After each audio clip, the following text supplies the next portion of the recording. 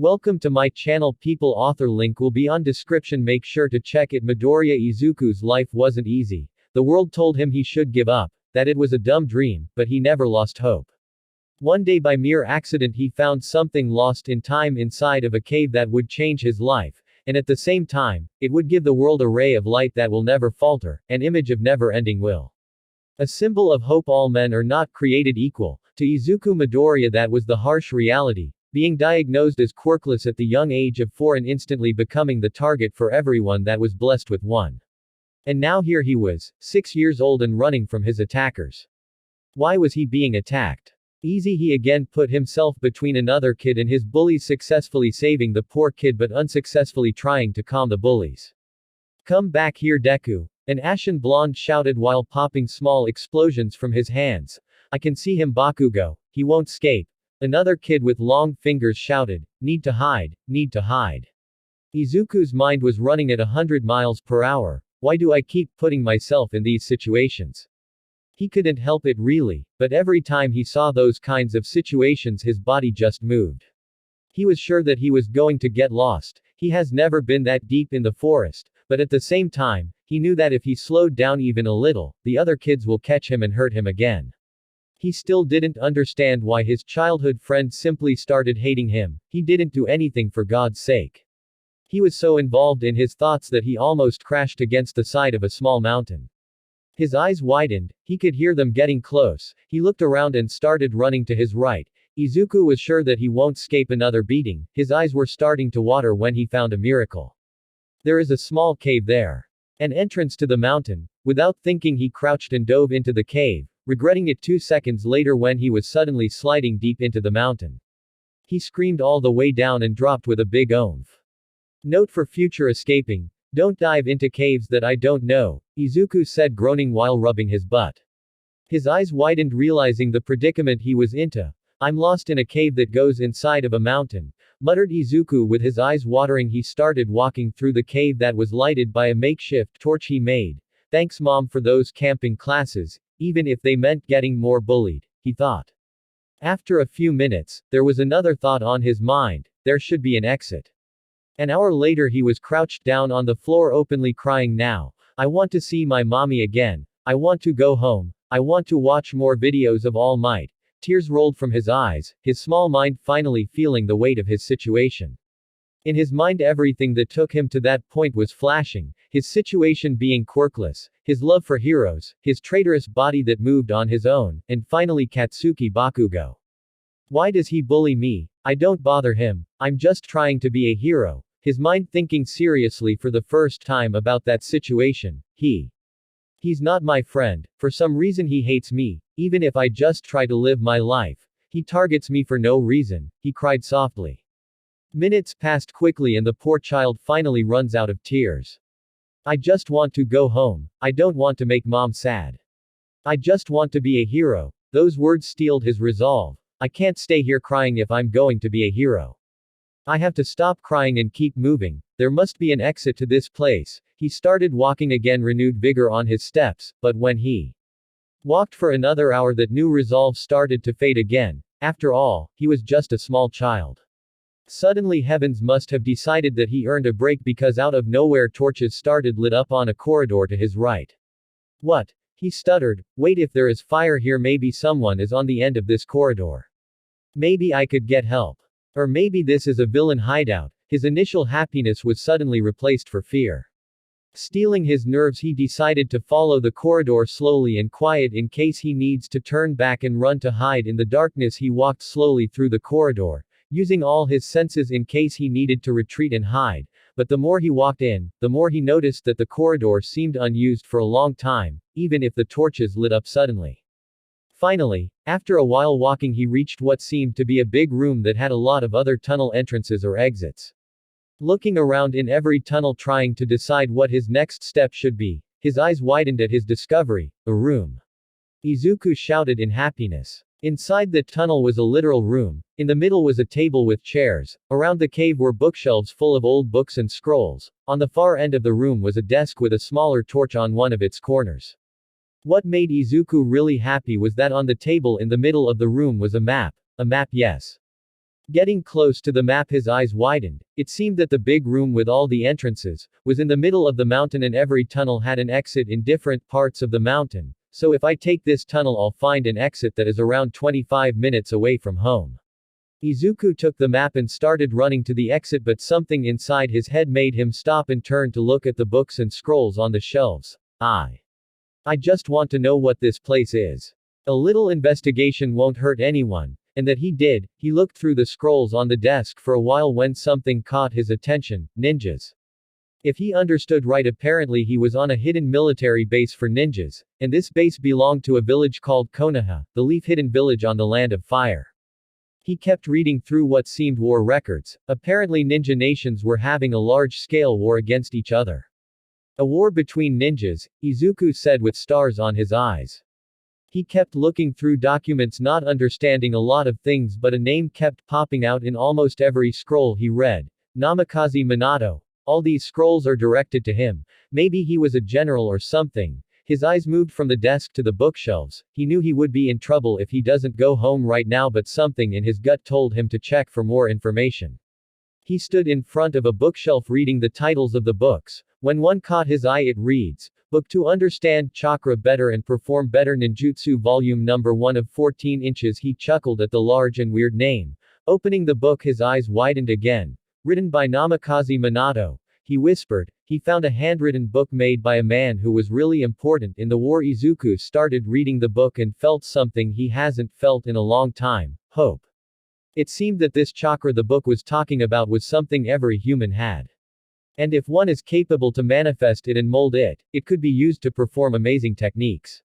He read for a while. His already fast and analytic mind was in overdrive, trying to understand everything he read. It seemed that chakra was made by two energies: physical energy and spiritual energy being molded together, and it circulates through the body using the chakra pathway system. The more Izuku read, the more his hopes started to go through the roof. If I'm able to control this energy, chakra, maybe I could use it to become a hero. He was about to sit down on the floor when something fell out of his pocket: the map. Oh my god, I need to get out of here. Mom is going to be really mad. I can come back later with this map. He got up and after 3 seconds of thinking took the first and second book of the Books to Understand Chakra Better and Perform Better Ninjutsu series and made his way home. Using the map to guide himself out of the mountain was really easy. He lit up his torch again and started fast walking to the exit closer to his house. He reached the end of the tunnel after an hour of walking and started to panic again. It was a dead end. Okay. Do not panic, Izuku think. These guys were ninjas. Of course, there must be a secret button or something to open the door. He used his torch to look around, getting close to the door when he felt his foot press something on the floor and suddenly a big rock moved aside. Of course, a hidden button on the floor. When he walked outside the mountain, his panic raised again. Oh god, is night already? Mom is going to be so mad. He couldn't help but whimper and was about to start running to his house when he looked back and saw the entrance to the cave wide open. I need to close the door again. I don't want anyone knowing about my secret. He felt guilty keeping this kind of information secret, but maybe this was his only shot to be a hero. So he started looking around for a way to close the entrance. After a few minutes he found a small button no bigger than a small pebble with a weird symbol that looked like a leaf on the floor under a root of big tree. He pressed the button and the entrance closed again. Smiling to himself, he took off to his house, already planning what to say to his mom and how to start training this energy called chakra, and that was his first step to becoming the hero known as the symbol of hope. The green flash. Izuku ran as fast as his small legs could carry him. He knew he would be in trouble, but nothing could put his excitement down. His shot to be a hero was in his small arms. Maybe with these books his dream could become true. After 25 minutes running he reached his house. Panting a little, he steeled himself. His mom would be mad without doubt, but he needed to tell her about what he found. Turning the knob of his department, the door slammed open, revealing his mom. She was crying her eyes out, holding a napkin in one hand and the phone on the other one. Izuku. She cried, dropping the phone to hug her son. Where were you? I was worried sick. You're in so much trouble, young man. She cried on his ear. I'm sorry, Mom, I was playing and lost track of time. I promise I'm totally fine. He reassured the best he could. And I have something to tell you, Mom. Before he could explain what he found, both heard a buzzing on the phone his mom dropped. Were you talking with someone, Mom? Ah. Wait a moment, I was talking to the police. His eyes widened at the words of his mom. She picked up the phone and started talking to the officer. Hello. Yeah, I'm so sorry, he just arrived. Thank you so much and sorry again. Why were you talking to the police, mom? I'm late, but I'm just 2 hours late is not that much. Izuku questioned. I thought something happened to you. You're never late and I got worried, Izuku. You could get hurt or lost. Izuku hid his flinch as much as he could. That was actually what happened. And you don't have anything to help you. Her eyes widened, and Izuku's head dropped. I don't have a quirk to help me in those situations. I know, mom, he said sadly. Don't worry, mom, I just lost track of time while playing. Are you going to give me a punishment or can I go to my room?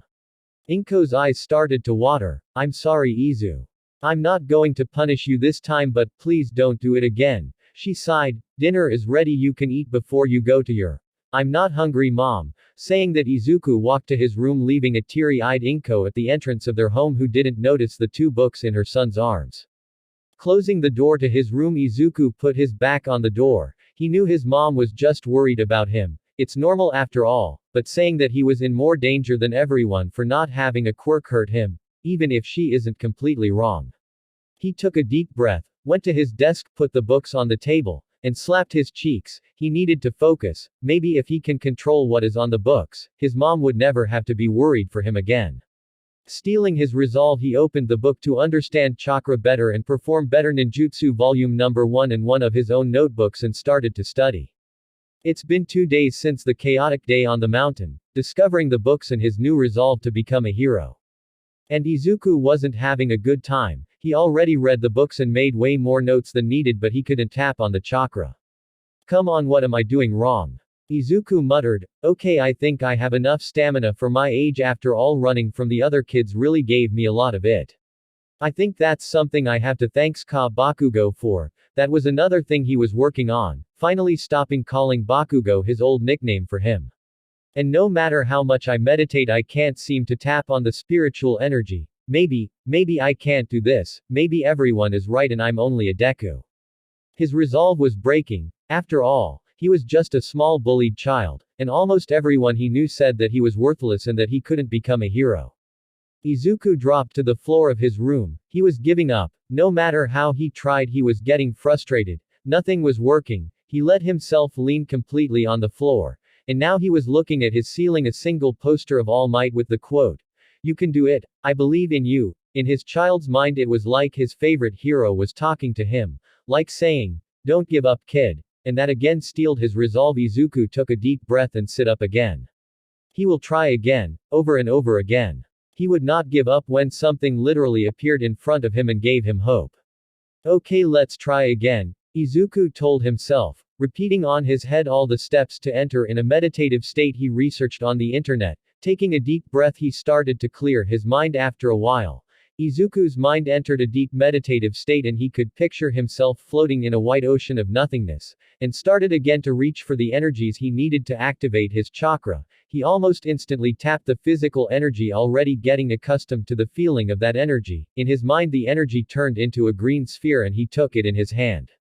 Now he started to look inside himself for the spiritual one. Normally after a few minutes of searching he would give up or simply lose focus, but this time he was completely determined to find it. His resolve must have something to do, because suddenly he felt something new, another type of energy that he hasn't felt before.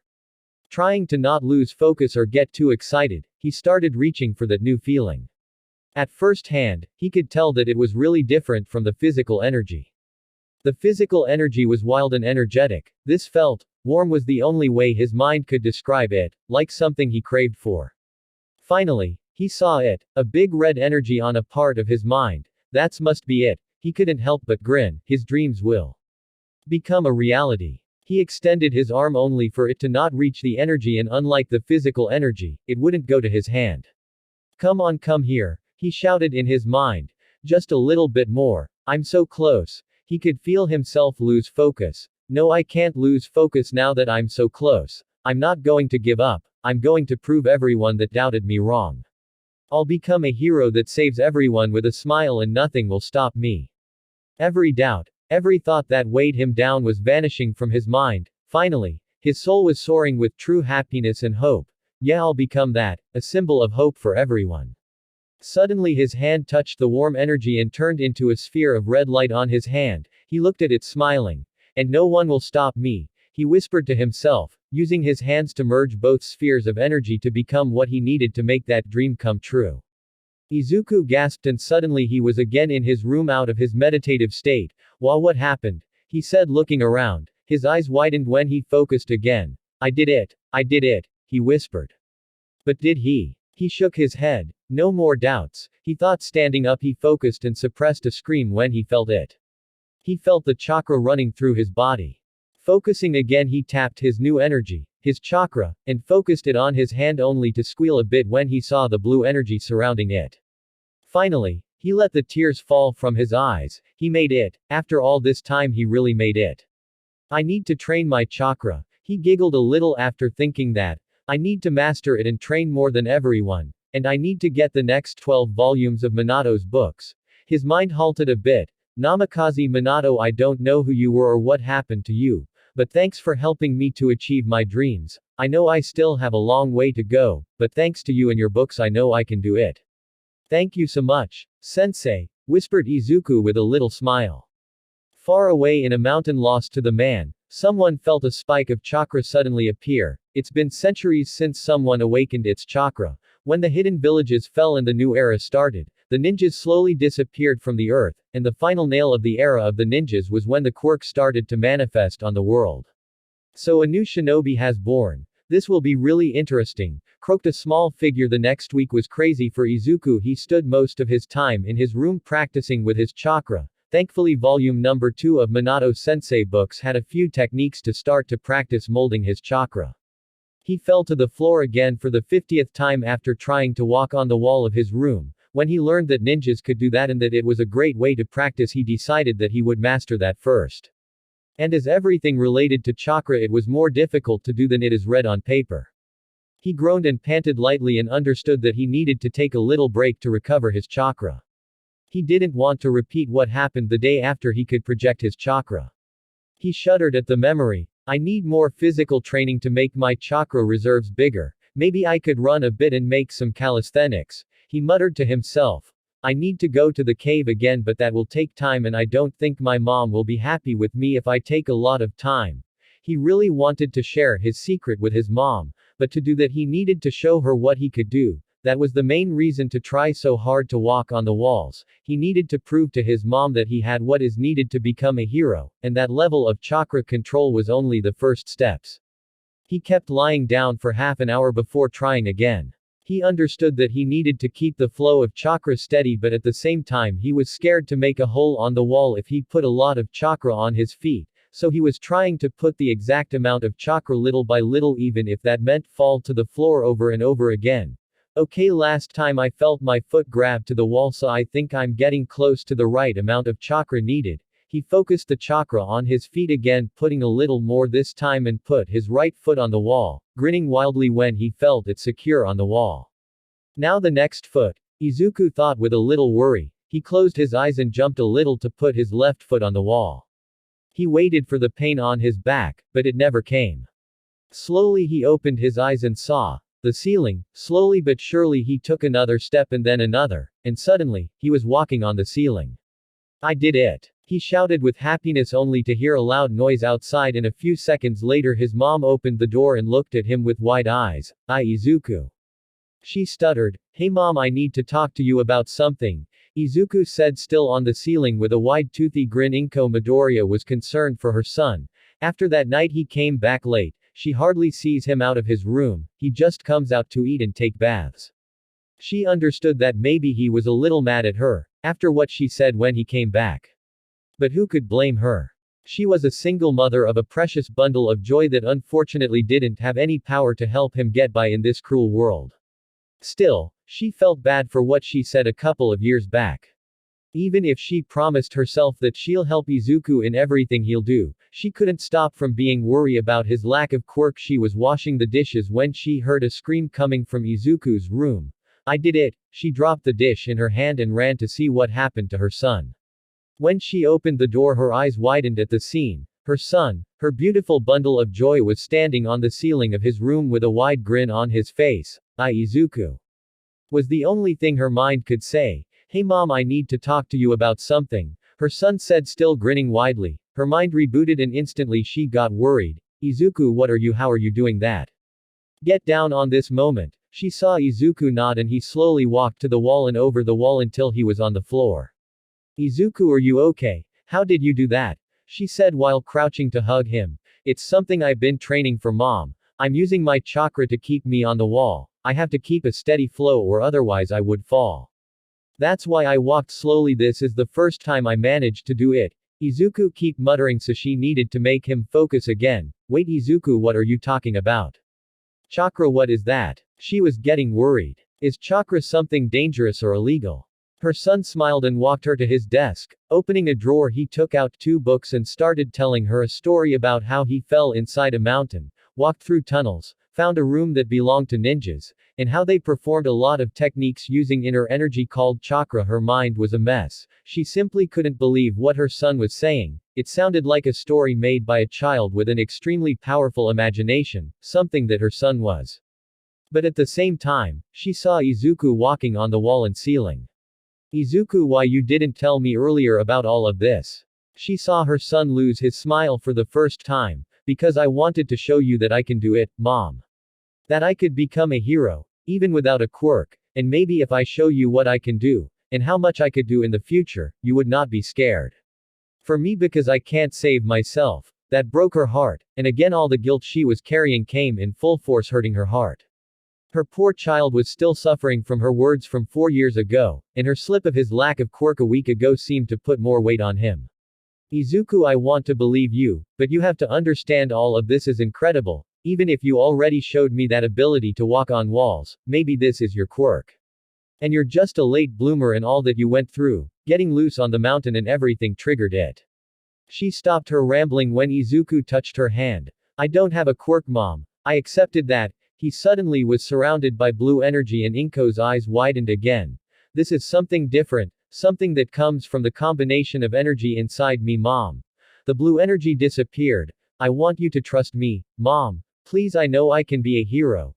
That phrase took Inko by surprise. It was the same phrase from 4 years ago, but now it wasn't a question. She heard it, the certainty of his words. This time he wasn't asking for her to reassure him he could do it, he was asking for support to achieve his dream. Izuku, I believe you, and I'm sorry for what I said before. She knelt in front of Izuku, putting her hands on his small shoulders. Izuku, you can become a hero. No, scratch that. You'll become the best hero. She let her tears fall to the ground when her son hugged her tightly, whispering thanks. She melted in the hug when suddenly Izuku broke it and looked at her sheepishly. Now that we're talking about it, could you accompany me to the cave?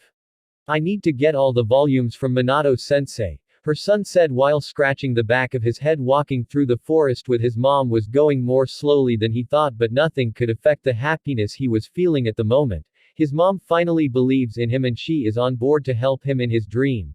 How much far we're going to go into the forest, sweetie? The poor Inko was already getting tired. I don't have the condition I used to. He heard his mother mutter lowly. We're almost there, mom. Maybe 50 meters more and we'll reach the base of the mountain, Izuku said while he scanned the map on his hands. Actually, mom, there is another 5 entrances to the mountain. I fell on the one that is close to the park behind. Izuku didn't complete what he was saying. Thinking about Bakugo still was something that hurt his heart a bit. Thinking about how something like not having a quirk destroyed their friendship. Maybe we weren't as friends as I thought. Behind what, sweetie?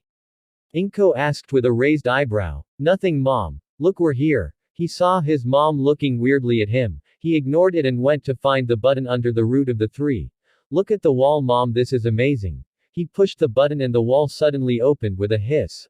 Izuku, is this normal? He saw his mom with big wide eyes looking inside the dark cave. Yes, mom, this is the entrance. Now we just need to walk another 25 minutes at most to reach the main room. Izuku said happily and entered the cave, not noticing the tired sigh of his mom. Once inside, he lit the flashlight he brought with him and pushed the floor button to close the door. I don't want anyone to find this, mom. Is my only shot at being a hero and I need to maintain it as a secret. He muttered, a little ashamed at being selfish. I understand Izu, and I'm really happy that you trust me with this. He smiled at his mother and started walking again. Izu, you wouldn't even tell Katsuki about this. He almost tripped when his mother said that. What? He said, thinking about what to say to his mom. Why would you want to keep this secret? From your friend honey? She asked again. Izuku bit his lower lip, not knowing what to say. He turned to his mom and looked at the worried gaze his mother was sending him and decided to take another level to their trust. Bakugo. Bakugo is not my friend anymore, mom. His eyes glistened with tears. Since he knew I didn't have a quirk, he stopped being my friend. And after a while, he started attacking me. His mom gasped. I don't do anything to him, mom. He is just mean to me because he can. The tears were falling from his eyes now. And the teachers don't do anything, mom, they just let him be. Oh, Izu. His mom was crying too. She dropped to her knees and hugged him really hard. I'm sorry, Izuku, I've seen some weird attitudes and how sometimes you came home more rouged than normal, but I thought that you were just playing more rudely. He felt her shake while hugging him. She was really sad.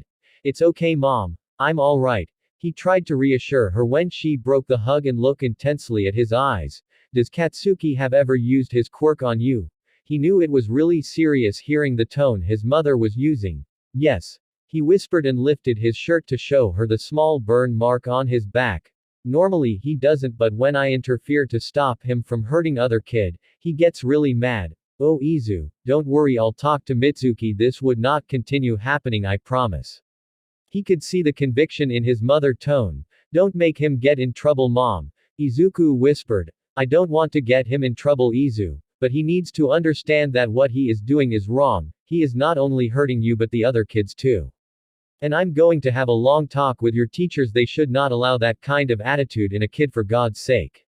I wanted to talk about that, mom. I know I'm just finished my 3rd year of elementary school, but I don't want to stay in that school anymore. Inko's eyes widened, and before she could say anything, Izuku continued. I know that's the closest school to home, mom, but I can wake early or even use a bike. I have some savings. With a little more of time I could maybe save enough to buy one to go to another school, I promise. We'll do it, Izu. I'll look for another elementary school that is close and has hard politics against bullying. She interrupted him. Even if you now have something that could pass as a quirk, she said, smiling. Izuku couldn't help but hug her as hard as he could. Thank you so much, mom, he whispered, but I don't want people to know about my abilities just yet.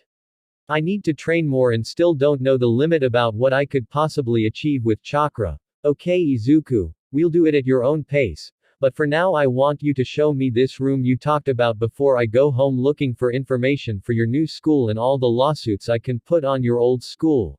Izuku couldn't hear the last thing his mom said, but he decided to roll with it after their talk. They kept walking, both with more energy on their steps, and finally, 20 minutes later, torches lit on the walls, startling the poor woman, but Izuku held her hands to calm her down. She seemed to relax after a few moments. I still don't know how that works, but is amazing, isn't it? His mom just nodded, more relaxed but still startled. They reached the main cave after 5 minutes, and taking her hand, Izuku started to lead his mom to Minato's room. Look, mom, this is the place I talked to you about. Izuku was excited. He immediately ran to the bookshelves and started to take the rest of Minato's books of chakra, dragging his mom for help. So you're the one that awoken chakra, huh? Some unknown voice croaked. Izuku and his mom dropped the books they had in their hands, looking around for the person who talked to them. Do you heard it too, mom? Izuku whispered to Inko, who just nodded rapidly. I'm up here, kid. Mother and son heads snapped to look on top of the bookshelves, and to their surprise, it wasn't a person who talked to them, it was a toad. A really old-looking toad. Ah. I'm guessing this is your stuff. Sorry about taking it without permission, sir. I was just really intrigued about. A boisterous laugh interrupted him. Don't worry about it. I own nothing that is here. But I can say it was owned by a friend of my people. The toad said while looking at the scrolls. I'm really sorry if my son touched something without permission, sir. He is really curious, but don't worry, we'll leave this place. Izuku, please put the books in their place and let's go. Izuku was about to protest when the old toad talked. Oh no, by all means, he can take whatever that is here. As I said before, I own nothing here, ma'am. He chuckled a bit. But maybe I could help you, young boy. Izuku and Inko didn't know what to say about the small toad. Even if animals with quirks existed, they were really rare. And what is he talking about helping Izuku? Ah. Maybe if I show you. Please follow me to the main cave, ma'am. Young boy. He jumped off the bookshelf and in another leap got out of the room. What do you think, Izuku? Inko asked worriedly. Izuku bit his lower lip. He had a lot of questions about what the toad was talking about and what he said about Minato's being an old friend of his people. Let's go, Mom. I think he is trustworthy. Both got out of the room slowly and Izuku positioned him and his mom strategically at the start of the tunnel that would take them to the exit they came from, while the old-looking toad was in the middle on the main cave looking at them with a kind smile. Ah, I see that you're quite the strategist. Ready to take off if something goes wrong. Good. Really good. Izuku started sweating at his plan already being discovered. But worry not, young boy, because maybe after my demonstration you'll show more trust towards me. He turned around and clapped his hands. Izuku's eyes widened when he felt the sudden change of energy inside the toad. He's channeling chakra. Before he could say anything, the old toad started making signs with his hands. He's making seals that mean he is going to Earth style. Rock wall. The small toad shouted and slammed his palms on the floor, and suddenly in front of it a big wall of rock raised from the floor. That kid is ninjutsu and I'm offering my help to train it. The old toad said with a broad smile. Izuku almost immediately said yes, but his more rational part made him doubt. Why would you help me? I mean, it would help a lot, but what do you win on this? His mother looked at him with a wide but prideful gaze. Ha ha ha, I can see that you really want to accept, but you're still on guard. Nice. As a good shinobi must be, it said with a nod of its head. To be honest, I don't win anything on this deal, but a lot of time has passed since the last person awoken their chakra, so I'm really curious about you. You could tell that's something we have in common. I'm also doing this because I believe someone bringing chakra to the new era is something good, a good balance in a world where quirks are the norm. A person with his inner energy that only comes based on hard work, study and will, in a world where everyone is born with something that already gave them a head start. I don't know, but that in my mind sounds amazing. How do you know that I don't have anything that gave a head start? Izuku asked, intrigued. Chakra in this era is really difficult to obtain. It's been forgotten for a long time. Why would a young boy try so hard to release a forgotten power if not because he doesn't have a power of his own already? Izuku couldn't help but felt warm at the kind smile the toad was sending his way. That must be what a proud grandpa must look like. He turned to his mom that was looking at him with the same kind smile as the old toad. She nodded at him. I accept, Toad-sensei. And my name is Midoriya Izuku, he said, bowing to the toad. You're going to become an amazing shinobi, young Izuku. And my name is Fukusa, but you can call me whatever you want. The toad croaked loudly. It was supposed to be an easy mission for Aizawa. A simple raid on a good-for-nothing thugs that had been roving around the small district in Mustafu. His intel was pretty straightforward: two thoughts and their leader, all with emitter quirks, so in his mind, it was something easy to take down. After reaching the warehouse they were supposed to be in, Aizawa scanned through the window and spotted his three objectives, took a deep breath, then jumped through the window, falling on top of the first thug. Then he activated his quirk to shut down the leader's quirk that apparently had some kind of pyrokinesis quirk, and used his scarf to wrap the other thug and then slam him into a wall, knocking him out. Two down, one left, he thought. Suddenly his instincts kicked on and dived to the side, avoiding the boss gunshot. I hate when they have guns. He used his scarf to propel himself to the top of the crates that were on the place, then he shot his scarf again at the boss, who apparently was kind of athletic because he rolled at the last moment to avoid his capture weapon. The boss took off and ran to the door, now spitting small bursts of fire at Aizawa, who expertly dodged, and continue his barrage of attack. As soon as the boss put a foot outside the warehouse, Aizawa finally caught one of his legs with his scarf and activated his quirk, stopping the fire coming out of the boss' mouth. Then with a mighty pull, the boss' face met the pavement with a loud smack. You really caught me off guard when you pulled the gun, you know. Intel just told me you used knives or your quirks to threaten your victims, Aizawa said, walking towards the fallen thug. I'll have an extensive talk with the police officers that gave me the info. They just told me that three good-for-nothing were making a mess in this district. Aizawa was just coming out of the warehouse when suddenly the leader of the gang turned his head to him while smirking. They said we were just three good-for-nothing, huh? Even if his instincts kicked in, he couldn't dodge the powerful punch to the face of the apparent fourth thug. He ended up slamming against a garbage container, barely avoiding fainting. Ha ha ha. Your intel came a day too soon, you know. Let me introduce you to Brick. The new member of our small group. He turned to the warehouse where his other gang members were still knocked down. You really did a number to my men, hero, but thankfully Brick was outside buying us some drinks when you literally fell upon us. Aizawa was barely conscious, but still, he could see that the new man, Brick, had a mutation quirk. He was made of brick.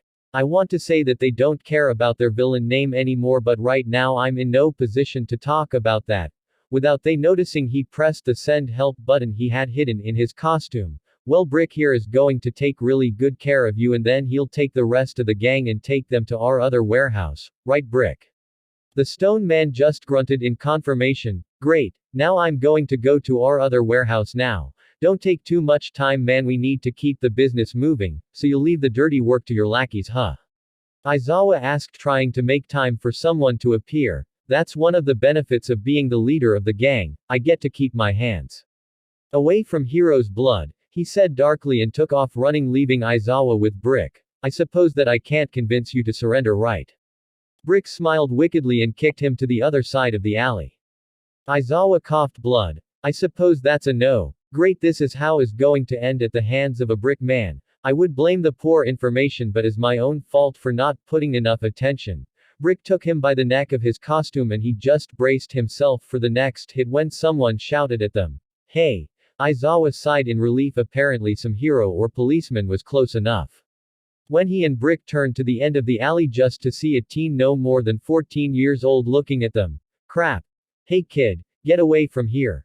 He shouted, but the kid didn't move, he just looked at the scene with narrowed eyes. He wouldn't. Aizawa's eyes widened when the boy took from a small bag on his back 2 knives. What is he thinking? Suddenly when the kid took stance, Aizawa knew he was trained with those weapons. Maybe he can throw it and I can use that as a distraction to escape.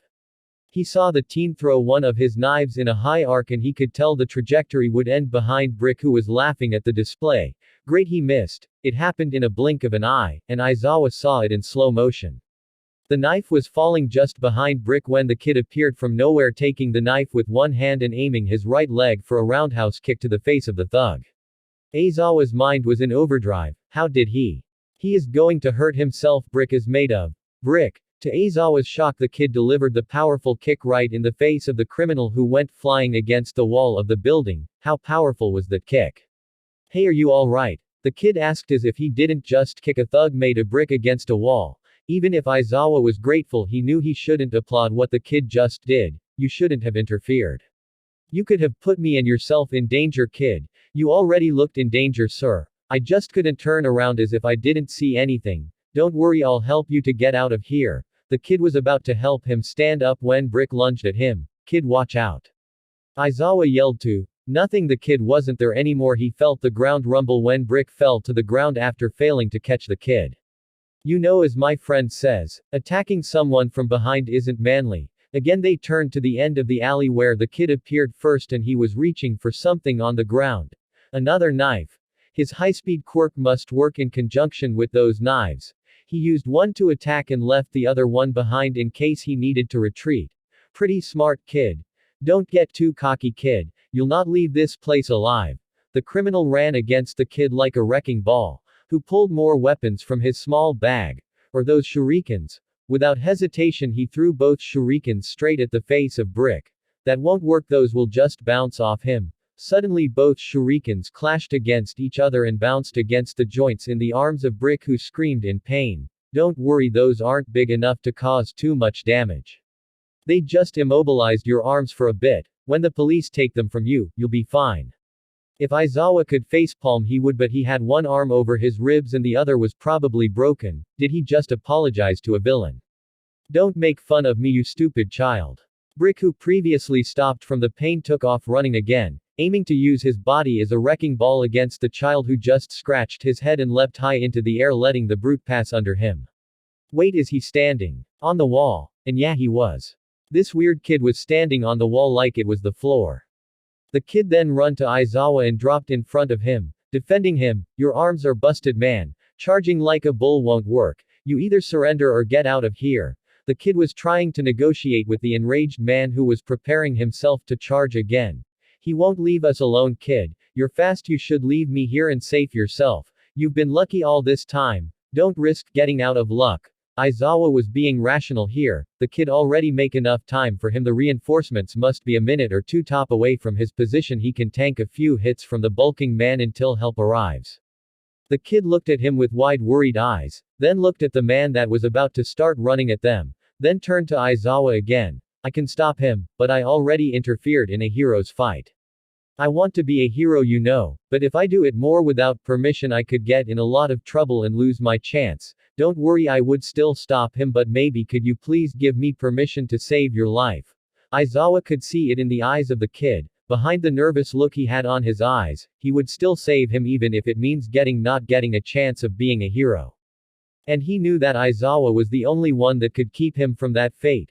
Are you sure that you can stop him without getting injured? He saw the kid narrow his eyes. Positive, was the only answer he gave. Then stop him. I'll take the fire from your intervention. The kid nodded and started to make weird movements with his hands. In the end of the alley, bricks started charging against them again. The kid put his hands on the floor and shouted, Earth style. Multiple rock walls. Out of nowhere, walls started to rise from the floor. Aizawa could count at least 5 of them when the last wall appeared just in front of the kid. What the hell the kid just did? Suddenly he heard something going through the walls. Those walls are not going to stop him. Kid, move, he shouted, but the kid didn't move. He just waited. When they heard the 4th crash, he just took a step to the side and the 5th wall exploded in debris. Aizawa was worried. The kid failed. He needed to run. But before he could say anything, the dust cleared and saw Brick on the floor unconscious. I calculated wrong. Maybe his brick was denser than the standard construction bricks. He saw the kid picking the unconscious man with a stick. What are you talking about, kid? He couldn't help but ask. Well, even with his body made of brick, he still has a brain inside the head. With the strength and speed he was running, I thought 4 walls would be enough to stop him. I mean, the 3rd wall would give him a concussion and the 4th wall would have knocked him down. Of course, I was just trying to guess the density of his brick skin. After all, standard bricks aren't that tough. But being a quirk, I supposed he gained density either with training or something, like the bones get callous and sturdier. Thankfully I put the 5th wall. Okay, you were prepared, I get it. Aizawa isn't impressed easily, but this kid apparently decoded the quirk of a criminal that he saw for maybe 3 minutes and calculated how to counter it, not mentioning how he saw the weak point in the joints of the man in a matter of seconds. Aizawa turned to the fallen criminal and used his good hand to reach for quirk-suppressing handcuffs, only to see that those were as broke as his arm. Great.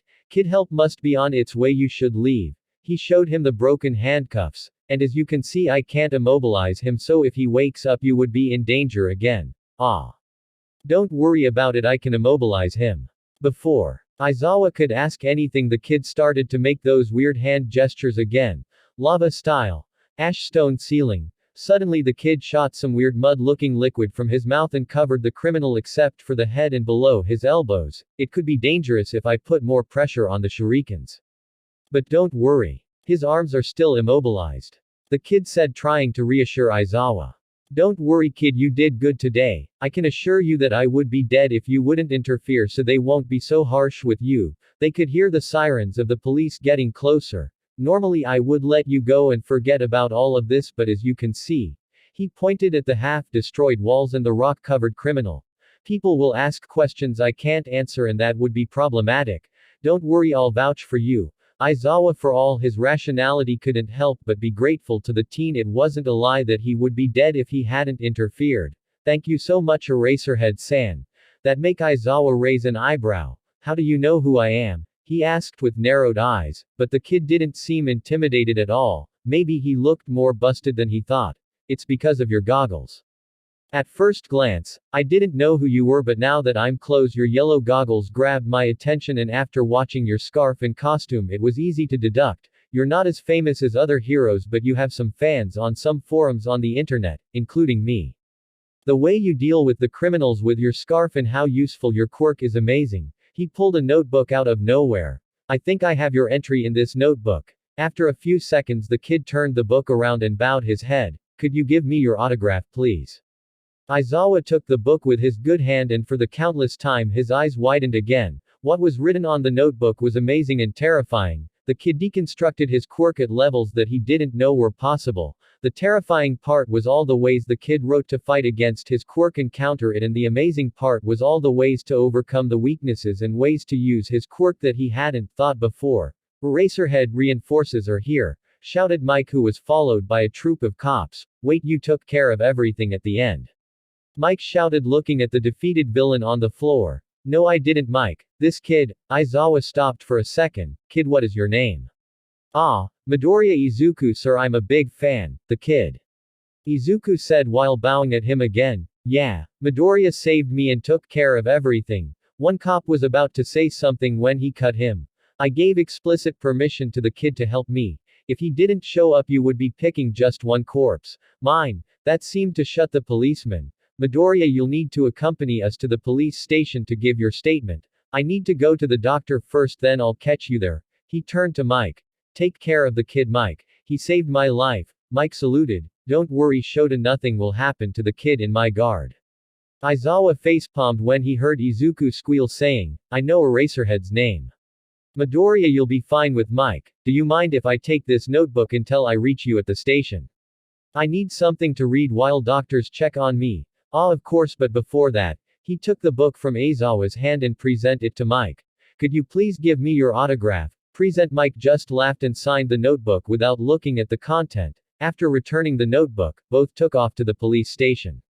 While Aizawa was being prepared to go to the hospital, he keeps reading Midoriya's notebook, and he kept getting amazed and terrified. Deciding to worry about it later and close it only to almost faint when he saw the title of the notebook. Midoriya Izuku's Hero Analysis for the Future Volume #15 inches. This kid is going to be a lot of problems. I can feel my sleeping hours disappearing. I don't know if I should report Nezu about this or not. That was the only thought of Shota Aizawa for the rest of the journey to the hospital. Izuku was having really mixed feelings about the situation he was in. On one hand, he was having the time of his life talking with present Mike. The hero was really kind, explaining some things about his quirk he had questions about. On the other hand, he interfered in a hero fight, and you could say that he illegally used his techniques to stop a criminal. Now here he was in the cafeteria of the police station. At least I'm not in a cell, about to give his statement about the incident. He was so deep in his mind that he didn't notice present Mike stopped talking and was giving him a sad look. I must thank you, little listener. Shota is my best friend, and one thing I know about him is that he doesn't make false claims. Izuku could see the eyes of the hero begin to glisten. So when he said that you saved his life, I know he said the truth. Izuku's eyes widened when the hero bowed his head. Please, little listener, accept my deepest gratitude. Ah. Please raise your head, present Mike-san. You don't have to thank me. I'm just glad that I could be of help. Izuku was blushing wildly. He never take compliments well. I just hope that this doesn't blow my chance to enter the hero course. Of course it will not, little listener. Present Mike shouted and raised a fist to the sky. I swear on my and Eraserhead's name that this will not hinder your chance in becoming a hero. After all, you already have the heart of one if someone asks me. Izuku blushed again and his eyes got wet. I like how you're really eloquent with your words, Mike, but I still need to take the statement from. The person who arrived was dressed in an overcoat and hat and was reading a stack of paper. Midoriya Izuku, right? Yes, sir. Izuku stood up straight as a rod, completely nervous about what was about to happen. Don't be nervous, Midoriya, this will only take a few minutes. He started to read the papers, humming to himself. So let's start with my name. I'm Detective Naomasa Tsukauchi. Okay, first some basic questions. Here says that you are 13 years old, is that right? Yes, sir. About to be 14, sir. Naomasa and Mike chuckled at the nervous display of Izuku. Relax, kid. Okay, we already have the statement from Eraserhead. He said that you appeared out of nowhere when he was beaten down and you threw knives at the criminal. Izuku was sweating seeing the raised eyebrow of the detective. Yes, sir. Those are my kunai and shurikens I use when training my aim, and I plan to use them as a support item when I get into a hero course, sir. Naomasa nodded. Okay, next question. What were you doing that far from the city? Here says that you live in an apartment building in Mustafu. You were really far from home. Izuku fidgeted a little in his seat. Well, I was training, running a bit, and I decided to push myself a little more and ended over there. Izuku saw Detective Naomasa's eyes narrow a bit. You know Midoriya, I probably shouldn't tell you this, but my quirk is called lie detector. Izuku's eyes widened. Yeah, so you want to try again with that answer. A few seconds later Izuku blushed. I was trying to catch a small toad, he said, barely audible. He saw the weird look Detective Naomasa was giving him and decided to elaborate. My sensei sometimes sends toads to check on me, but this particular one is a little rascal that likes to spit water on my face, so I was trying to catch him to give him a lesson. But little bugger is really fast. He saw Naomasa's face, still trying to understand what he said when Present Mike talked. Is he saying the truth? Yeah, his story, even if it's weird, it's true. The detective scratched the back of his head. Okay, so you were chasing a small toad. Izuku groaned at the playful tone. When you run into the criminal. Brick. Present Mike chuckled at the name. At what point you decided to intervene? Well, after the little bugger escaped. Izuku growled with a blush on his face. I turned to see Brick kick Eraserhead against a wall, and he was about to attack him again. That's when I decided to intervene. Alright, I must thank you, because if what Eraserhead said is true. Again Present Mike intervened. It's true, Naomasa, and you know it. Izuku saw Present Mike fist clench. Right. Well, Eraserhead said that he wouldn't be with us if not for your intervention. Naomasa nodded at him. Here said that he gave you explicit permission to help him. Izuku nodded. Okay, last two questions. First, the officers said that you begged on your knees that we do not call your mother. My mom is a very nervous woman, sir. And she has an outworldly big tear glands. I just want to avoid getting the police station flooded. Again Naomasa raised an eyebrow at the weird truth Izuku said. Right. Well, we had to call her. But managed to convince her you were completely alright and her presence wasn't needed. Great. I need to buy a new mop on my way home. Izuku whispered with his head down. Naomasa chuckled a bit before asking his final question. Just to finish this. I have a doubt about your quirk. Izuku tried and failed to not sweat in nervousness. Here says that your quirk is energy manipulation, and I failed to understand how you managed to create barriers from the floor or walk on walls as Eraserhead's statement tells. Ah, that's easy to answer. Izuku said too cheerfully, those are parts of my abilities. I can mold my energy in my feet, for example, to grab myself to a wall. And my rock walls are made by the same principle. I use my inner energy, fuse it with the floor, and mold those walls. Naomasa and Present Mike had their eyes wide open. Alright, your quirk seems pretty handy. That would be all the statement I need for that case. Izuku sighed in relief. Now, out of the case, I want to talk to you about your weapons. Izuku immediately tensed again. Crap. It says that you have permission to use them as part of your training, he said, looking through the papers on the table. Still, using sharp weapons is really dangerous and shouldn't be allowed to anyone that isn't at least in a hero academy. You could hurt someone. Another voice joined the conversation. With the little demonstration he gave me, I know he is very skilled with those tools, Naomasa. That kind of skills are only achieved with years of practice. The only reason someone is going to end hurt because of those weapons is if he deliberately attacked someone, and it has not happened. Aizawa turned his head at Izuku. How much time have you trained with those tools? Izuku didn't miss the way he referred to his weapons as tools. 7 years approximately, sir. How many incidents you have in his papers in those 5 years, Naomasa? None, but that doesn't mean he won't put people at risk. Aizawa narrowed his eyes and fished something from his pocket. My shurikens. Catch Midoriya. He tossed them to Izuku, that caught them expertly, then walked to the kitchen and took 4 plates. I want you to use your shurikens to destroy these targets. Are you ready? Izuku almost didn't have time to think when Aizawa threw the 4 plates into the air. Izuku saw his targets and threw both shurikens in a wide arc. When the arc closed, 2 plates exploded when the shurikens went through them. The arc closed more and both shurikens clashed against each other and ricocheted to the other targets, blowing them to pieces. 2 Naomasa and Present Mike have left again with wide eyes and mouth open at the display. As you can see, Naomasa, I barely gave the kid time to think and still he hit the targets. I believe that is enough demonstration to say that he has enough training and won't hurt anyone if he didn't mean to do it. Izuku felt really thankful at the tired-looking hero. Yeah, I can see that. Well then, that would be all then. Naomasa cleared his throat. Again, thank you, Midoriya, for saving Eraserhead, and please don't make habit of it. Izuku bowed his head. Thank you so much, detective, and don't worry, I'll pay for the plates. The detective just chuckled. Don't worry about it Midoriya, I'll fill a report and take it from Aizawa's payment. The tired hero just grunted at him and with that, the detective left. That was amazing little listener. Present Mike suddenly shouted. How did you do it? It was practically an impossible shot. Izuku scratched the back of his neck. A lot of practice. Actually my sensei made me train similarly, Izuku said while remembering the old toad. He must be an amazing teacher then. Present Mike said while giving him an okay sign. Yeah, he is the best. Izuku recovered his shurikens and got closer to Eraserhead. Thank you so much to talk on my behalf Eraserhead-san, he said while bowing. I said I would take the fire from you, so don't worry about it. Aizawa presented Izuku's notebook to him. These are some amazing notes you have here Midoriya. You really think so? Izuku said with stars on his eyes. Yeah, actually, do you mind if I make a copy of my entry? It gave me a few ideas. Izuku was practically vibrating with excitement. Oh my god, yes. He blushed at his loud voice. Please, I would be honored. After making copies of Eraserhead and Present Mike entries, both said their goodbyes to Izuku. I know you may be tired of hearing it Midoriya, but thank you for saving me. Izuku couldn't help but smile widely at him. Are you sure you don't want us to take you home? No please, you don't have to.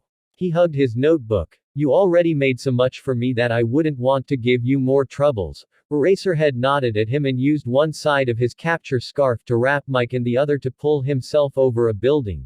Izuku was smiling widely looking at the cool exit the hero made and hugged his notebook again. I can't believe that I had two pro heroes autographs now. He muttered to himself.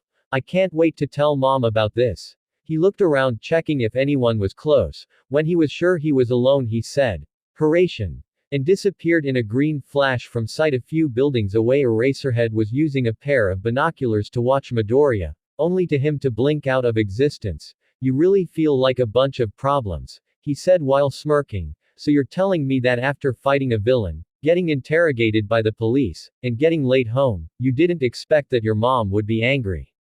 Kirishima asked. Kirishima Ajiro was one of two persons Izuku could call a friend. After changing school he decided to be alone. After all, his training required a lot of time. So he thought that if he didn't have friends he will have the time to train with Fukusa-sensei and on his own. But Kirishima had other plans.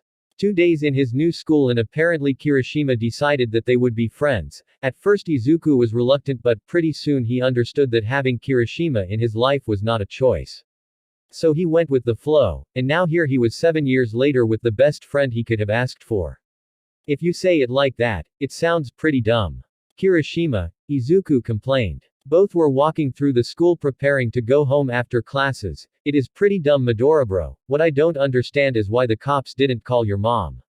I begged them not to. Imagine the ruckus my mom would do on the police station. The floor on the principal's office is still wet and she was getting good news at the time.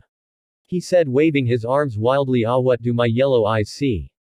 A bully, stop that Kirishima. A pink blur appeared by their side scolding Kirishima playfully that ended redder than before. Out of instinct he lifted his arms in surrender. Kirishima, you know how hard it is to control my hair, why would you do that? Izuku turned to greet the new person. Ishido Mina from the other class on his year was the pink princess he was talking about, and the other person Izuku considered a friend. She was the only girl that really approached him with the intention of friendship. Not saying anything about the rest of his classmates, all were really good people, but he never connected with anyone besides these two. Ishido-san, thank you for saving me from the vicious hands of this bully. Izuku really liked the personality of Ishido, someone that stopped the bullies every time she saw one, was someone he was happy to have in his life. No problem Midori, that's the job a hero, she said putting her hands on her hips doing a hero pose. After all, you're seeing the next #1 hero in the world, Alien Queen. Are you still going for that name? I thought Midoriya bro made you change your mind, Kirishima said with a much less red face, just a small blush dusting his cheeks. Well, Midori does put up some really good points, but I like the name and when villains hear my name they'll have so much fear that they'll surrender before my acid. Ishido exclaimed while making weird acid noises. I tried to change her mind Kirishima, but her head is harder than your quirk. I can only do much. The three friends keep walking to the exit, bantering and laughing between each other when Kirishima looked at the gates of their school and someone caught his attention. "Midoriya bro, could you describe me the hero you helped last night?" Izuku looked at him curiously but complied. Well, he had a black costume with a utility belt, he had long hair and tired eyes, but the more distinct equipment he wore were his yellow goggles and his long white scarf. I told you to read the entry on my notebook, Kirishima. I have a sketch of him on it. But why do you ask? Kirishima pointed to the entrance gates of the school and Izuku's eyes widened. What is Eraserhead doing here? Hearing his shout, the hero looked at him and started walking at him. What did you do, Midoriya bro? Kirishima whispered nervously. What is going on? Ashido asked, not knowing yet what happened last night. The hero heard their voices and approached them. Midoriya, sorry for coming here without calling, but I need you to come with me. I already contacted your mother and she said it's okay for you to come with me. Is Midori being kidnapped with his mom's approval? Ashido's wild imagination was something Izuku tended to just go with the flow with her, but even for him that was too far-fetched. He is a pro-hero. Ashido-san, he won't kidnap me. Right. He turned to Aizawa, whose eye was twitching. No, I wouldn't, Midoriya. Now come with me. We have something to discuss with you. He turned around and started walking to a taxi that was waiting for them. Izuku nodded and turned to say goodbye to his friends. It seems that I won't walk with you guys today. See you tomorrow. Be careful on your way home. He was about to walk to the taxi when he turned around and got close to Kirishima's ear. Be sure she gets safely to her castle, he whispered to Kirishima, who blushed again and tried to grab Izuku, but he was already running to the exit. That little. Kirishima muttered. What? What did he say? Ashido asked, tilting her head. Nothing, you have to worry, Ashido. Let's go, I'll take you home. But what did he say?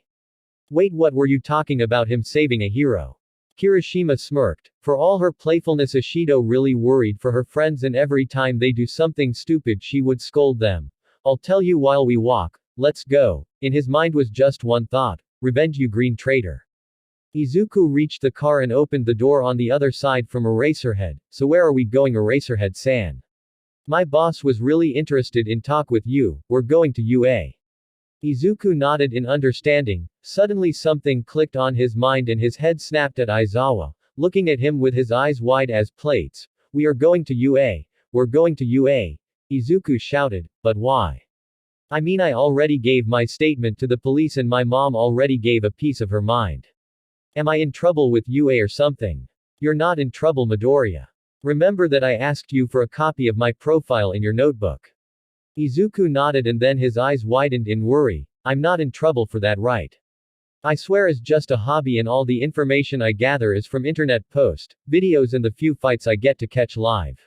As I said, you're not in trouble, Eraserhead sighed. On the contrary, I showed my boss your analysis of me, and he was really impressed and said that he wants to meet you. Izuku visibly relaxed at that. Oh nice. But I don't see what is so impressive of my hero analysis, it's just a hobby. Aizawa looked at him with a questioning gaze. You know, I'm not someone that gets easily impressed, but after reading the notes you have on me, I already solicited new support items from them. Izuku's eyes widened and he was practically vibrating in excitement. Wait, are you really using my ideas? Oh, what of my ideas you decided to use? He took his notebook from his backpack. What do you ask for? The glider suit, the inbuilt moisturizing goggles, maybe the mask to avoid any tear gas or spicy gas that can make your eyes burn from smelling it. Aizawa's own eyes widened at the speed Izuku was talking. This kid doesn't seem to understand the impressive and terrific that his notes are if he is giving me examples of something that could counter my, wait, did he said inbuilt moisturizing goggles. Aizawa raised his hand to stop Izuku's muttering. What did you say about moisturizing goggles? I didn't about that. Let me show you, is on the end of the notebook. I write there all the support items that come to my mind after I end the notes on someone or I don't have any space to put on their pages. The rest of the track passed with Izuku explaining some of his ideas for support items and Aizawa thinking about not letting Power Loader get close to these notes. The taxi dropped them outside of UA and Izuku couldn't believe his luck. He was in front of his hopefully school to be in a little more than a year. Aizawa motioned to him to follow, and Izuku used all his will strength to not get lost sightseeing around. A few minutes later they reached the doors of the principal's office. Don't get too intimidated by my boss Midoriya. He may be a little exuberant but he is a good person. Izuku turned at him with a questioning gaze. Why does he doubt to say a person? Opening the door he was received by a very peculiar sight. An office with a lot of books, screens, and other office furniture. At the back of the office a big desk and a chair, and on said chair was a mouse. That's right. It's me, the one who could be a dog or a mouse or a bear. But more importantly, I'm the principal Nezu. The principal shouted happily, and you must be Midoriya Izuku. Aizawa wouldn't shut up about you. That's not true, Aizawa said with a tired sigh. As he said Midoriya, he is the principal of UA. He asked to talk to you as soon as possible and he wouldn't shut up until I brought you here. He is delusional Midoriya, I tell you, the lack of sleep is making him hallucinate.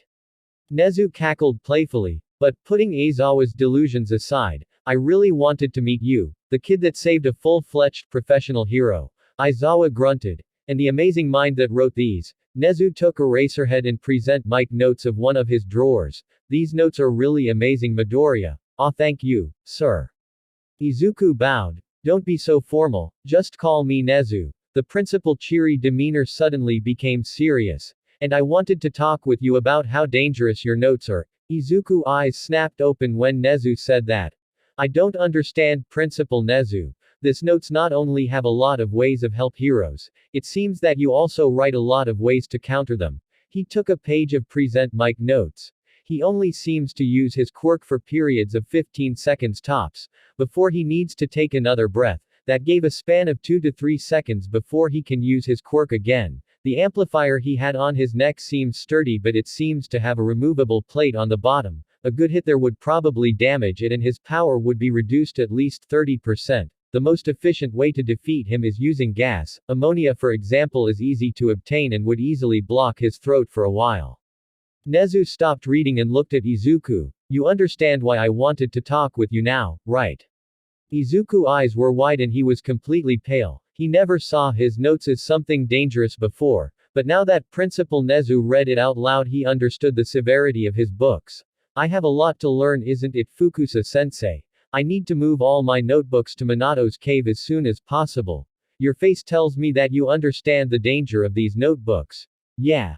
If any of them fell on villains' hands it could be really dangerous for the heroes. Don't worry, Principal Nezu. I would make sure no one get my notes. Izuku nodded to himself. Nice. I must apologize for asking you to do something about this, but it could become a problem if these notebooks end in the hands of a villain.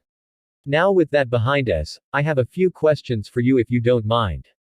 Nezu's cheerful demeanor returned. First of all, Aizawa here told me that you want to be a hero. I must ask why. The change of topic put Izuku in a more relaxed mood. And Principal Nezu's question was one that he has answered before. When I was a child I would have said that. I wanted to save people with a smile on my face like All Might. Honestly, my answer hasn't changed that much. I still want to save people while smiling, but at the same time I want people that are in trouble to never lose hope. That no matter the issue, they kept their hope alive because in their ears they'll know that I would do everything in my power to save them. Izuku said with a small smile. You want to be the next symbol of peace? Nezu asked curiously. No, peace, unfortunately, isn't something that I can achieve alone. Only All Might gave us something akin to an era of peace, so no, I don't want to be the next symbol of peace. I want to become a symbol of hope. Izuku immediately turned red after saying that. That's an amazing dream, Midoriya. The still red Izuku looked at the principal who had a kind smile on his face. I hope you're considering joining UA in a few months. Yes, Principal Nezu, I'm planning to take the entrance exam next year. Nezu nodded at him. That's perfect, I can't wait to have you as a student. And from what Aizawa said you have a lot of abilities that could help you. What brings me to the last question. Nezu brought a folder from another drawer of his desk. Here says that your quirk didn't come until you were 8 years old. That's really something you hear every day. Izuku immediately got nervous. He didn't talk about his chakra just with a few people he trusted. His mom and Kirishima. He wanted to tell Ishido but they never get to train together so it was weird to just explain her out of the blue. He told Kirishima they should start training with her for the exam and he would tell her about his abilities then. Yeah, I'm a late bloomer. Nezu noticed how Izuku turned more serious, but he was curious about the boy's power. Here says that your quirk is energy manipulation. Could you explain to me how that works? Don't go into details, just the basic for it. Well, basically my power let me control the energy inside me. I call it chakra, and mold it the way I need it. Nezu nodded. So the walls Aizawa mentioned were built by you fusing your energy to the floor and mold it with said energy. Izuku eyes widened a little. Yeah, that's the gist of it. And your quirk developed when you were 6. Yes sir. As I said, I'm a late bloomer. Well, I'm glad that you became so proficient with it in so little time. I would have lost my dear Aizawa if you didn't. Nezu jumped out of his chair and walked to a smaller table with a chessboard in it. Do you know how to play? Izuku raised an eyebrow but nodded. Before you leave, would you like to play a game with me? I have a few propositions for you. Izuku turned to Aizawa, who was looking at Nezu with a raised eyebrow. Then he turned to Izuku and shrugged. Yeah, I would like to play against you, principal. Nezu clapped his paws happily. Aizawa sighed and turned to leave. I'll go check some things with Khan. Call me when you're over to accompany Midoriya home. Nezu nodded and started to talk with Izuku. I have a really bad feeling about this. 45 minutes later, Aizawa was coming back to Nezu's office. Opening the door, he saw Nezu sitting alone on his desk with a very thoughtful expression. Where's Midoriya? Ah, he left about 5 minutes ago. Don't worry, he said that you didn't have to worry about him getting home. Aizawa grunted and nodded. If what I saw yesterday is what I think it is, I know he doesn't need me to accompany him home. Well, why do you need me for? If he already left. You know, I proposed to him a few ideas. Aizawa narrowed his eyes. After all, I made him come all the way here and asked to kept his hobby as a secret, so I felt compelled to make something for him. I don't have a good feeling about this. Aizawa muttered. Nonsense, but I want you to know that he'll come here twice a week. One day he'll come with me to hone his analytical skills. Aizawa paled a bit. I hope Nezu doesn't corrupt Midoriya. The world is not ready for two of him. And the other day he'll go with you to practice his fighting skills. Aizawa was about to protest, but Nezu continued. I know you want to know more about his abilities. His quirk energy manipulation is really vague from what you saw him do and the little he shared with us. Aizawa stopped his protest and let Nezu continue. He understands that you're a pro hero and won't have always had chances, but he said that even if he practiced alone and with his friend, he doesn't get to learn a lot, and he is intrigued by your hand-to-hand combat. You can't fool me, Nezu. You want to keep him monitored, and if he is as analytical as you say he is, he'll notice in no time.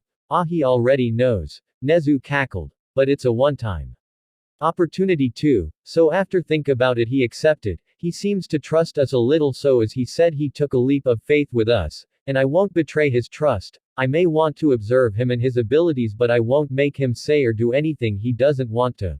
But you would make me do something I don't want to. That's a little hypocritical from you. Aizawa complained. A little, but I pay you, so you have little to say on that, and as I said before, you can't lie to me. You want to pick Midoriya's skill too. Aizawa wanted to argue, but he really was curious about his savior. 1 hour a week and I get to decide when. I just need his number to message him when I have time. Nezu immediately gave him a piece of paper. Of course you already have it. He turned to leave when he saw the chessboard that was ready to start a new game. So how much time took you to win against him? Nezu chuckled a little. Oh no, I didn't win. We ended up in a draw. Aizawa stumbled before he reached the door. He got a draw in chess with Nezu. I'm already regretting having shown you those notes. Aizawa left Nezu's office with a lot on his mind and the mad laugh of Nezu on his ears. Izuku was walking to his house after saying goodbye to Kirishima and Ishido, craving to get home to rest and enjoy his off day from training and study. After training with Aizawa-sensei and Principal Nezu for a couple of months, they recommended that at least once every 2 weeks he should lay down and relax. Now that he was thinking about how the last months had been quite crazy for him, after saving Aizawa-sensei his life took a turn for the better. He knew his analytical skills were growing with Principal's Nezu help, but for some reason, all the teachers on UA get really nervous when he had his sessions with the principal. Sometimes he heard things like, he's pure, we shouldn't let Nezu corrupt him, or, the world is not ready for two of him. But Izuku couldn't figure out the reason why they thought that. After all, he is looking at things in ways he usually didn't, and he loved the exams the principal make him do. The exams had a lot of different heroic situations and he needed to solve them with minimal if no casualties.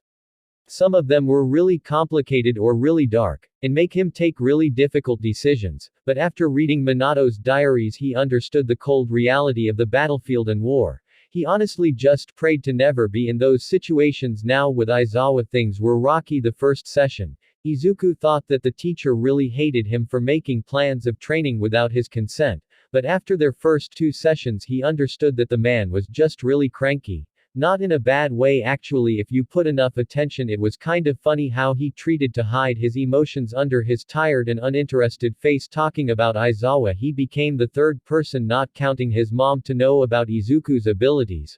When they were sparring on their third session he didn't make Izuku fall down from the ceiling. It was kind of a weird situation. Flashback: Izuku dodged to his right, barely avoiding the capture scarf from Eraserhead. Izuku would admit it any day, the pro hero was an amazing fighter. Almost no openings or wasted movements. His proficiency with his weapon was astounding. Yeah, Izuku could put more of a fight using his Hiraishin and all his techniques, but these training sessions were supposed to help him improve his hand-to-hand combat. Looking at the next attack from the pro hero, Izuku saw an opening on his right side. He sidestepped the attack and used his chakra to boost his movements, closing the distance between them in a second, but before he could throw a punch he saw Aizawa's knee moving at frantic speed aimed directly to his face. He jumped high to avoid the knee to his face and stood on the ceiling trying to catch his breath. I should have seen that feint, he thought out loud, panting slightly. It wasn't a feint, Midoriya. You actually caught me off guard, but my instincts are more developed than yours and I reacted accordingly. Aizawa was intrigued, looking at the teenager standing in the ceiling like it was nothing. Get down, we still have 35 minutes of training. He used his quirk to make Izuku drop but nothing happened. His eyebrows rose in shock. For their first 2 sessions Izuku was being really careful with Eraserhead. Every time he used his abilities, either for standing on a wall or boosting his physical abilities, he checked if the hero was using his quirk on him, to deactivate whatever he was doing. But right now he was too focused, thinking about how in the 20-minute spar they were having he couldn't land a hit on the pro. Izuku was trying to come with a plan to finally get a hit on Eraserhead, so he didn't notice the hero using his quirk on him. Midoriya, come down, we need to talk. Izuku snapped of his thoughts and turned to see the pro hero, who had his hair on the air and his red eyes narrowed, staring directly at him. Oh no. Izuku dropped down to the floor, his eyes focused on the ground, trying to come with anything to explain at the pro hero. For his part, Aizawa could see the discomfort of the teen and decided to not push too much. I can see that you don't want to talk about your quirk, Midoriya, and I won't pry, but it would really help with your training if I understand how is that your quirk works. Don't go into specifics, just the basic explanation of your quirk. Izuku looked up to see the pro hero, who had a soft gaze on his tired eyes. I've seen you made a lot of things that don't add up to the name you had on your quirk: registration, energy manipulation, and I can't even begin to understand why my quirk couldn't deactivate yours. Izuku nodded. Maybe it was time to come clean with his teacher. For some reason, he felt he could trust Aizawa, but first he needed to test that trust. What would you tell me if I ask you if a quirkless person can be a hero? Aizawa raised an eyebrow, not understanding what the question had to do with anything, but played along. I would tell you that he would need more training than anyone in the hero course and a lot of support items. Izuku's head snapped up to look at the pro hero. Are you telling me the truth? Do you really think that a quirkless person can be a hero? Midoriya, what is my quirk? You erase the quirk of the person you look at. Your quirk works with emitter and transformation types, but you can't stop the quirk of someone who had a mutation quirk. Your eyes get really dry because. Aizawa raised a hand to stop his muttering. That's enough. Yeah, my quirk stops the quirk of a person and nothing more. It doesn't augment any physical abilities or give me something to attack better. It just evens the battlefield, but I basically fight quirkless against many of my enemies with only my training and experience at hand. Having said that, do I think if a quirkless person could be a hero? Yes, as I said, he would need a lot of physical training and support items to even the battlefield as I do, but yes, I believe it's possible. Izuku couldn't believe his ears. This person, a pro hero, was saying what he longed to hear for years. Of course, he has his chakra and techniques now, but deep inside him he always dreamed of someone saying that having or not a quirk didn't matter, that he could become a hero. You've no idea how much your words means to me, Aizawa-sensei. Izuku was beaming at the pro-hero who was looking at him confused. I may have the abilities to become a hero, but I was born as a quirkless child. The confusion in Aizawa grew at the statement of Izuku. I've seen you do things that are only capable with a quirk. Midoriya, if you don't want to talk about your quirk, I understand, but you don't need to lie. But I'm not lying. You can check it with my pediatrician. He must have the records of my 4-year-old quirk exams. I even have the double joint in my pinky and everything, Izuku said, laughing a little. Aizawa was trying to look at any sign of lie on Izuku, but all his mannerism and facial expression told him he was actually telling the truth. Okay, let's imagine that I believe you. How do you explain your abilities? Aizawa crossed his arms, waiting for a reasonable explanation from Izuku, who just chuckled. Well, that's because of my chakra, Izuku said, smiling widely, and then started telling Aizawa his story. How he was bullied for being quirkless as a child, his adventure on the inside of the mountain, Minato's books. He even told him about his weekends training with Fukusa-sensei on Mount Myobokuzen and all the training he has devoted himself to. Aizawa heard the story at first with doubt, but after he heard more and more, he couldn't help but believe what Izuku was saying. No matter how amazing his imagination or how prepared he could have the story, the way he recounted it simply didn't sound like a lie. If what you tell me is true, why keep it as a secret? Izuku's face took a more somber look. In the age that we live in, quirks are the law. Imagine if anyone, it doesn't matter if it is a quirkless person or a person with a quirk that doesn't help him to be a hero, like changing their hair color, suddenly had the power to rival most pro-heroes. How society would react to that. Aizawa could already imagine the problems that situation would put the society in. Now imagine the worst case scenario: villains get a hold of chakra. Chakra is a power that literally anyone can have. Of course, the amount of chakra a person have varies a lot, but what if a simple thug with a simple but dangerous quirk, let's imagine like bladed nails, suddenly started spitting fireballs at will? The pro-hero palled at the possibility of common robbers with that kind of power, a power he couldn't shut down with his quirk. But in all honesty, the principal reason I hide it is because chakra is dangerous from its roots. Do you know what happens if you run out of chakra? You die, plain and simple. Your body shuts down. Honestly, I can say I've been blessed with a teacher who left detailed instructions on how to control and understand chakra. Aizawa was lost for words. He didn't understand why, but he believed every word Izuku said to him. From his story to all the reasons he had to hide the core of his abilities, all the problems chakra could bring to this era. That was something that should be avoided at all costs. I thank you for your trust, Midoriya, but I must tell you that you were right to keep your abilities hidden. Besides me, how many people know about your chakra?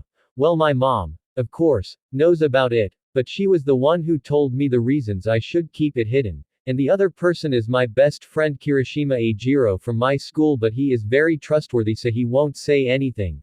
Although I don't really think he fully understood what I told him. Oh, and I'm planning to tell my other good friend Ishido Mina. She is as trustworthy as Kirishima, and as airheaded as him, but I wouldn't change them for anything in the world, Izuku said, scratching the back of his head while chuckling. Telling your closest friends is okay. Just try to not go around telling everyone you meet. You already know the consequences of what could happen if people knew about an energy that everyone has and gives them powers to level buildings. Izuku nodded firmly and saw Aizawa move to the other side of the arena. Now I want you to attack me using your techniques. I want to know the level you're at your best. It could be really dangerous, sensei. Remember that your quirk doesn't stop my techniques and your fighting styles revolves around evening the battlefield, Izuku said worriedly. Don't worry about me, Midoriya, I won't pull back my attacks either. And as a pro-hero, I'm not a one-trick pony. I also have a few aces under my sleeve. Izuku smiled at him and nodded. From a small pouch on his back he withdrew 2 of his 3-bladed kunai and took position on the other side of the arena. Both combatants stood still waiting for his opponent. A few moments later, Aizawa took off running at Izuku with a speed the teen hasn't seen before. He really was pulling his attacks on me. He too moved using his chakra freely, trying to match Aizawa's speed, and threw a kunai directly at Aizawa, who just moved his body aside to avoid it easily. Your attacks are too direct and easy to avoid, Midoriya. Suddenly Izuku disappeared in a flash of green from his point of view. Aizawa saw it appear behind him out of the corner of his eye, catching the kunai on the air and aiming a kick to his side. I've seen the technique before, it won't work on me Midoriya. Aizawa used his capture scarf to repel Izuku's attack, but he disappeared again. Aizawa felt the hairs on the back of his neck stand up and looked up just to see Izuku aiming a punch from above him. I didn't see when he threw that kunai above me. This kid is really something else, Aizawa thought, smirking. Flashback ends. Wow, I can't believe it's been almost 3 months since that day. After the training session, Aizawa-sensei decided that we should train 3 times a week. He said it was for my benefit, but I can see that he enjoy finding new ways to avoid my techniques and kick my ass. Suddenly, he felt the hair on his neck stand up. Acting on instinct, he jumped forward, avoiding his attacker. Turning around to face his enemy, he was received with the sight of a massive green sludge with sickly yellow eyes. Ho, what do I have here? An invisibility coat with amazing reflexes. Don't worry, I just need your body. I swear it will hurt just for about a minute. The green sludge villain said with a wicked smile. Ah, I see. Sorry, but I have dinner with my mom and she is making katsudon. Do you know how many times she does it over the year? You can count the times with one hand. Maybe we could reschedule for tomorrow. Izuku said while taking a fighting stance. I don't like when my victims talk too much. I like them docile and quiet. The sludge man said, pouncing at Izuku again, only for him to disappear from his sight. What, where are you? The villain was looking around when a barrage of shurikens pierced his body from behind. Huh, your body is fully made of liquid. I thought that maybe you had a membrane holding it together. Your quirk is amazing. Izuku said. Don't make fun of me, child. The sludge villain body turned into tendrils that launched against Izuku, who disappeared again. Stop disappearing, you fucker. A voice made him look up. I honestly wasn't making fun of you. If you didn't become a villain, I can easily see you becoming a hero. With your quirk is so versatile. Is really a waste that you turned a villain. Izuku started making seals with his hands. Wind style. Vacuum bomb.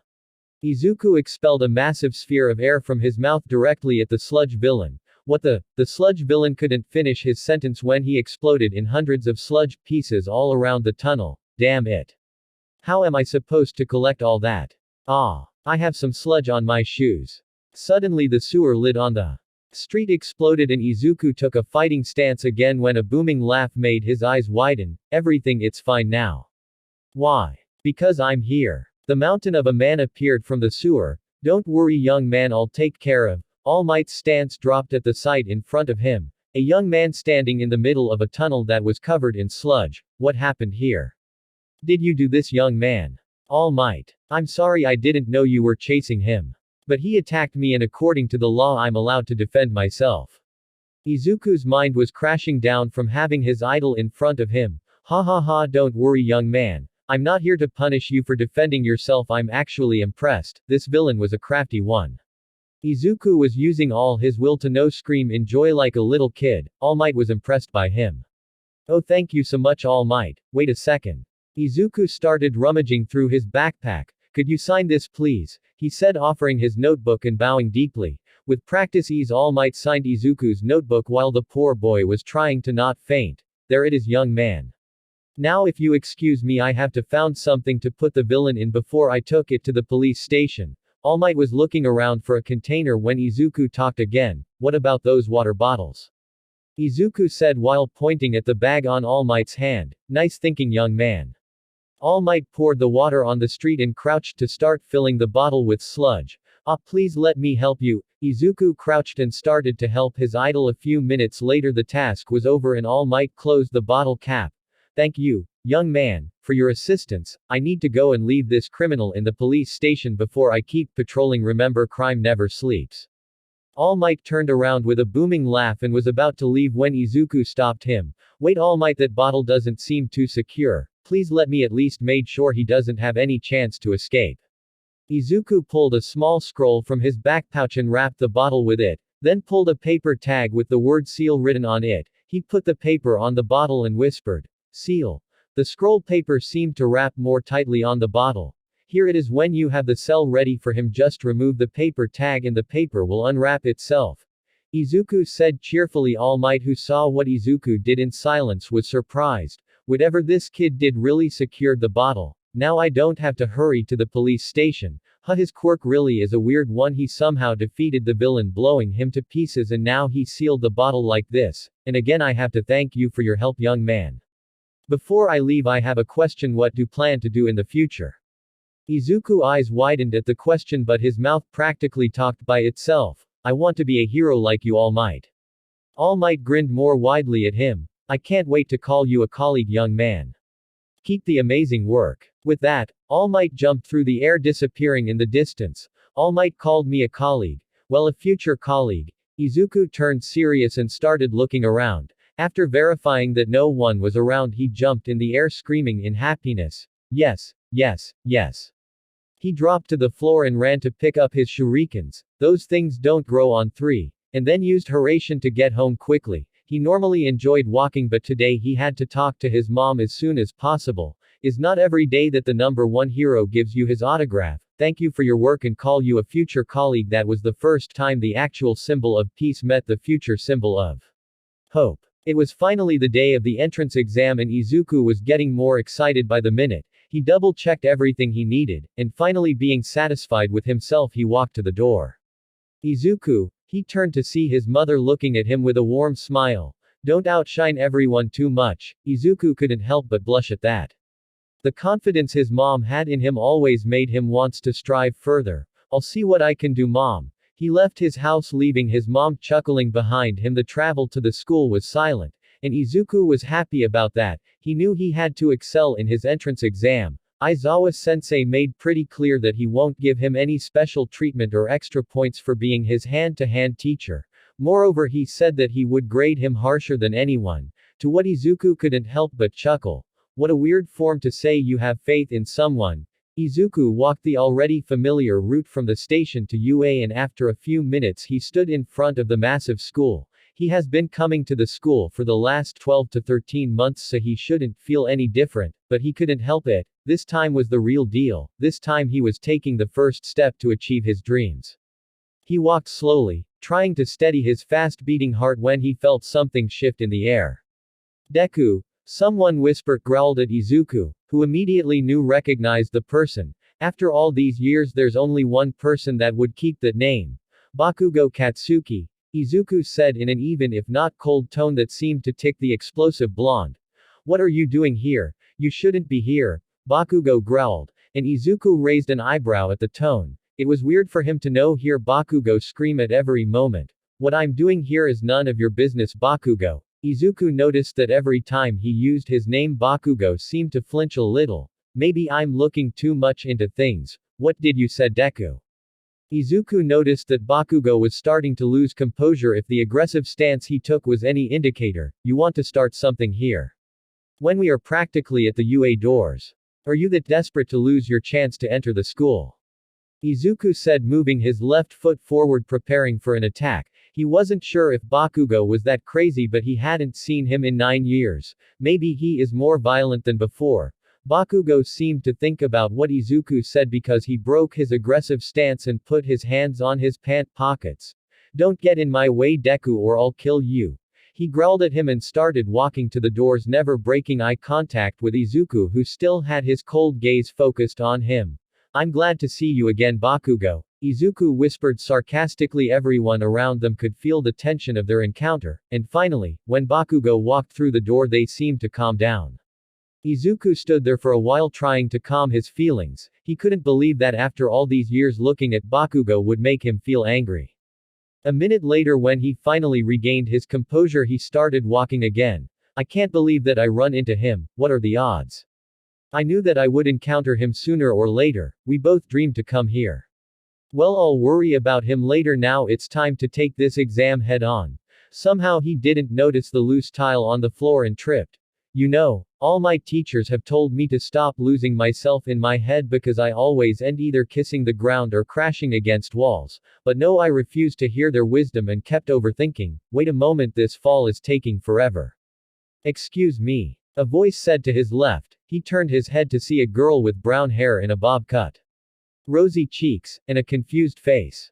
Wait, why is she upside down? The girl giggled, and in a swift motion she rolled him and put him on the floor. I'm not upside down, you were. Sorry, but I saw you falling and used my quirk on you. But I thought that falling before an exam was a bad luck omen. Oh my god, you have a quirk that affects gravity. That's amazing, you can make a lot of things with it.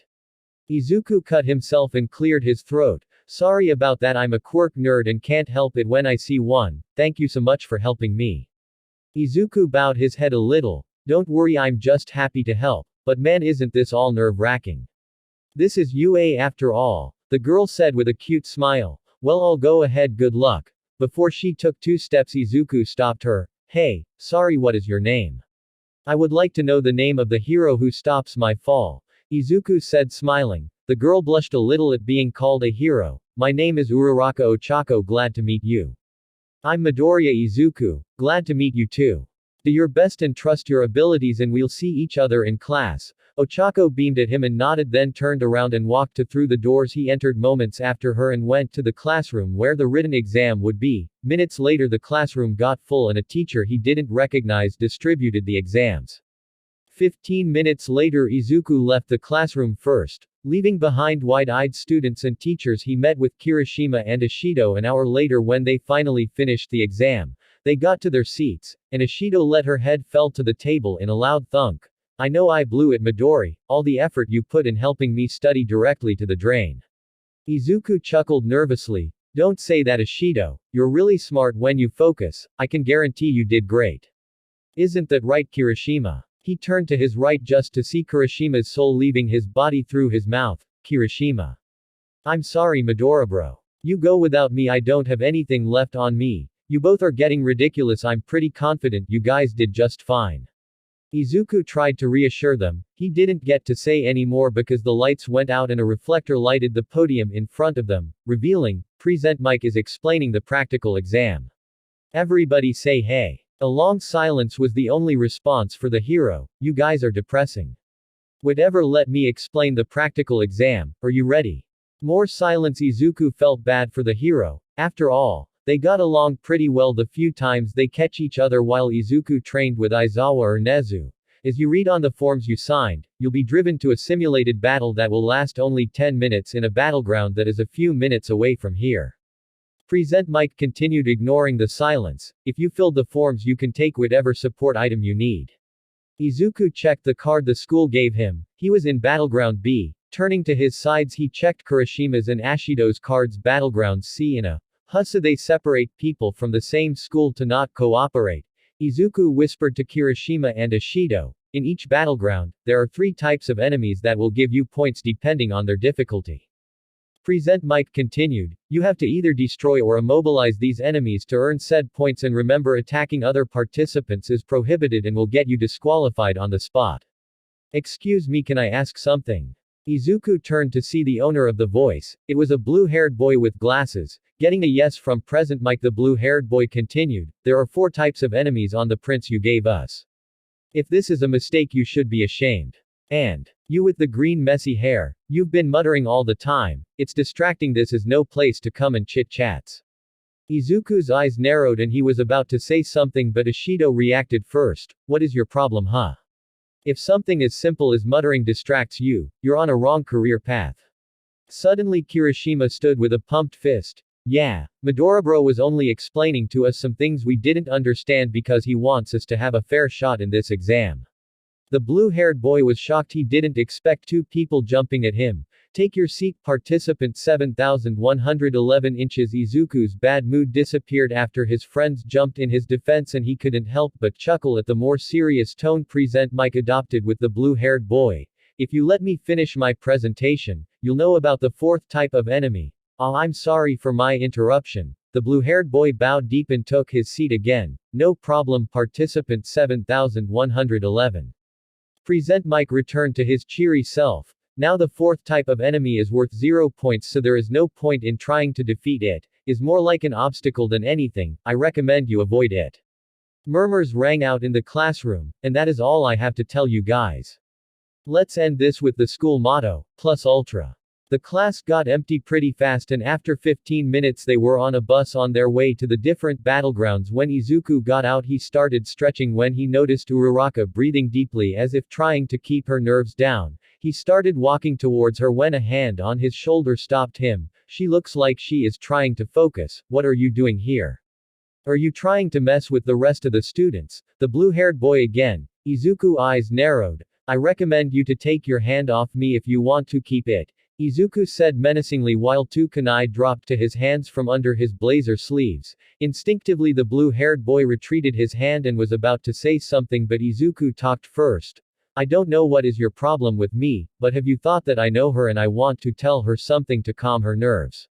I didn't know. I apologize. Izuku took a deep breath. Forget it. Izuku was interrupted by a loud shout. Let's go start. Present Mike shouted. Izuku reacted immediately, throwing one of the kunai on his hand that soared through the air all the way to the entrance to the head of a robot that was at least 100 meters away.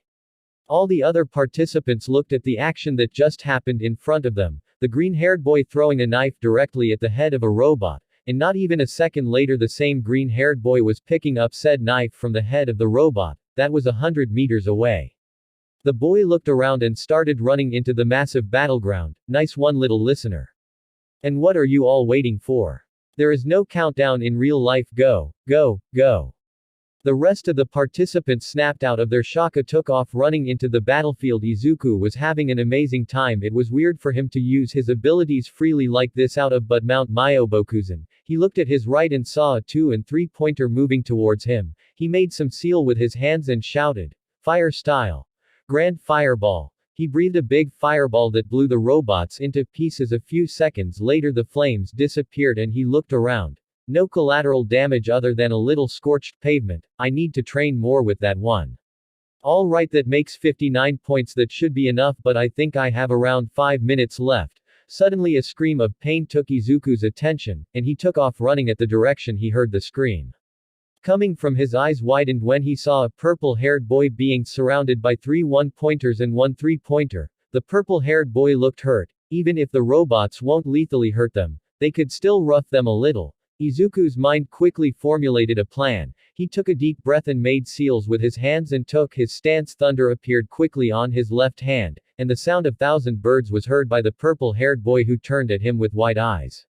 Izuku started running and drew 3 kunai from his back pouch quickly, throwing with all his might at the heads of the 3 1-pointers, defeating them, and then took running fast against the 3-pointer who barely had time to turn its head to see Izuku already jumping with his left hand in front. Chidori. Izuku screamed and his hand went all the way through the body of the robot that after a moment ceased all its movements. Izuku took his hand off the bot and jumped to check on the purple-haired boy. Hey, are you alright? Izuku saw the boy's shocked face turn into a sneer. Of course, another person blessed with a combat quirk. This test is bullshit. People with non-combatant quirk had no chance in this kind of exam. Izuku raised an eyebrow but decided to try and help the purple-haired boy. What is your quirk? What do you care? You don't have to worry about me taking your spot in the hero course. Don't act as you care.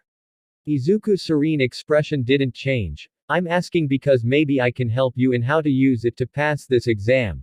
The purple-haired boy eyes widened a little but then let his head drop. My quirk is brainwashing. Now it was time for Izuku to have his eyes widen. That's an amazing quirk. The purple-haired boy head snapped up at Izuku. But I understand what you say. It won't help you against mindless robots. The boy clenched his fist in anger and was about to say something back, but Izuku wasn't in front of him anymore. He looked around and out of nowhere Izuku jumped in front of him with 3 knives on his hands. Your quirk won't help you, so you need to try a different approach. Izuku offered the boy a kunai. The 1 and 2 pointers have weak armor that kunai can easily cut through them. I recommend you to aim for the head, but I'll say you don't have experience throwing knives, right? The boy nodded. Then you have to get close and personal. Your best bet is to go for the 1 pointers. Those are really weak and there are a lot of them. 2 pointers have less armor than 1 pointers but they are fast, so try to take them by surprise. Avoid 3 pointers, their armor is really thick. The purple-haired boy was completely lost for words, but Izuku put a hand on his shoulder to snap him out of his funk. You have around 4 minutes left. Do your best, man. Izuku could see the resolve entering the boy's eyes, who nodded at him. Izuku turned to leave but the purple-haired boy stopped him. Hitoshi Shinso. My name is Hitoshi Shinso. What is your name? Midoriya Izuku. Thank you for giving me a chance, Midoriya. Shinsho said, smiling at him. Never lose hope, man. You can do it, Izuku said before took off running looking for more robots. or people to help. Izuku was now at 67 points and he knew he was doing amazing. He even had a little time to help other participants from debris or a damaged robot that was trashing wildly. 2 minutes left. He hears Present Mike shout, so he decided that he will start making his way out of the battlefield, taking on the robots that appear on his way. Another minute later, the earth suddenly trembled. Turning around, Izuku's eyes widened at the sight of a robot the size of a skyscraper was coming towards them. That's just ridiculous. Izuku took off running to the entrance along with a lot of participants, including Shinso, who looked really beaten, and the blue-haired boy. When a cry of pain made him stop, he turned around and his heart dropped at the sight. 3 participants were trapped under rubble and one of them was Uraraka. His mind went into overdrive trying to make a plan on how to save them. Harassing would be my best chance, of course, but I only have 2 kunai left. Not mentioning I take around 2 seconds to teleport someone else. Izuku's mind was made quickly. I will barely have time to save everyone. It'll be really close with Uraraka, but is my best bet. Blue-haired boy, Shinso. Izuku shouted at the boys who stopped in their tracks. Their eyes widened looking at the 3 trapped participants. Izuku then threw one of his kunai at the feet of the blue-haired boy, who jumped slightly. Please pick up the knife, and both of you prepare to catch. Without another moment to lose, Izuku threw his last kunai to the participant closest to the massive robot, a boy with a zigzag patterned headband that was unconscious. The kunai barely touched the floor when Izuku was picking it up. He put a hand on the boy and 2 seconds later the boy appeared in front of Shinso, who fell to the floor when the unconscious body knocked him down. So that's what he meant with prepare to catch, wheezed Shinso on the floor. The blue-haired boy understood what Izuku was doing and prepared to catch the next participant. The second Izuku teleported the boy to Shinso, he threw the kunai again in front of the other participant in danger, a girl with an inexpressive face who had a rock over her arm. Izuku flashed again. Sorry, but I need to touch to get you out of here. Izuku put a hand on her shoulder and 2 seconds later the girl appeared in front of the blue-haired boy, who caught her and promptly put her on the ground with a blush on his face and started making chop notions with his arms. Last one. Izuku thought and threw the kunai one last time in front of Uraraka. He appeared in front of her when his eyes widened. She had her legs trapped under rubble that had a lot of metal pieces poking out. I can't move her like that. I don't know how damaged her legs are or if any metal piece pierced through her. I could worsen her injuries. He turned at the robot that was a couple of dozen meters away from them. Izuku turned to see Uraraka, who was looking at him with tears in her eyes, and that was all he needed to have his resolve overcome his doubt. He focused his chakra on his right hand and a sphere started forming. Don't worry Uraraka, I'll take care of this, he said with a soft smile on his face while the ball grew on his hand. What started as a small ping-pong ball now was bigger than a basketball ball. He crouched and picked up his kunai when an idea popped on his head. Uraraka, could you please take the gravity from this? She didn't doubt for a second and touched the knife without losing more time. Izuku threw the kunai at the massive head of the robot. The kunai without gravity flew through the air like a supersonic bullet and reached its target in a second, and then a second later Izuku was in front of the head of the robot. Giant Rasengan. Izuku's Rasengan impacted the head of the colossal robot that exploded from behind, causing a chain reaction on the massive bot that started to explode everywhere. Izuku smiled for a second when he felt himself starting to lose consciousness. Okay, let's check how I'm doing. I'm really low on chakra. I got too excited on the exam, and my right shoulder popped out of its socket, and I'm falling at high speed. I'm going to survive, but this is going to hurt. Izuku prepared himself for the impact when someone slapped him. What the foo? Suddenly his falling speed slowed quickly and the movement popped his shoulder on its place. One less problem. He turned to his right and saw Uraraka floating next to him with a face of struggle. Uraraka, you're not a pincushion and you can move, thank God. And you saved me from falling again. You're really my hero, Izuku said smiling. Release, Uraraka said while joining her hands and both fell to the ground. I reached you, I thought I wouldn't. She put her hands on her mouth but it was too late. Blurg, Izuku couldn't help but chuckle and walked beside her to rub her back. Thank you, this happens if I overuse my quirk. Don't worry about it. I wouldn't think less of my hero for a little bit of vomit. Izuku chuckled and Uraraka couldn't help but giggle a little too. A voice interrupted their moment. Good job everybody. Izuku and Uraraka turned to see a small woman walking towards the students. Ah, she's here. Uraraka, can you walk? She is recovery girl. She can help if you're hurt anywhere. I can't walk. I think I broke my ankle. Uraraka scratched the back of her head. I had to crawl a little to jump into this piece of metal to save you. Izuku looked at her with a warm smile. You're really amazing, Uraraka. Thank you for saving me there. Uraraka blushed a little, but then her face went completely red when Izuku carried her bridal style. I'll take you to recovery girl. If your leg hurts anywhere, please tell me. Uraraka was a sputtering mess. Midoriya. You don't have to carry me, I can wait for her to come here. Uraraka barely managed to say. Don't worry, Uraraka. I won't let my hero hurt more if I can help it. Uraraka didn't say anything and just nodded, still completely red. A minute later they reached recovery girl and Izuku seated Uraraka on a rock in front of her. What do we have here? Recovery girl asked. Her ankle is probably broken, a big piece of rubble fell on her legs. Izuku answered and recovery girl nodded. Her lips extended and planted a kiss on Uraraka's cheek, and then a green aura appeared around her for a second. Wow, my ankle doesn't hurt anymore. But I feel really tired, Uraraka said. Recovery girl's quirk uses your stamina to accelerate your healing, that's why you're exhausted. Izuku explained and recovery girl nodded at him. What about you, Sunny? Have you hurt anywhere? I had my shoulder dislocated for a second, but when Uraraka saved me, the sudden loss of speed popped it back in place. Recovery girl nodded and gave him bear gummies before walking away looking for more hurt students. So, how do you feel, Uraraka? Are you ready to walk? Izuku turned at her with a soft smile. Yeah, thank you so much for saving me. Uraraka bowed, but Izuku just laughed. Hey, you saved me first, don't you remember? But you saved me from the 0-pointer. That's more than saving you for a small stumble, Uraraka said while waving her arms. And then you saved me from becoming a pancake on the floor. Izuku countered. And that makes you my hero. Uraraka's face reddened a little and was about to say something when a growl from her stomach made her already red face became a full tomato, and it seems that my hero needs to be saved from the hands of famine. Izuku chuckled. What do you say I'm going with my best friends for a plate of ramen? Wanna come? Ah. I don't want to intrude. That's something between you and your friends. Don't worry about it, my friends will love to meet my hero. Unless you have something to do, of course. Uraraka whined at being called a hero again. Stoop, she said softly. I don't have anything to do. Actually, I just moved here to take the exam, so I don't know anyone, she said, fidgeting nervously. And I don't have a lot of money. Don't worry about it. That's my treat for saving my bacon, Izuku said, smiling, and gestured to start walking. Both teens walked to the door talking about the exam and just friendly chat, not noticing the blue-haired boy not taking his eyes from Izuku. He understood the exam. He whispered Izuku, Eijiro, and Mina were waiting outside UA for Uraraka. Well, Izuku was waiting for her.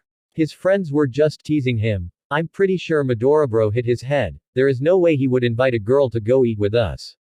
I'm pretty sure he is physically incapable of that. Kirishima said, grinning wildly. I've told you, is not that I can't talk with girls. Ishido made sure that I could talk to girls. After learning to deal with her, the rest of the girls are easy to talk to. See, I'm a blessing in your life, Midori. Aren't you happy that you accepted being my friend? Ishido said smugly. And I've told you that you didn't give me an option to refuse. I swear I have Stockholm Syndrome or something. Mina pouted at him and Kirishima was about to say something when another voice entered their conversation. Sorry for the wait, Midoriya. Uraraka was running at them. Holy crap, she is real. Kirishima whispered. Izuku ignored him and turned to his new friend. Uraraka, is everything okay? You took a little bit of time. You didn't have a problem with your ankle or something, right? Izuku asked, a little concerned. No, not at all. I just had to talk with the teachers about something. Izuku nodded at her. Well, Uraraka, let me introduce you to my best friends. This is Kirishima Eijiro and Ishido Mina. Guys, this is Uraraka Ochako, my hero. Both teens gave her a friendly wave and smile. But Ishido jumped and grabbed her hand. Finally. Another girl in our group. I love these two, but their extremely high rate of testosterone. She looked at Kirishima. And their lack of fashion sense. She turned to Izuku, who looked at her indignantly. Were really hard to handle. Ishido cried playfully. I take offense to that comment about fashion. Izuku deadpanned. Dude, the last time we convinced you to go to the arcade you used a t-shirt that said button-up shirt. Kirishima said, raising an eyebrow. I thought it was funny. Izuku pouted. Whatever, let's go, I'm hungry. The 14 started walking. Ashido and Uraraka were in front of them, quickly becoming friends. Izuku turned to Kirishima, who was looking at Ashido, smiling softly. You know, your dopey eyes are becoming really hard to ignore. Maybe Uraraka and I should go to another place and leave you to your date. Izuku grinned at him, expecting a flustered Kirishima, who turned at him with a smug smile. If this is a date, didn't you turn it into a double date? Izuku was about to say something but stopped with his eyes wide and mouth hanging open. Or you're offering to get a single date with your hero. Izuku's face became a tomato and Kirishima laughed out loud. The rest of the day passed in a rush of food and friendly banter. A week later, Izuku was researching a new hero when his mom knocked on his door. Honey, it's here. Izuku ran to the door and looked at the letter on his mom's hand. He looked at her with a questioning gaze. Why don't you look nervous or anxious about this, Mom? Inko giggled softly and ruffled his hair. I've seen what you can do, Izuku. The only way you can fail this exam is if you fell on the ground and knocked yourself out. Izuku wanted to argue with her, but he remembered how Uraraka saved him from kissing the floor before even entering UA. Yeah, that seems reasonable. Inko giggled again. Do you want to look at it alone? Or do you want me to stay? Please stay, Mom. I'm almost sure that I made it, but I'm feeling pretty anxious about it. Both Midoriyas walked to Izuku's desk and opened the letter containing a holographic disc that came to life as soon Izuku put it on the desk. I'm here. As a projection. Both mother and son eyes widened. Hello, young Midoriya. I must tell you that I'm proud to hear you took the exam in my alma mater. When we met, I knew you would. A hand interrupted All Might and made motions for him to speed up the message. Ah. It seems that I don't have enough time, but worry not, we'll have time in the future, because let me tell you, I'm becoming a teacher in UA for the next semester. Izuku wanted to scream in happiness. His favorite hero was going to teach him. Now the important part, your entrance exam score. Let's see. Here says you received 99% on the written exam and made 67 billion points on the practical exam, an amazing score that easily puts you in 5th place, automatically making you an UA student. But let me show you something. A video started playing, a few teens approaching the teachers. There is this guy, green hair, throwing knives like a madman. Freckles. The guy with the headband said, while the girl with deadpan expression nodded fervently. If he didn't make it, I want to give him some points. I mean, I don't doubt he scored high, but if saving me made him lose potential points, I want to help him to get it. The serious girl nodded quickly, as saying she was thinking the same. The video cut to another participant, the one Izuku knew, the name Shinso.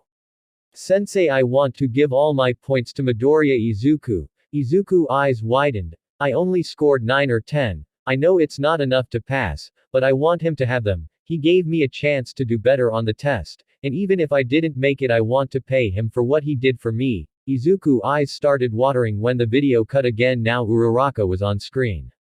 Hey Sensei, sir, do you remember Midoriya Izuku?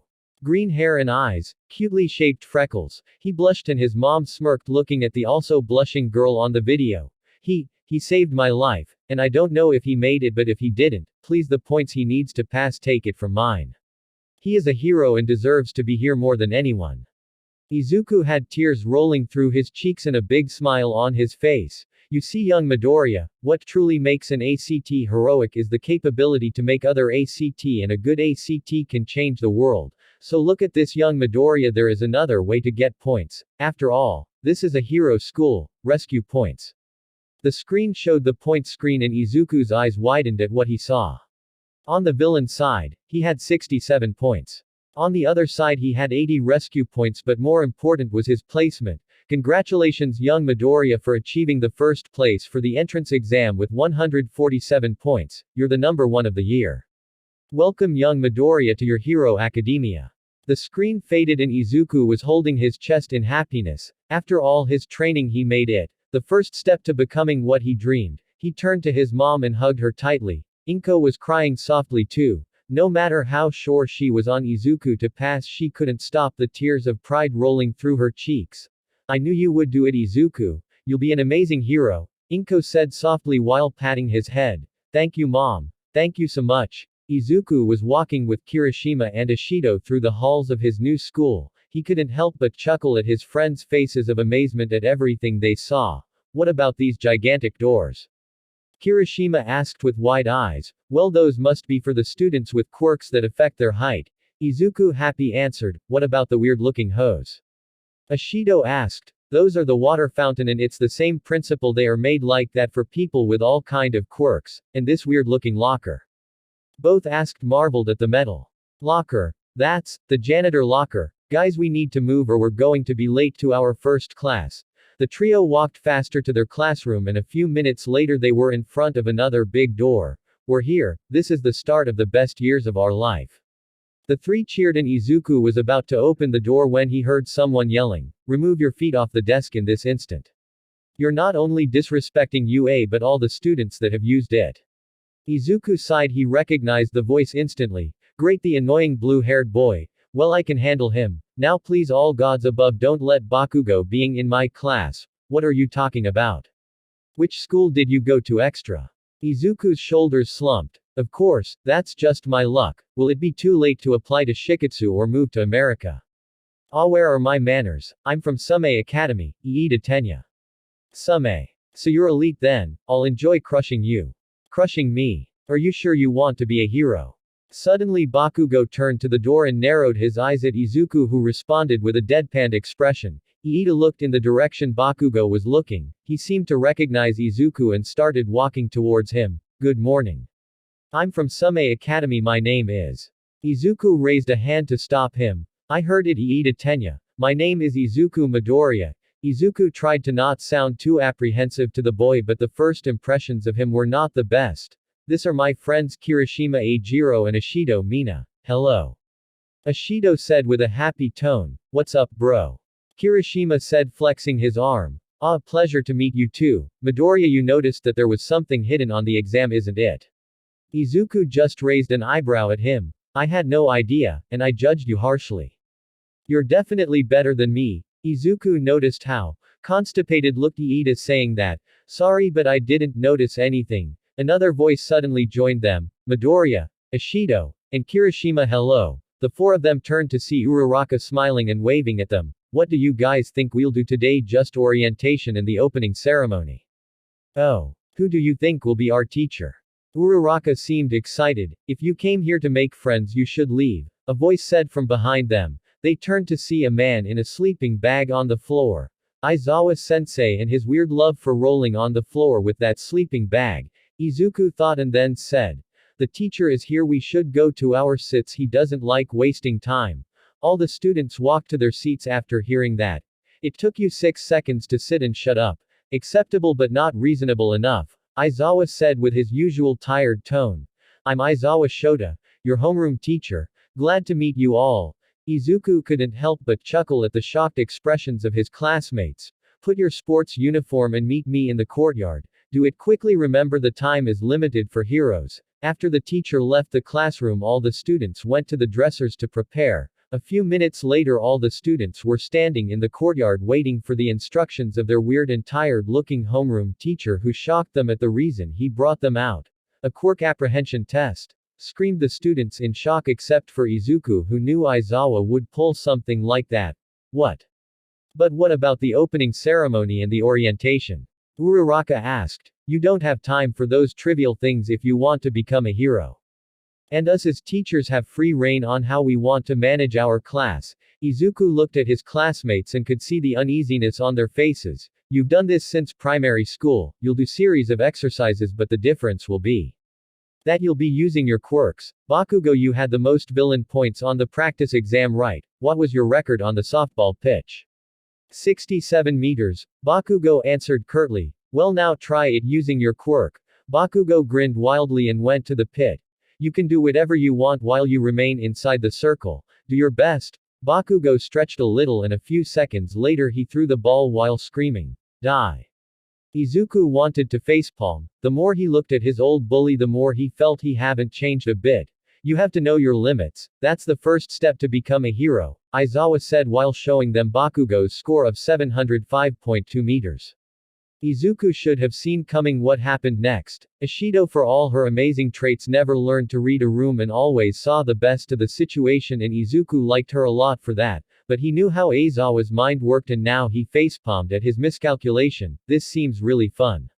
Ashido said happily. Fun huh? You have 3 years to become heroes, or you going to have that attitude all the time? Izuku sighed, looking at the almost sadistic smile appear on his teacher's face. I see, then the one who ends last on the test will be expelled, but is the first day of school. Is not fair, Uraraka said. Life is not fair. Accidents, natural disasters and evil villains, you have to accept that. You're here to become heroes, not having a normal student life. The next 3 years of your life will be full of difficulties, and a lot of them would not be fair. You need to go beyond, plus ultra. Now the demonstration is over. Prepare yourselves. Izuku was really happy looking at the quirks of his classmates, how they used them to overcome the tests. He was also thinking about how to improve some of their techniques if they ever needed his help. He saw Uraraka removing the gravity of her clothes, and how Asui quirk helped her mobility. Man, I wish I had my notebook here. Something caught his eye. For a second he saw a frog talking with Uraraka, but the only thing he saw was Asui back of the head and Uraraka talking happily. I must be looking things. Midoriya, Bakugo, is your turn. Izuku wanted to say that Aizawa-sensei was doing it on purpose, but he never told him about his past with Bakugo, so he decided that whatever deity was looking upon him had a wicked sense of humor. Taking his place besides Bakugo, he saw from the corner of his eye how the blonde was looking at him again with narrowed eyes. 3, 2, 1 go. Izuku let more of his chakra flow through his body and ran. Not noticing how he was a full body ahead of Bakugo. 3.5 seconds, 4.13 seconds, the machine said. Izuku smiled and walked to his friends, leaving a seething Bakugo behind him. The rest of the test passed similarly. He wasn't the best of in any of the tests, but he always scored second or third place. He knew he could do more, but his techniques weren't really useful for something physical, so he just used the physical improvements his chakra made to his already athletic body. Now there they were on the last test, the throwing ball 1. Infinity. All the students exclaimed at Uraraka's score. The girl just grinned and sent them thumbs up. Midoriya, you're the last one.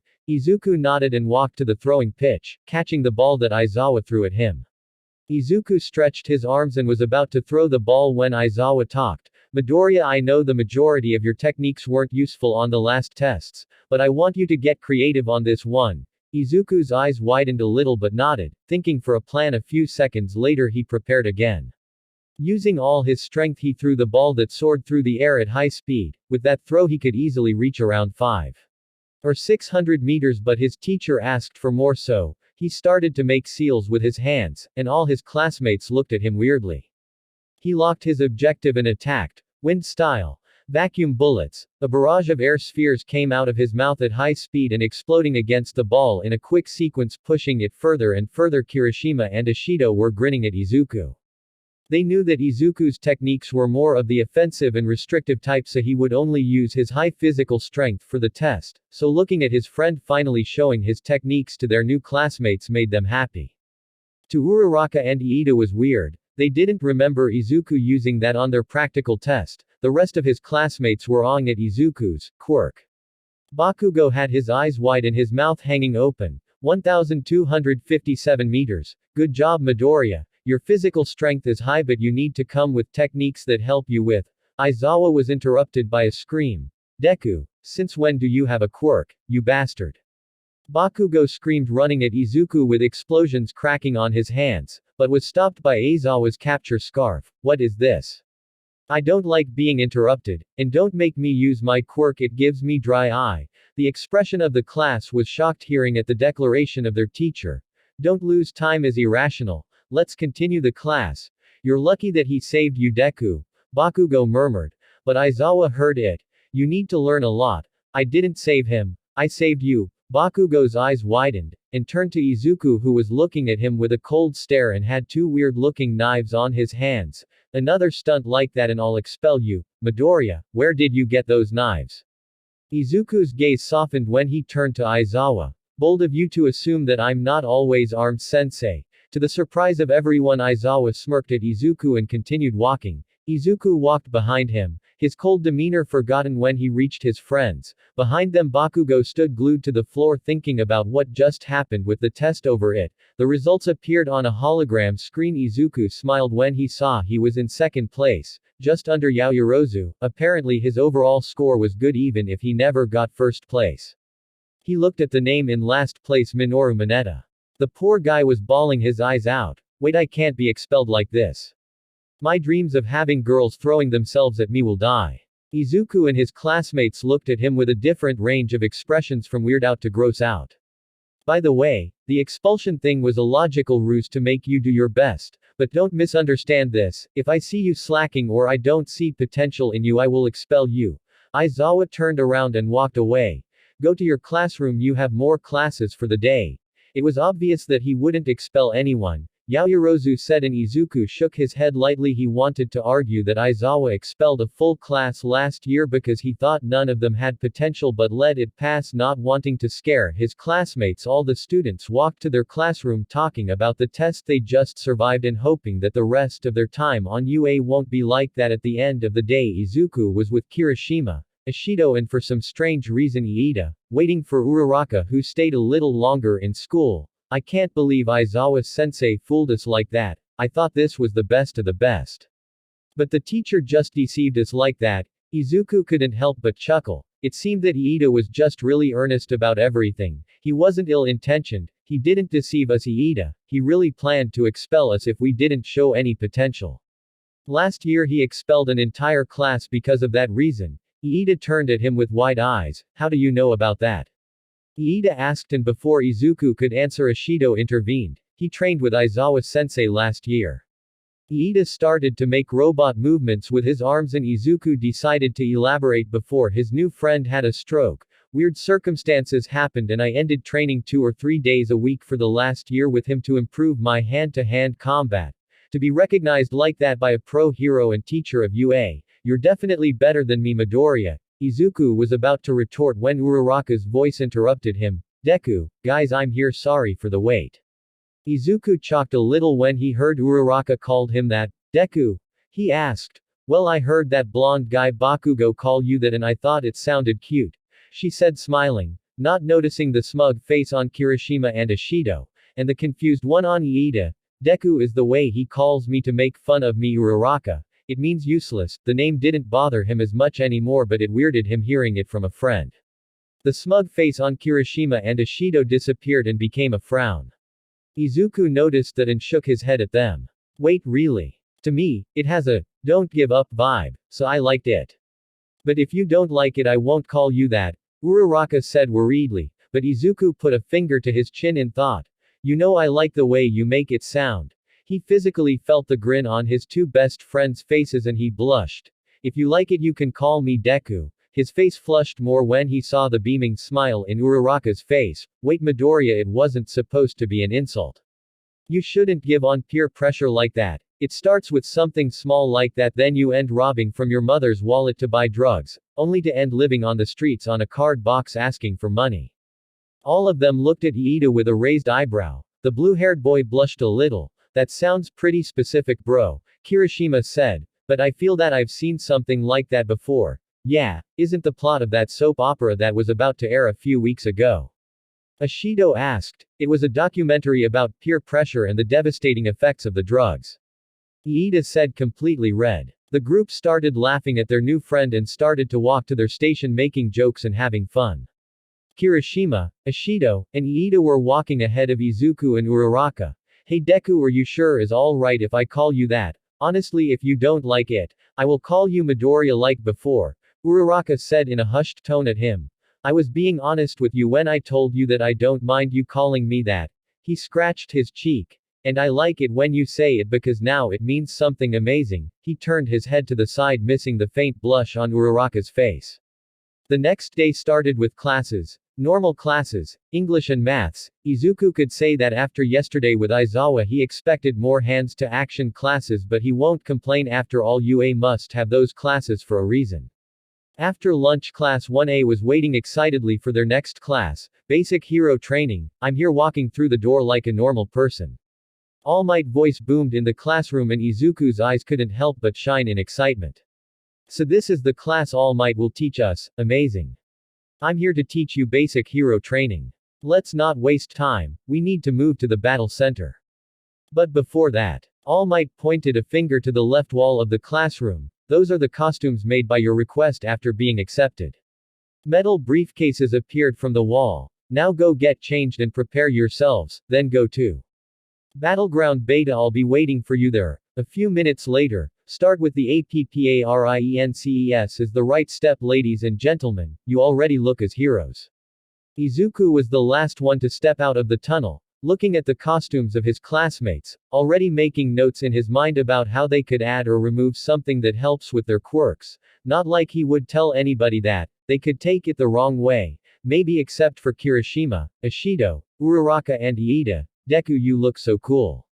Uraraka said, smiling widely at him. Izuku's costume was really simple. A green full-body suit that his mother made for him, a black utility belt, a back pouch with his weapons, his signature red sneakers, and a metal respirator mask.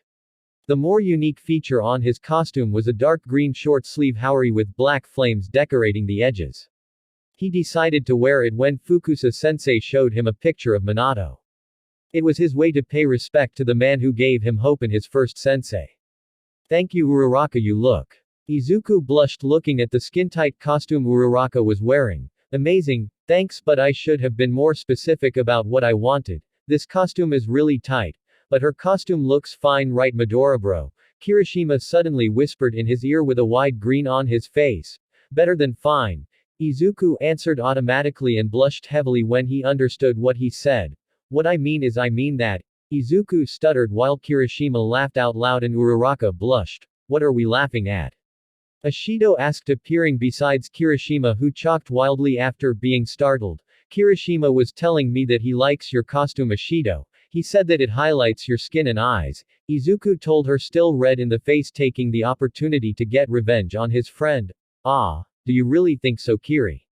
Ishido asked with a happy smile. Yes, was the only thing the red-faced Kirishima could whisper. Let's start with the battle training, ladies and gentlemen.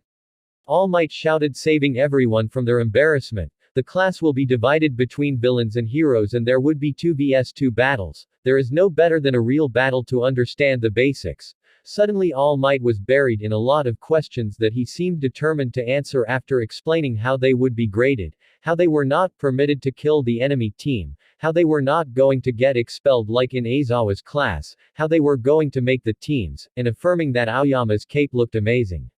All Might started to make the teams. A few minutes later a screen showed the battles. Team A, Midoriya Izuku and Uraraka Ochako. Team B, Todoroki Shoto and Mezzo Shoji. Team C, Yaoyorozu Momo and Mineta Minoru. Team D, Bakugo Katsuki and Iida Tenya. Team E, Aoyama Yuga and Ishido Mina. Team F, Sato Rikido and Kota Koji. Team G, Jiro Kyoka and Kaminari Denki. Team H, Asui Suyu and Tokiyami Fumikage. Team I, Ojiro Mashirao and Hagakure Toru. Team J, Kirishima Ajiro and Shiro Honta. Izuku smiled at Uraraka, who raised her hand for a high five. After everyone was with their partner, All Might explained to them how the battles would be decided. Later Izuku was cursing his look again. Of course it would be my team vs Bakugo's. He turned to saw his opponents and saw Iida telling something to Bakugo, who wasn't listening. He was looking at Izuku with a wicked smile. Now Team D, you're the villains. Go prepare in the building, you have 5 minutes. Team A, use the time to plan your attack. Izuku walked to their designated spot with Uraraka and motioned to her to follow him. He walked around the building in silence, forming a plan. 2 minutes later he turned to Uraraka, who was silently looking at him. You have a plan already? She asked, smiling softly. A few actually, but I don't know what plan should we follow. Izuku scratched the back of his head. There are 2 principal options, either we use stealth to win this or we fight head-on. I would have said stealth is the best way to do this, but you seem to want to fight Bakugo, don't you? Izuku's eyes widened a little. After yesterday I've noticed the angry stares he sent your way and the cold ones you return. You both seem to have unfinished business. Izuku laughed a little. You sure are perceptive, don't you, Uraraka? She grinned at him. Maybe someday I will tell you about that, but now we have to decide what to do. We fight. Uraraka said with her fist closed. Sometimes you should take the obstacles head on, and your history sounds like a fated battle between men. Izuku couldn't help but laugh. Okay, then I have 3 plans for a head-on fight, let me explain them to you. Begin. All Might shouted. Uraraka and Izuku sprinted through the building, already heading for the upper floors where they knew the bomb would be. They were on the 3rd floor when a scream made them stop. Deku. Bakugo appeared, turning around the corner, aiming a hand at them. Izuku grabbed Uraraka by the waist and jumped back, avoiding the explosion. Don't dodge, you damn coward. Uraraka, take the path to our left, stick to the plan A. Uraraka nodded at him and took off running. Your plan doesn't matter, I'll beat the shit out of you and then I will beat that round face to the ground. Your plans don't matter. Izuku didn't respond, just took a stance. Bakugo launched himself with an explosion, aiming a right hook straight to Izuku's face that dodged it to his left and responded with a knee to the stomach of Bakugo. Bakugo staggered a little but regained his footing, then threw a barrage of open-handed strikes. Izuku used the momentum of Bakugo's attacks to divert the hits, avoiding the chance of Bakugo making an explosion right on his face, and used the openings Bakugo had to deliver his own hits. Bakugo's anger was raising at not being capable of connecting an attack, and his strikes were getting wilder. Using his explosions to backspin and deliver a fast and powerful elbow hit, Izuku crouched, avoiding the attack, and made some seals with his hands, water style. Wave surge. He spits from his mouth a powerful jet of water that blasted Bakugo to the other end of the corridor they were fighting of. Did you just spit on me, bastard? Bakugo coughed while holding his stomach. You fucking liar. You always had a quirk and hide it from me. Do you think you're better than me? Bakugo used his explosions to close the distance between Izuku and him. Izuku took 2 kunai from his back pouch and threw them at Bakugo, who barely dodged them. When Bakugo got close enough to Izuku, he let a powerful explosion roar from his right hand, but Izuku wasn't there anymore. Bakugo's eyes widened and he started looking around for Izuku, who was recovering his knife from the wall behind him. How the fuck did you do that? Bakugo screamed in rage. You know what, whatever your parlor tricks don't matter. I was planning on beating you just enough for them to stop the exercise, but it seems that I need to make you remember your place. He aimed his left hand at Izuku. Do you remember how my quirk works, right? Of course you remember, shitty nerd, but let me remind you. The sweat from my palms is like nitroglycerin. And these gauntlets allow me to store said sweat on them. He grinned wickedly and Izuku's eyes widened. Young Bakugo, don't use that attack. On a closed place like that it could be dangerous for young Midoriya. All Might's voice boomed on their ears. Don't worry, it would only kill him if he doesn't dodge, Bakugo said maniacally and grabbed the pin on his gauntlet. Izuku talked for the first time since the battle begun. I was really hoping you were different, but it seems that I was just dreaming. He took another kunai from his pouch and held them in front of him, making a seal. Bakugo's eyes narrowed at what Izuku said. He seemed to doubt for a second, but he pulled the pin anyway. A massive explosion ignited from the gauntlet directly at Izuku, who didn't move. Dodge, young Midoriya. All Might shouted, seeing the mortal explosion approaching Izuku. Hurration, teleportation barrier. A star made of kanji appeared in front of Izuku, and the explosion was warped through it to the other kunai he threw moments before. The kunai that was stuck on the next building exploded in a fiery explosion. What the fuck? Bakugo growled. He couldn't believe what his eyes were seeing. It doesn't matter, let's see if you can do your circus trick again. Now he aimed his right hand and was about to grab the pin, but Izuku was already on the offensive, throwing a kunai that pierced his gauntlet. What? Bakugo saw his sweat pouring from the gauntlet and turned to sneer at Izuku, who already threw 2 shurikens at him. That won't hit me. The throw wasn't even close. Bakugo thoughts stopped when he saw how both shurikens were closing against each other in the direction. But it was too late. The shurikens clashed against each other right on top of Bakugo, pouring sweat, creating a spark and igniting it. The explosion shook the building and sent Bakugo through various walls on his left. What the fuck? Bakugo coughed a little blood and with his legs shaking tried to get up when he heard Izuku at his side. Earth style. Rock restraining. From the ground below him what seemed rock chains grabbed him by the neck, wrists, waist, and legs. Deku, you bastard, as soon as I break out from here I will kill you. Bakugo trashed wildly, trying to break from his restrainings when he felt something touch his head. An All Might voice boomed. Bakugo, Katsuki has been captured. Bakugo's expression became one of horror when he heard that, and he crossed his eyes to notice the capture tape on his forehead.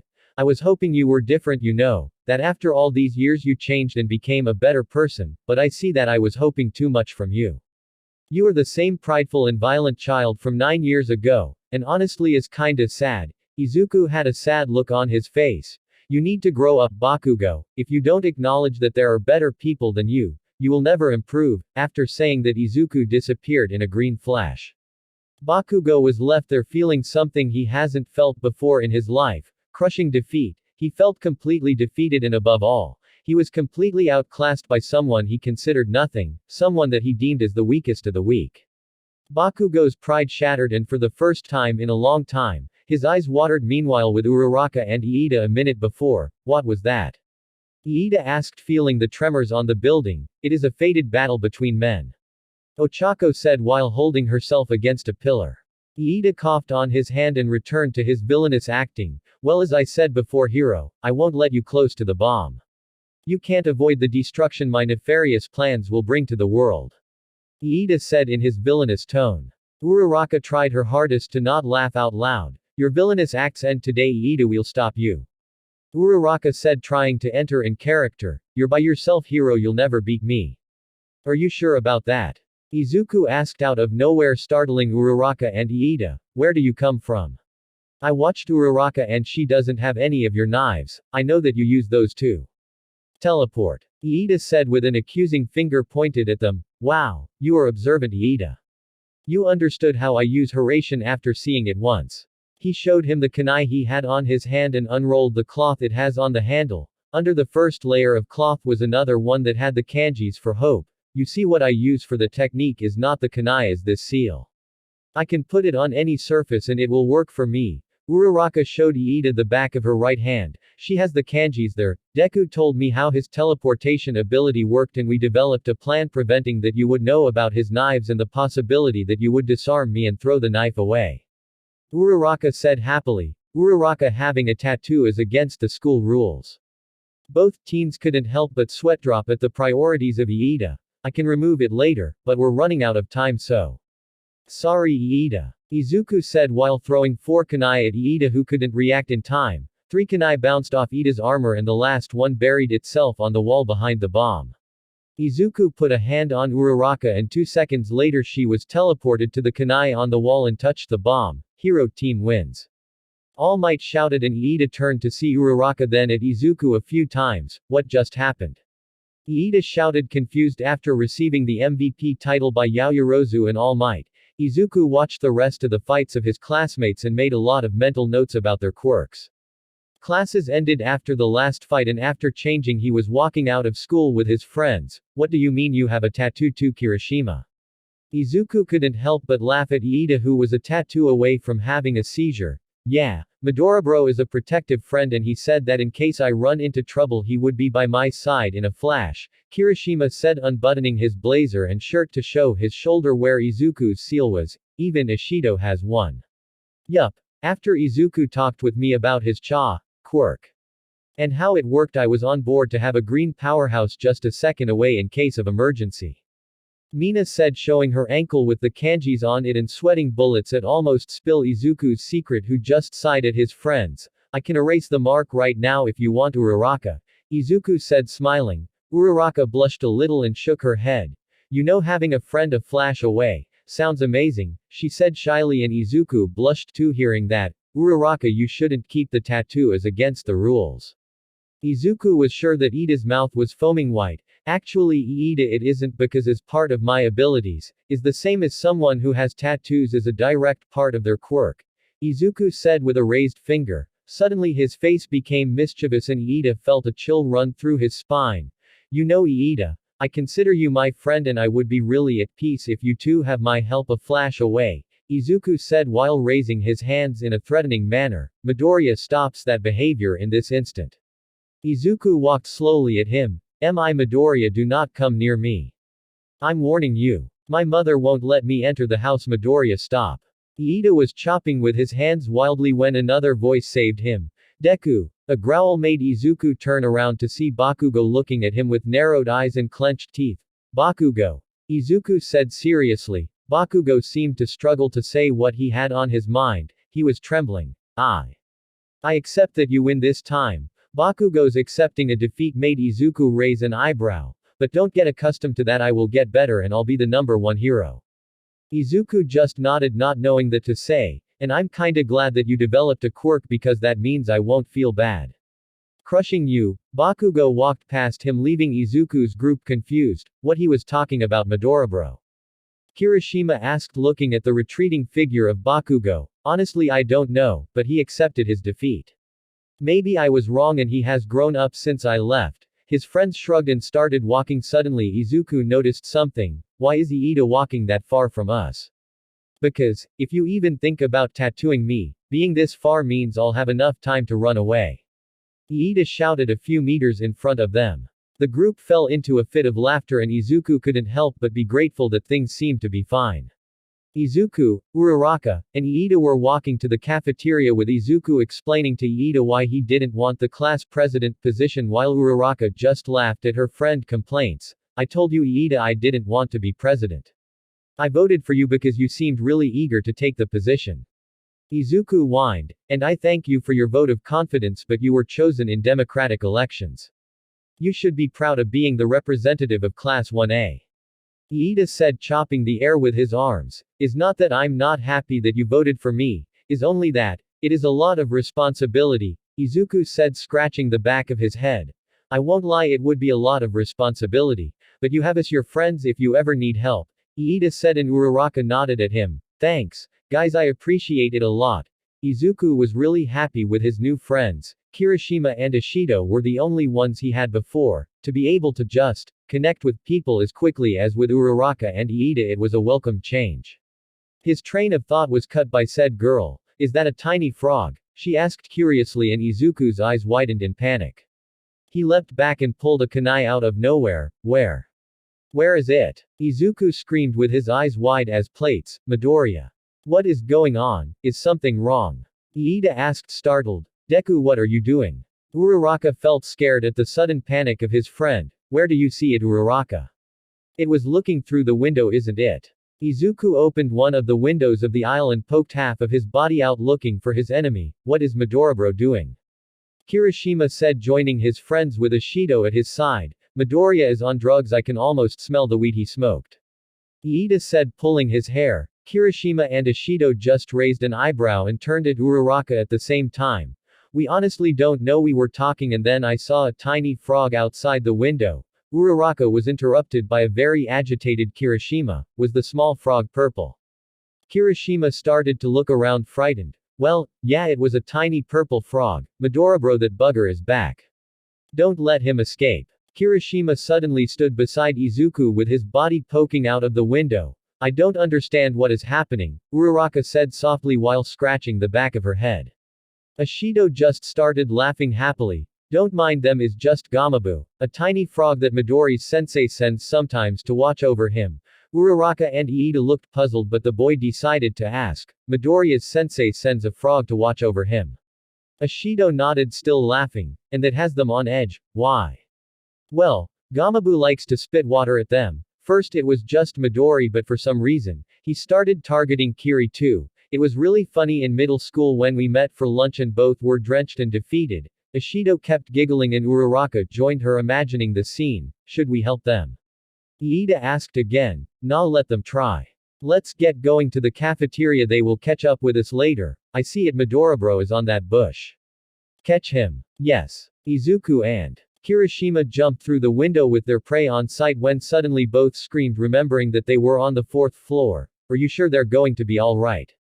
Uraraka said barely containing her giggles. They'll be just fine. They'll just be a little wet when they catch us. The trio walked to the cafeteria with the screams of Izuku and Kirishima fading in the distance as Ishido said both teens catch up with them when they were about to sit down to eat.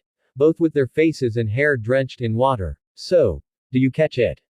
Uraraka said giggling. Nope, was all that Izuku said sitting down. I swear that bugger is getting faster every time it appears. Kirishima whined and his friends laughed at their defeated friends. Izuku noticed the Horatian mark on the back of the hand of Uraraka. Uraraka I have something for you. The girl tilted her head in confusion at first, then her eyes widened and she blushed heavily when Midoriya pulled out of his pocket a small green box. Deku. What are you doing? This is so sudden. Or so young. Midoriya raised an eyebrow at Uraraka who was covering her face with her hands. Oh my god Midori you're so bold. Ishido squealed in happiness. Izuku turned at her with confusion written all over his face. Kirishima put an arm over his shoulder in a proud hug. Midoribro you're the manliest man in the world, I'm so proud. I get to be your best man you have no choice on that. Izuku's eyes widened, finally catching at what his friends were thinking. Midoriya, I must congratulate you for this big step in your life. Even if I believe is too soon, I'm happy for you. I just hope this doesn't interfere with your grades. Iida said, nodding. Wait guys, is not what you're thinking. Tell them Uraraka we're not like that. The poor girl was being held from floating around by Mina. Come just open the box please. Izuku begged, and after a few moments, Uraraka was seated again, calmer but still very red on the face. She opened the small box and inside it was a folded pink fingerless glove. She turned at Izuku with a questioning gaze. Is for your right hand. I know you said you want to keep my Horatian seal, but as Iida said yesterday, it looks like a tattoo, so I thought I would get you something to keep it hidden. Of course, you can say no. But I would like to keep the secret of my ability hidden for a little while, Izuku said, scratching the back of his head nervously. Why do you want to keep your abilities hidden, Deku? Uraraka said while admiring her present. A few reasons actually, but the two most important reasons are that I want to keep the chance of a surprise attack and it seems pretentious that my seal is the word hope. He whispered the last part and only Uraraka heard him. Before she could ask about that, Ishido entered the conversation. Wait, why didn't you just erase that mark and put it in another place more hidden? Ishido asked. I don't think my heart is ready for that, Izuku whispered lowly. Ishido was about to say something when the flustered Uraraka decided to change the subject quickly. I love it, Deku. She has the glove on her hand now. It was a soft pink and on the back of it had a metal plate. I look cool, don't I? Uraraka said, showing her new glove, striking a pose. Yes you do, Izuku said softly, smiling at her. The rest of the lunch was passing in peace when suddenly the school alarms went off. Security breach level 3. Students leave the installations as soon as possible. What does security breach level 3 means? Iida said, shouting over the loud alarm. It means that someone infiltrated in the school. A student to his right answered. Izuku was already running to the window to check about the possible danger. The rest of his friends were caught in a mob of people that were trying to get out of the building in panic. Izuku was slammed against the window by the said mob, but his eyes never stopped looking for danger. A few moments later he saw that the press was the ones to breach into the school. He calmed a bit and tried to turn around to tell everybody about it, but he was trapped tightly against the window by the mob. He saw the panic in everyone's faces and he couldn't help but get angry. He pulled out a kunai from his back pouch somehow, and after a little struggle, he managed to throw it to the ceiling. He appeared standing on the ceiling and only got angrier looking at the students tramping over each other. He took a deep breath and screamed, "Everybody calm down. It's just the press that broke into the school. Stop this madness right now." His shout seemed to reach everyone because everybody stopped in their tracks and turned to look at him on the ceiling. You're supposed to be the heroes of the future. Act like it, he growled and dropped over a table. A few moments later everyone left the cafeteria in a more orderly manner and Izuku joined his friends. Amazing, Midoriya, that's the reason you were chosen as the class representative. Iida said proudly. You were amazing, Deku. Like a real hero handling a panic situation. Uraraka said happily. And now you have more experience than me calming the masses. You're leaving me behind, Midoriya bro, Kirishima said with a false shame on his face and an arm on Izuku's shoulder. I honestly didn't expect you shouting like that, Midori. You're always so calm about everything, Ishido said, patting the falsely ashamed Kirishima on the shoulder. Sorry about that. But when I saw everyone just panicking and not caring for the rest, I got mad. Izuku scratched the back of his head. Suddenly the speakers of the cafeteria came on again. Midoriya, Izuku, would you please report on the entrance of the school as soon as possible? Principal Nezu is asking for your assistance. That made Izuku and his friends' eyes widen in shock. I need to go, guys. I'll see you in our next class. Izuku took off, running out of the cafeteria to the entrance of the school. Leaving behind a very puzzled group of friends. Reaching the entrance of the school, Izuku saw a group of teachers already there. Some of them looked at him confused, trying to understand the reason why Nezu called a student for. Even All Might looked at him surprised for being called. Midoriya, I'm glad you arrived so fast. Nezu chirped happily. We require of your quirk knowledge here. It seems that the ones that broke in used a quirk to destroy the gate. And it seems that it was a powerful one. Izuku nodded and approached the destroyed gate, getting more questioning looks from the teachers except for Present Mike, who sent him a thumbs up, and Eraserhead, who just nodded at him.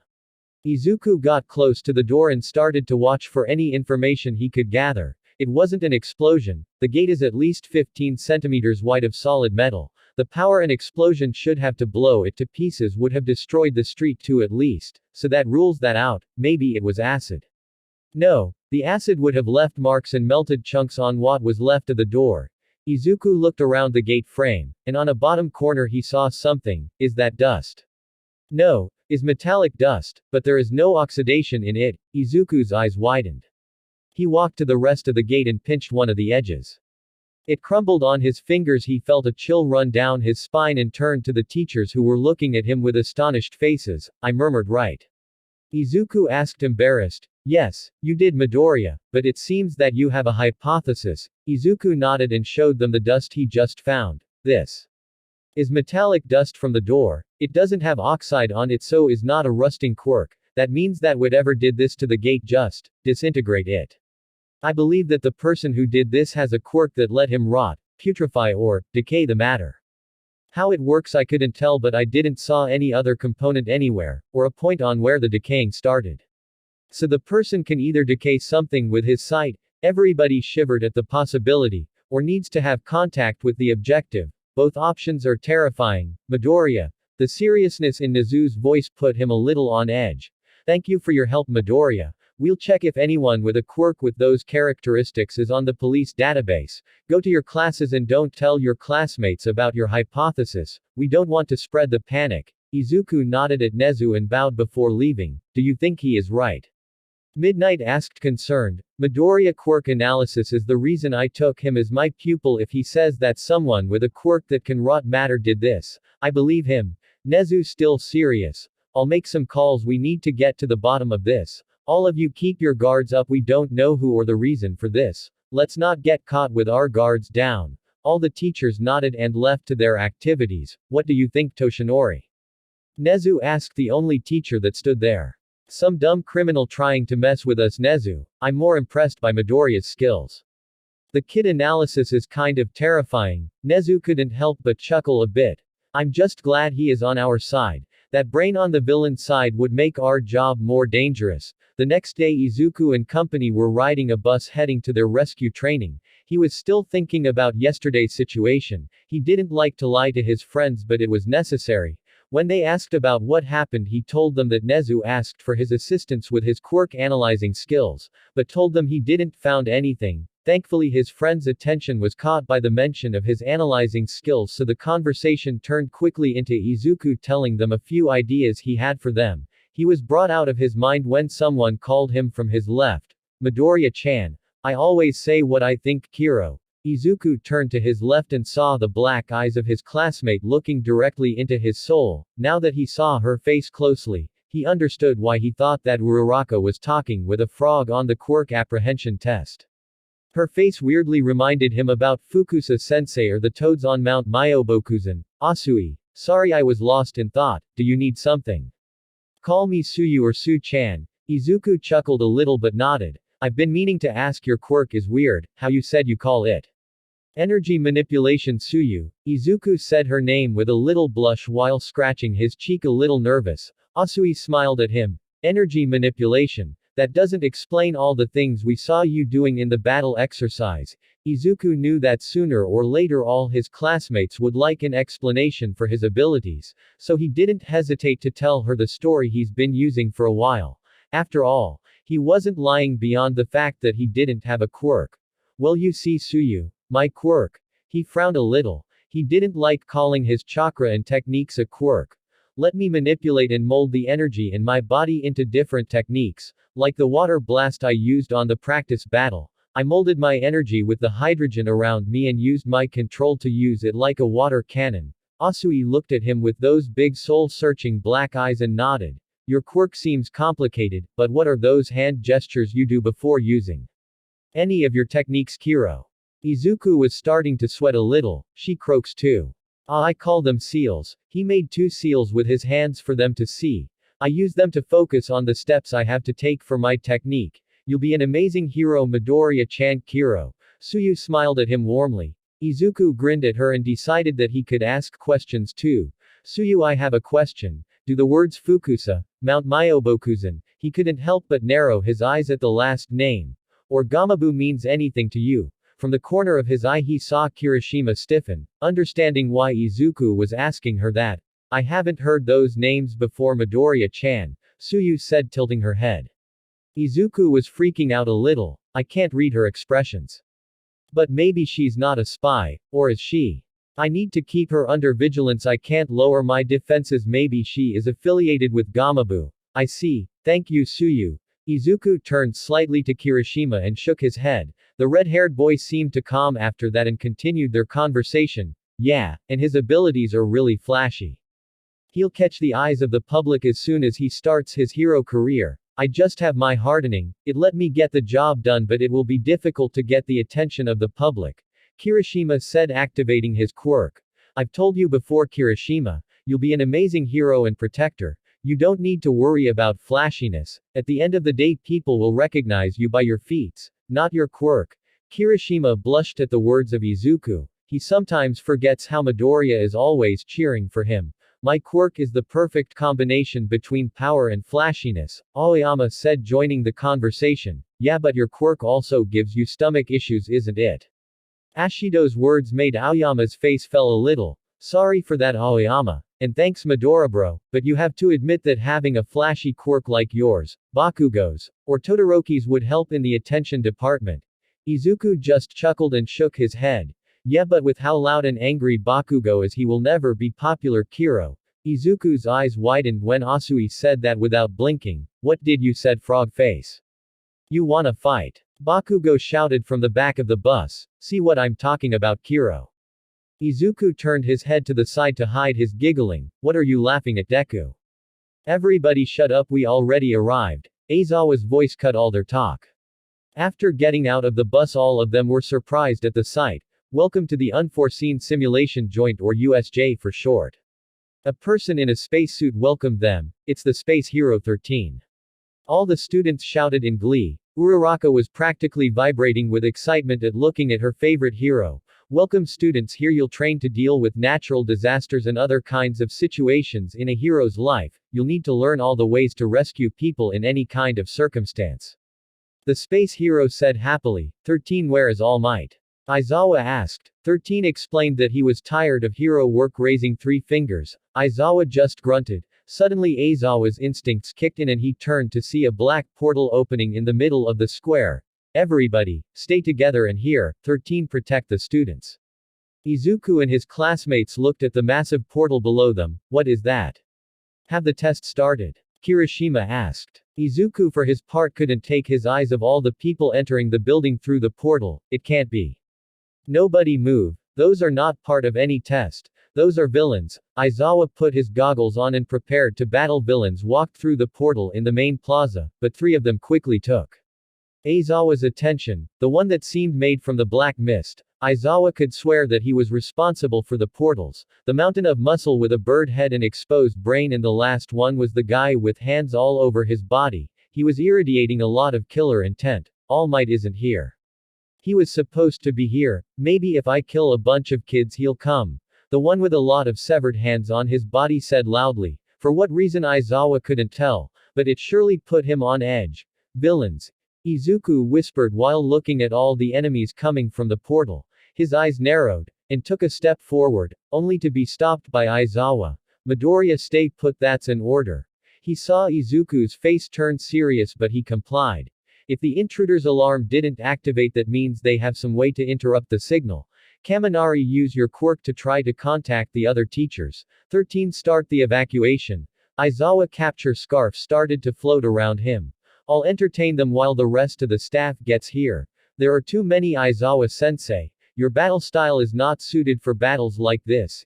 Izuku said through gritted teeth. I told you before, Midoriya. You can't be a hero being a one-trick pony. Izuku looked conflicted and Aizawa knew he needed to tell him something to stop him from jumping behind him.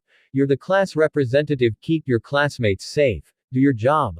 Aizawa prepared to jump to the fray when he heard Izuku whisper at him. I know, but that doesn't stop me from being worried for you. Before Izuku could say anything else, Aizawa was already on the air ready to battle. Izuku saw his sensei start to take care of the villains, knocking them out as quickly as he could. Slamming them against each other or into the floor. Every hit he threw had all his strength in it. He won't last too much if he is using that much energy. Izuku was using all his willpower to not disobey a direct order from his teacher. Midoriya is not the time to analyze the battle, let's get going. Ida's shout snapped Izuku out of his thoughts. He nodded at his friends and started running to the exit, only to be stopped by a massive black shadow that appeared in front of them. You'll not pass from here. Let me introduce us, we're the League of Villains. It may seem presumptuous, but we're here to kill the symbol of peace. All Might, 13. And all the students got on edge after hearing that. It's a shame that he isn't here. Was there a change of plans? A barrage of shurikens and an explosion phased through the black mist villain and exploded behind him, creating a cloud of smoke. A few seconds later, when the smoke cleared, the villain stood there with his narrowed eyes on them. I'm sorry, I forgot for a moment that you're hero students, meaning that you're dangerous for our plans. The villain exploded in a massive black mist. My job here is to scatter you and kill you. Izuku saw it in slow motion, portals opening all around them, separating them into small groups of people. He looked around him and saw that the group he was being teleported with was Tsuyu and Mineta. I can use Haration to get out of the portal, but I'll be leaving Tsuyu with only Mineta as her support, and he doesn't seem like the fighter type. He turned to see the villain once again. Anything he could notice would be useful to his friends that won't be teleported. His eyes narrowed on the metal neckpiece the villain has. Guys, whoever that doesn't get teleported, aim for the metal piece he had on his neck. It's the only solid part of his body. Izuku shouted as loud as he could. The mist villain narrowed his eyes at him again. Be safe, and I'll be back. Izuku growled, finally being consumed by the portal when the light returned to Izuku's eyes. He was falling into a big lake, regaining his stance molded chakra on his feet, and when he touched the water he didn't sink. A water biome. I was teleported with Tsuyu and Mineta. That means they don't know about our abilities. After all, this would be the perfect place for Tsuyu. He turned to see a big fin approaching him at high speed. A nasal voice shouted under the water. Wait, are you standing over the water? Jesus, he was cut by a powerful kick delivered by Tsuyu. That's blasphemous, Kiro. Tsuyu's head turned at him, but certainly is really weird, Midoriya-chan. Izuku couldn't help but chuckle. He heard another splash behind and saw Mineta moving violently on the water. Izuku could see more villains approaching them. I'm taking Mineta out of the water, Midoriya-chan, run to the ship, I'll see you there in a bit, Kiro. Izuku nodded at her, after all she was faster than him in water. They separated, and as soon as Izuku jumped on the ship, Mineta slammed on the floor beside him rather harshly. Did something happen? Izuku asked. Tsuyu's head poked over the railing of the boat. Nothing you have to worry about, Midoriya-chan, Tsuyu said, smiling. Mineta just groaned in pain. Okay, if you say so. Izuku scratched the back of his head and turned serious again. He started muttering to himself. They knew about the class plans. They knew that All Might should be here. Yesterday when the press broke in, it was a distraction. They had everything planned from the begging. Izuku's knuckles went white, his anger rising quickly, but we don't need to worry about that. All Might should be here any moment. He'll put them in their place. Mineta said, punching the air. I don't think they would have come without a plan, Mineta-chan. They must have a plan to beat All Might. Izuku nodded at Tsuyu's declaration. And if what the mist guy said is true, they plan on killing us too. We don't know if we'll survive until All Might get here, and we don't know if whatever plan they have won't stop All Might. Izuku was really impressed at Tsuyu's calm demeanor. Even after thinking about all of that, she didn't seem scared at all. Midoriya, what are we going to do? Wait, what is that sound? Mineta said, shaking Izuku's leg. He turned to the water and noticed that a good amount of villains surrounding them. Tsuyu is right, they want to kill All Might for whatever reason, and if they ventured to make a direct attack on UA they should have a really good plan. But why? What's the reason for an attack with so much risk? Questions for later, I need to take care of this situation first. Izuku sighed and started thinking of a plan. They planned this grand-scale attack but they don't seem to have enough information. Mineta and Tsuyu turned to look at him. They don't know about our abilities. If they did, there is no way they would send Tsuyu here where she makes the best of her quirk. What does that means? Mineta shouted at him. They just planned to take us with numbers, so we can develop a plan using their lack of information at our favor. Izuku said smiling. They're underestimating us, they had us trapped here and they haven't tried to sink the ship or get on the boat. They want to scare us first to make us suffer. How are you so calm saying that? Mineta said, barely containing tears, because I know we can beat them, but first I need to know all the information you can give me about your quirks. Izuku and Tsuyu crouched at Mineta's height to whisper and avoid being heard. After hearing their abilities, Izuku started to develop a plan and a few contingency ones.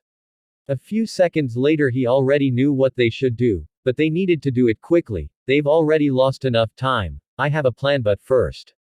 Izuku crossed the index and middle fingers of both hands, making some sort of cross, shadow clone technique. An explosion of smoke made Tsuyu and Mineta close their eyes. When the smoke cleared, both teens looked at what Izuku did and were shocked at the sight. In front of them, 5 Izuku stood around the one who had his fingers crossed. Aizawa-sensei was right, I have a duty as the class representative, and I'm planning to carry on with that duty. Izuku's clones looked as determined as him. Scatter. Help everyone who needs it. And don't let anyone get hurt. His clones nodded and jumped on different directions of the ship. Midoriya-chan, what was that, Kiro? Tsuyu asked with a surprised expression on her face. Or at least what seemed a surprised expression. Another of my techniques. Izuku answered curtly. I would have made more clones, but I don't know how much energy I will need, so I'm playing it safe. Izuku sighed and grabbed his left wrist. Tsuyu, I want to use your tongue to set as many enemies as you can on land. You can be rough. Mineta, you'll use your quirk to keep them trapped together once we put all of them out of the water. Both teens were confused at Izuku's plan. Midoriya-chan, why don't you teleport us away? Tsuyu asked, tilting her head. Because if I do that, these villains will go and hunt for our classmates, and they must have their hands full already. That's why we need to put the villains here out of the equation. And how are we supposed to do that? They won't just let us do that. Mineta asked, waving his arms wildly. Don't worry, Mineta, we're not going to ask for their permission, but you should probably take a step back. Izuku started to gather chakra on his left hand and whispered, Chidori, what are you? Wait, what is that sound? Mineta jumped back frightened when out of nowhere lightning appeared on Izuku's hand. What is that? He'll use it on the water to electrocute all the villains, Kiro. Tsuyu whispered. Mineta-chan, prepare yourself. As soon as Midoriya-chan attack reach the water, I'll take us both to land to start our part of the plan. She turned to Izuku. Are you going to be okay, Midoriya-chan? Don't worry about me, Tsuyu. As soon as I'm sure that all of them are unconscious, I'll help you to pull them out of the water. Tsuyu nodded at him. Well, let's make this quick, we have to return with our friends. Izuku jumped to the board of the ship and took off running on its side before any of the villains could understand what was happening. Izuku's left hand sank on the water. Chidori. Electricity surged through the water, electrocuting all the villains surrounding the ship. The villains' screams died down. A few moments later it seemed that his plan worked and all of them were knocked out. Izuku just hoped that he hadn't overdone with that attack. He was brought out of his worry when a tongue started to drag the villains out of the water. Taking a kunai from his back pouch, he threw it in front of Mineta, who jumped back and raised his arms in the air. I surrender. Izuku sighed and decided that he needed to talk to the small boy later. Just prepare to gather them, Mineta. Start putting your quirk on their hands and legs. Izuku didn't wait for an answer and run to the closest villain. He put his hand on his shoulder and 2 seconds later Izuku teleported him to his kunai. He heard another scream from Mineta but ignored it. I keep needing 2 seconds to teleport someone. I need to train more to make it as quick as when I teleport myself. He shook his head and put his mind on the situation at hand. A few moments later, with his and Tsuyu's efforts, all the villains were out of the water. Izuku looked around one last time and after making sure all of them were out of the water, he teleported to his classmates. Good job, guys. How are we going with the restraints, Mineta? The poor boy jumped again, frightened. You need to be calmer, Mineta. You're not going to do a good job if you keep getting scared at everything. That's not the issue here, Midoriya. How are both of you so calm on this situation? Mineta shouted. Izuku sighed and walked past him. He looked at the small boy's job. Even if Mineta was scared, he did a good job restraining the villains. He pulled a scroll from his pouch. Better safe than sorry, he thought. Tell me, Mineta, why do you want to become a hero? Izuku didn't turn, he just unrolled his scroll and started wrapping the villains with it. What? Mineta asked, confused. Why are you here? What are your motivations for this job, Mineta? Izuku finished wrapping the villains. Then he pulled a red tag and put it over the wrapping scroll. I want to be popular and be loved by everyone. Suyu shook his head after seeing the perverted face of Mineta. I want that all the girls to fall for me. Mineta said proudly. Seal, Izuku whispered and the scroll tightened. That's the only reason for you to be a hero. Izuku said, turning with a serious face. Mineta just looked at him questioningly. Mineta, let's be real for a moment here. Your ambitions are stupid. If you want to get popular, there are many other ways to do it. Mineta, please consider why are you here, because being a hero means putting your life on the line daily. Situations like this one will appear regularly, and if you are scared all the time, you will not only put yourself but the people who you're supposed to save in danger. And don't misunderstand, please, I believe that with hard work and dedication you can become an amazing hero. But you need your priorities in order for this job. Izuku turned and started walking. We lost enough time here, let's go. Izuku took off running, leaving behind a shocked Mineta and a smiling Suyu. He sees something in you that I don't, Mineta-chan. Don't disappoint him. Suyu dropped to the ground and started jumping in Izuku's direction. You should listen to the boy. He seems to have a good head on his shoulders. A trapped villain said out of nowhere, scaring Mineta, who took off running behind his classmates. Maybe if we had someone like him when we were young, we shouldn't be in this situation. The same villain said sadly. Shut up. Another villain said from the trapped pile. Izuku felt two of his clones disappear. His chakra coming back intact meant that his help was not needed. Nice, a little more chakra would be useful. He kept running when an explosion took his attention. That came from the main plaza. Aizawa-sensei. Izuku thought, worried, and stopped in his tracks. Why did you stop, Midoriya-chan? Suyu asked behind him. Aizawa-sensei is fighting over there. He gathered a lot of attention, Kiro. Yeah, and that worries me. He may have said that he is alright, but he must be running on fumes by now. Mineta joined them by that point. Wait, Midoriya, I know you're strong, but you're not planning to go there, right? Mineta seemed really worried. If they have something against All Might, don't you think it will work on Aizawa-sensei too? That scared Suyu and Mineta. If you keep walking that way, you'll surround the fighting area and end on the front door. Try to get out as soon as possible.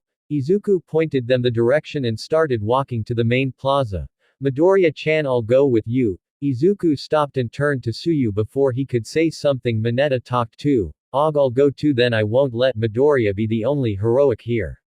You really don't have to, guys. This will be dangerous. Suyu smiled at him and put a hand on his shoulder. You just said that this is our job. Putting our lives on the line. Izuku shook his head, smiling. Me and my big mouth, he said, sighing. Let's just try to help as much as we can and try to not interfere directly. Suyu, use your tongue to pull their legs. Mineta, stay as far as you can. And throw your quirk to trap as many villains you can. It was a simple plan, but he just wanted to take as much weight as he could from his teacher. They took off running at the plaza when a question formed in his head. Wait, why didn't you ask me about what I would do? Suyu and Mineta looked at each other, then looked at Izuku. Midoriya, we saw you duplicate and pull lightning out of nowhere. We don't need to ask to know that you'll do something crazy. Mineta said, exasperated. Kiro. Suyu croaked happily. Izuku chuckled but said nothing. He knew they would ask more about his abilities later, but he'll cross that bridge later. Right now he had a teacher to help. When they arrived at the plaza, they couldn't hide the amazement at what they saw. Dozens of villains were knocked out around, and they saw another villain join them when Aizawa landed on his face. He seems really tired. Izuku turned to Mineta, who was a few meters away hidden on a bush, and nodded his head at him. As stealthy as Mineta could, he started throwing his quirk balls at the fallen villains, restricting them on the floor. A quick movement to his right returned his attention to his teacher when one of the villains ran at high speed to attack his teacher. That villain seems to be the boss. His killer intent is suffocating. Izuku saw his teacher avoid the right hand of the villain and deliver a powerful elbow strike to his stomach, only to be stopped by the villain's left hand. He heard the villain mutter to his teacher. When you move really fast is not easy to notice, but when you stop using your quirk, your hair goes down. Izuku saw Aizawa's face turn into a one of pain, and after a while, the time you have to use your quirk decreases quickly. Izuku's blood ran cold when he saw what was happening. Aizawa's elbow was turning into dust. Suddenly all clicked in his head. He was the person that destroyed the front gates. That was the villain with the decaying quirk. He needed to take his classmates out of there quickly. The situation was more dangerous than he thought. Izuku used his head to signal Mineta to fall back. The small teen seemed to understand quickly and retreated on the bush. He turned to Suyu, but the poor girl was petrified in spot. A loud sound reverberated on the battlefield, and when Izuku turned to see the source of that, he saw the massive bird-headed creature slam his teacher face to the ground.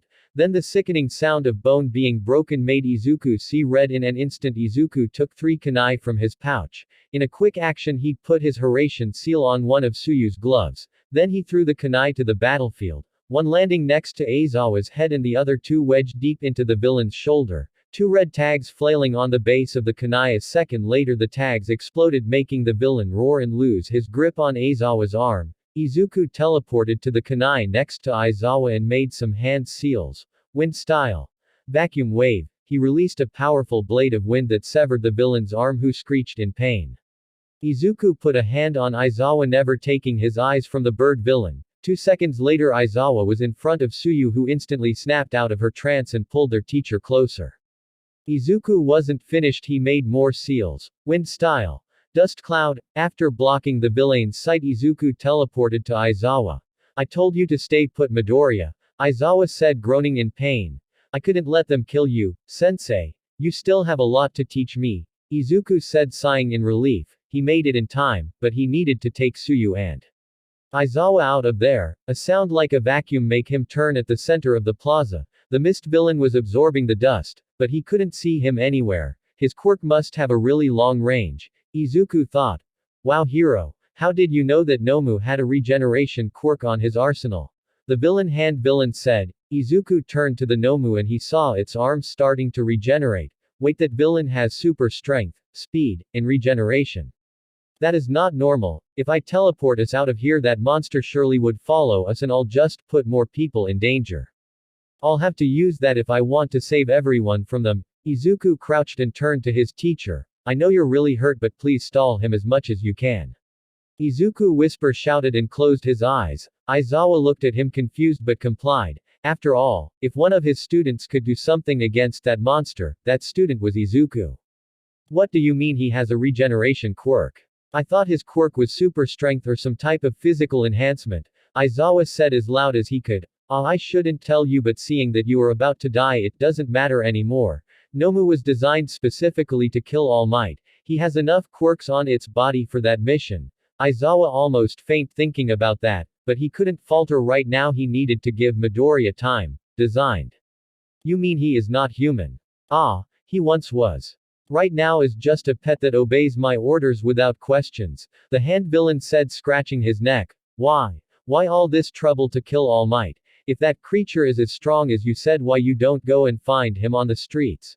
Before the hand villain could respond, the black mist villain appeared next to him. Shigaraki Tamura, Kurogiri, did you kill 13? I put him out of commission, but one student made it pass me. Shigaraki started to scratch his neck wildly. Kurogiri, if you weren't my ticket out of here, I would kill you. Aizawa saw Shigaraki stop scratching his neck. We won't be able to win against dozens of pros. It's game over this time. He turned to Aizawa. You were making time, don't you? You knew one of your students escaped and made me lose time. I didn't know that, but I hoped that they called reinforcements. Aizawa smirked. So you made me monologue. It doesn't matter, we lost this level, but before we leave, let's kill some of the students that are the pride of the symbol of peace. Nomu, the creature practically materialized in front of them. Aizawa couldn't do anything but look at the powerful punch aimed directly at his students. He closed his eyes and braced himself for the impact, begging for a miracle, when a powerful gust of wind pushed them back and made him open his eyes. In front of him stood Izuku in a defensive position, and on top of the monster were more Izukus. 5 Izukus were stopping the blow of the beast, 2 holding its right arm, 2 its left one, and the last one was pulling its neck. Aizawa's eyes widened at the surreal scene. Suddenly the Izuku in front of him shouted, Sage Art, Rasengan. The attack slammed against the creature's stomach, dealing a devastating strike. Aizawa and Suyu were pushed back a little from the force of the attack. Izuku roared and pushed the attack further, sending the Nomu flying back. Thank you for buying me time, sensei, you can rest now. Suyu, take care of Aizawa sensei. If you see an opportunity to escape without being detected, use it. I'll take care of them for as long as I can, Izuku said calmly before turning around and smile at them. Both teacher and sensei eyes widened in surprise. Suyu could say that she enjoys getting to know special people. That was one of her goals when entering UA, and she could happily say that she has already done it, getting to meet Midoriya Izuku, a boy with a weird quirk that seemed extremely versatile for a name as vague as energy manipulation. If she had to describe him in the short time of knowing him, she would say that he was inspiring, hopeful, determined, and passionate. She also liked to look at the faces of the people that interested her. After all, her face couldn't show a lot of expressions. And in the short time she has known him, she has seen a lot of faces on Midoriya Izuku.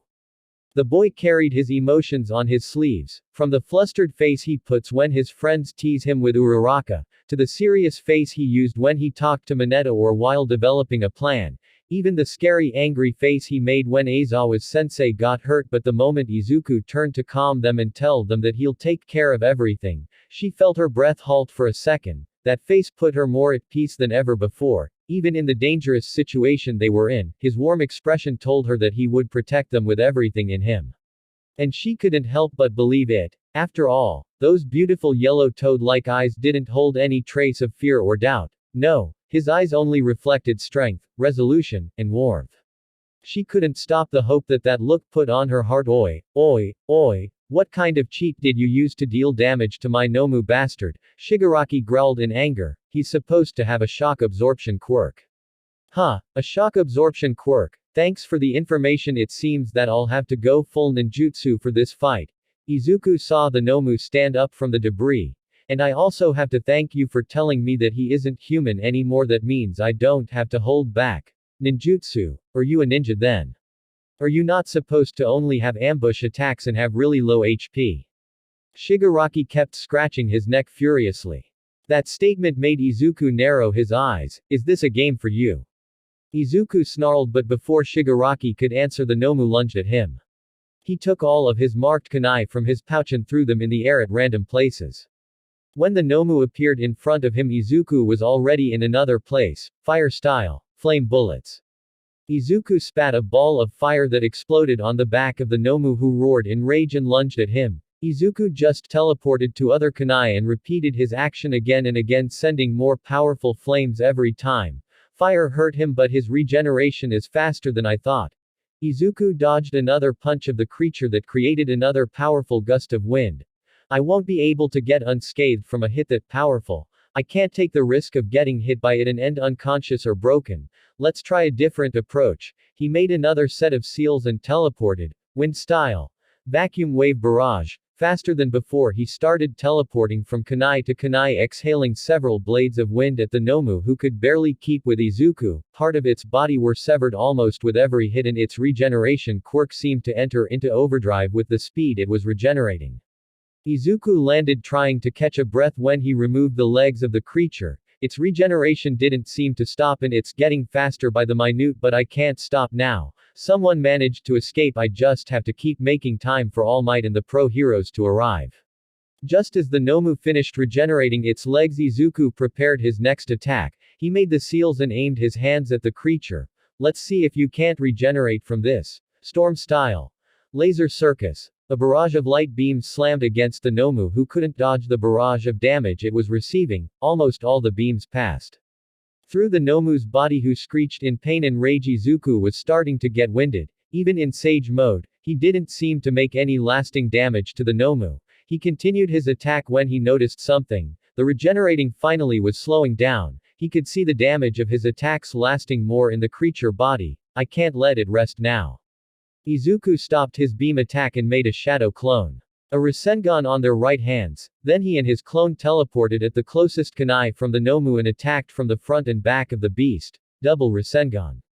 The creature screeched and delivered a backhanded punch to the Izuku on his back, who exploded in smoke. The real Izuku roared and pushed the Rasengan to blast back the Nomu, who finally looked like it was stopping. All the quirks had their limits. It seems that his regenerating one reaches its limit. Behind him, Shigaraki and Kurogiri were speechless since the battle started. The kid was pulling powerful quirks out of nowhere, at least powerful enough to bring their triumph card to a deplorable state. Kurogiri, let's kill the cheater. If we let him level up, he'll be a problem in the long run. Kurogiri nodded and opened a portal next to Shigaraki and another next to Izuku, who was catching a breath. Before Shigaraki could put his hand on the portal, it disappeared. What the hell? Shigaraki turned to see Aizawa deactivating Kurogiri's quirk. Eraserhead, you're really cool. It makes me mad, Shigaraki growled, but suddenly an idea popped into his mind. He was grinning wickedly at Aizawa. Your student is really fast and powerful, but do you think is fast enough to save you?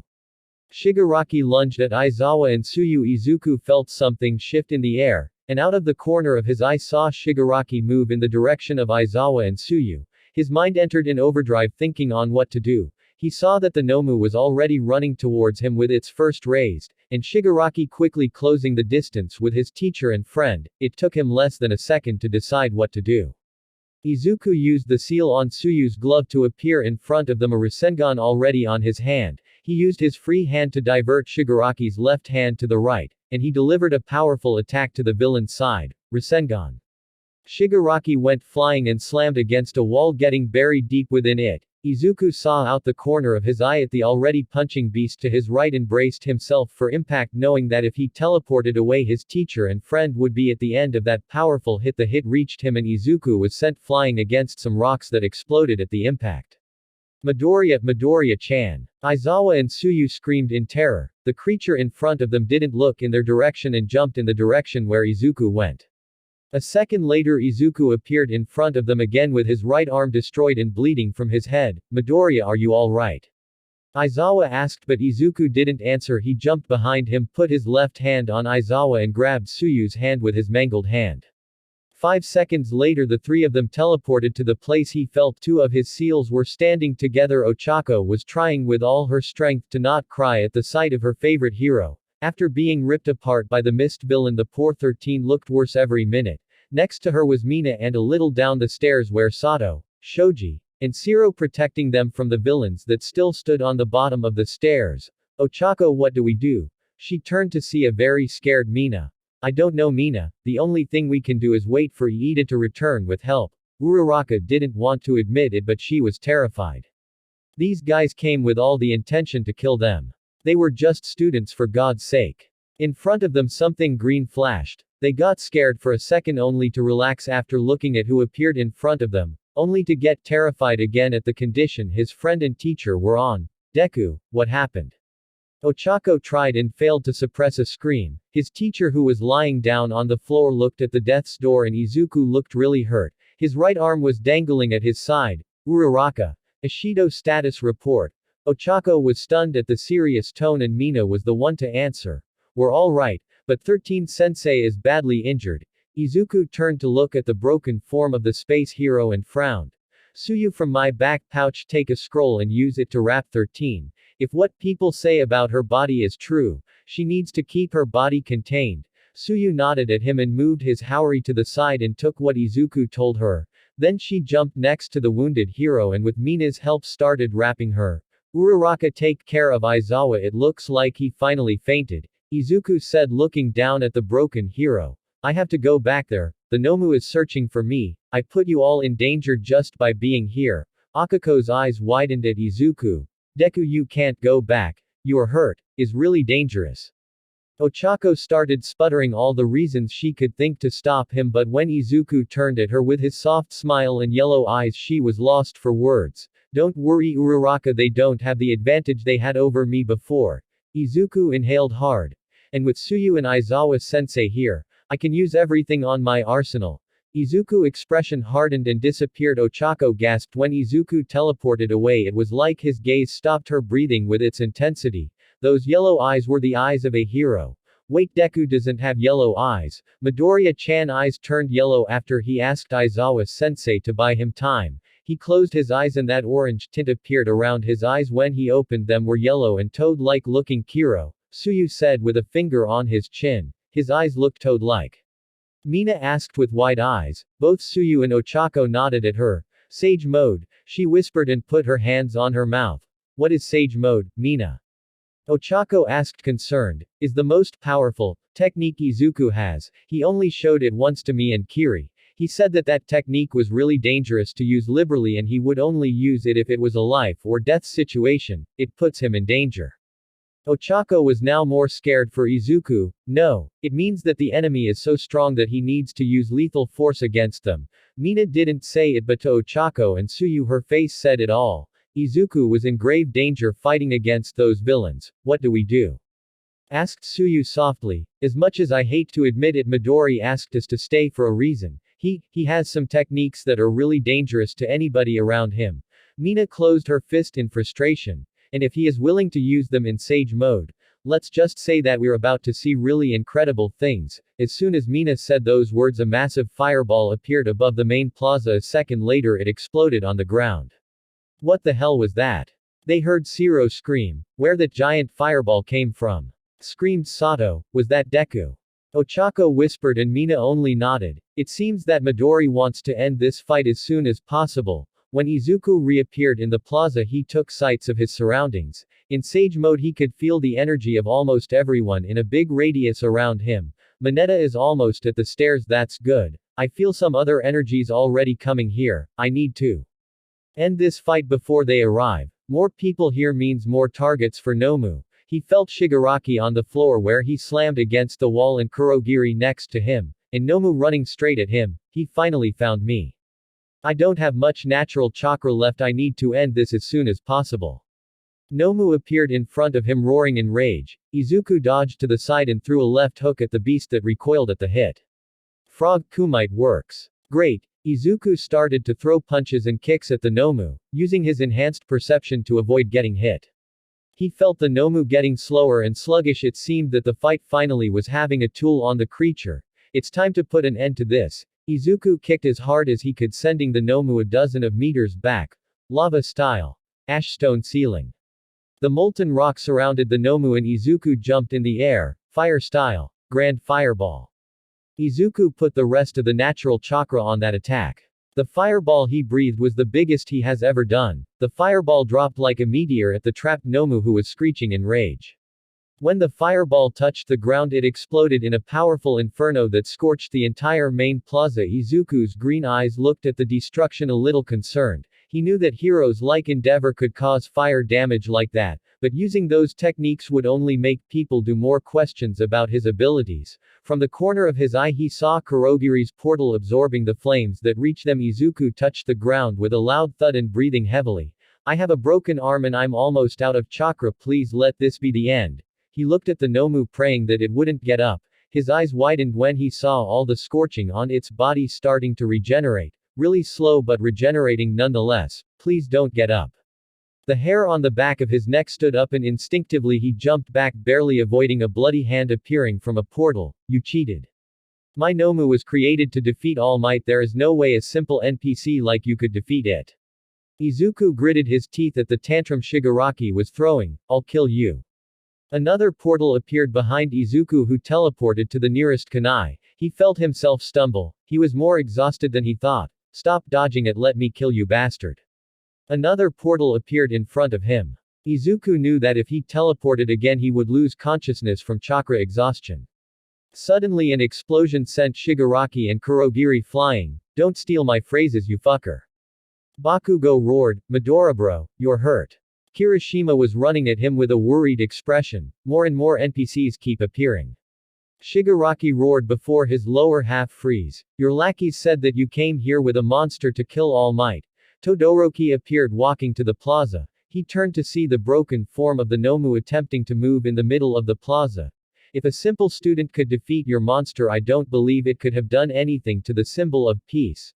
Suddenly the door of USJ slammed open, revealing a very angry-looking All Might. I was on my way here because I felt something was wrong when I found young Iida running at top speed asking for help. I'm sorry for the delay, but everything is all right now. Why? Because I'm here. Izuku turned to see his idol and finally let himself relax. His job was done. All Might dashed down the stairs and knocked down a few villains that were on his path before putting himself in front of Izuku, protecting him. I'm sorry you got hurt, young Midoriya. I lost track of time while patrolling. Please accept my deepest apologies. All Might voice sounded strained. You're here now. All Might is all that matters. Izuku could feel himself fall to the floor, his exhaustion getting the best of him, but Kirishima was there to put Izuku's good arm over his shoulders. Shigaraki started throwing a tantrum on the other side of the plaza. Whatever is game over. Nomu is done, and the green cheater bastard must have broken something inside me because I keep spitting blood. Game over Kurogiri, take us out of here. The mist villain nodded and started to use his quirk. You won't escape villains. All Might lunged at them only to be intercepted by a very charred and broken Nomu. What is this? Izuku's eyes widened. He saw the monster was regenerating and it certainly looked less damaged, but its body still was completely destroyed. His purpose was to kill All Might. Maybe looking at him here made his body move even if it's nowhere near fighting condition. All Might punched the monster that was sent flying against a wall. The creature ceased his movements again, then turned to face Shigaraki and Kurogiri, but they were nowhere to be seen. Crap, they escaped! Exclaimed an angry All Might. All Might, there are still a lot of villains roaming through the USJ, please help my classmates, Izuku said, and All Might just nodded before jumping into action. Izuku sighed in relief and let himself relax, being held by his best friend. 5 minutes after the arrival of All Might, the rest of UA staff appeared and started to apprehend all the villains that roamed the massive building of USJ. Izuku's eyes opened in the infirmary. Whining at the lingering pain of his body, he turned to his right and saw Recovery Girl writing something on her desk. He sat on the bed trying to regain his bearings, wondering when he fell asleep. His eyes widened when everything that happened flashed through his mind. Recovery Girl, how is Aizawa-sensei? Izuku asked, concerned. Ah, Sonny, you startled me. The poor nurse jumped a bit on her chair. Aizawa is fine. He has a broken arm and face, but thankfully his brain had no damage. Boy, he does have a thick skull. Izuku sighed in relief. His teacher was in a really dire situation when he decided to act directly. What about you, Sonny? Are you feeling alright? Recovery Girl walked with her cane at him, checking his right arm for any problems. Yeah, I felt really good. Thank you. Your quirk is really a blessing, Recovery Girl, said nurse, just nodded after checking his arm. Your arm seems healthy. Is really late, you should get home, Sonny. Izuku nodded and accepted the gummies the pro heroine gave him. Thank you so much for taking care of me, Recovery Girl, I'll see you later. Or not, honestly I don't want to end in the infirmary again, but that doesn't mean I don't want to see you or talk to you, I'm really a big fan. Recovery Girl just chuckled and ushered him out of her infirmary. Izuku walked out of the school smiling at what happened today. He faced real villains and protected his friends and classmates from them. He couldn't help but grin at the feeling. I almost feel like a hero. Izuku knew he's still a lot to learn and that what he did was stupid and dangerous, but in his heart, he felt at peace. He was proud of his actions. Deku, you're finally out of the infirmary. Izuku was pulled out of his thoughts by Uraraka's voice. He looked up to see all his friends waiting for him: Kirishima, Ishido, Iida, and Uraraka waited for him. Hey guys, you didn't have to wait for me, he said, walking faster to reach his friends. Of course we had to. Midori, you were hurt fighting a monster. Tsuyu told us everything that happened. Mina exclaimed. Yeah, Midori bro, she even told us you had to use Sage Mode to fend off the villains.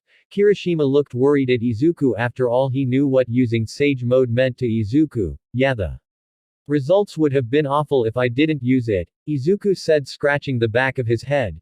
Deku, what is that Sage Mode you talk about? Ishido just told us it's something you would only use in a life or death situation.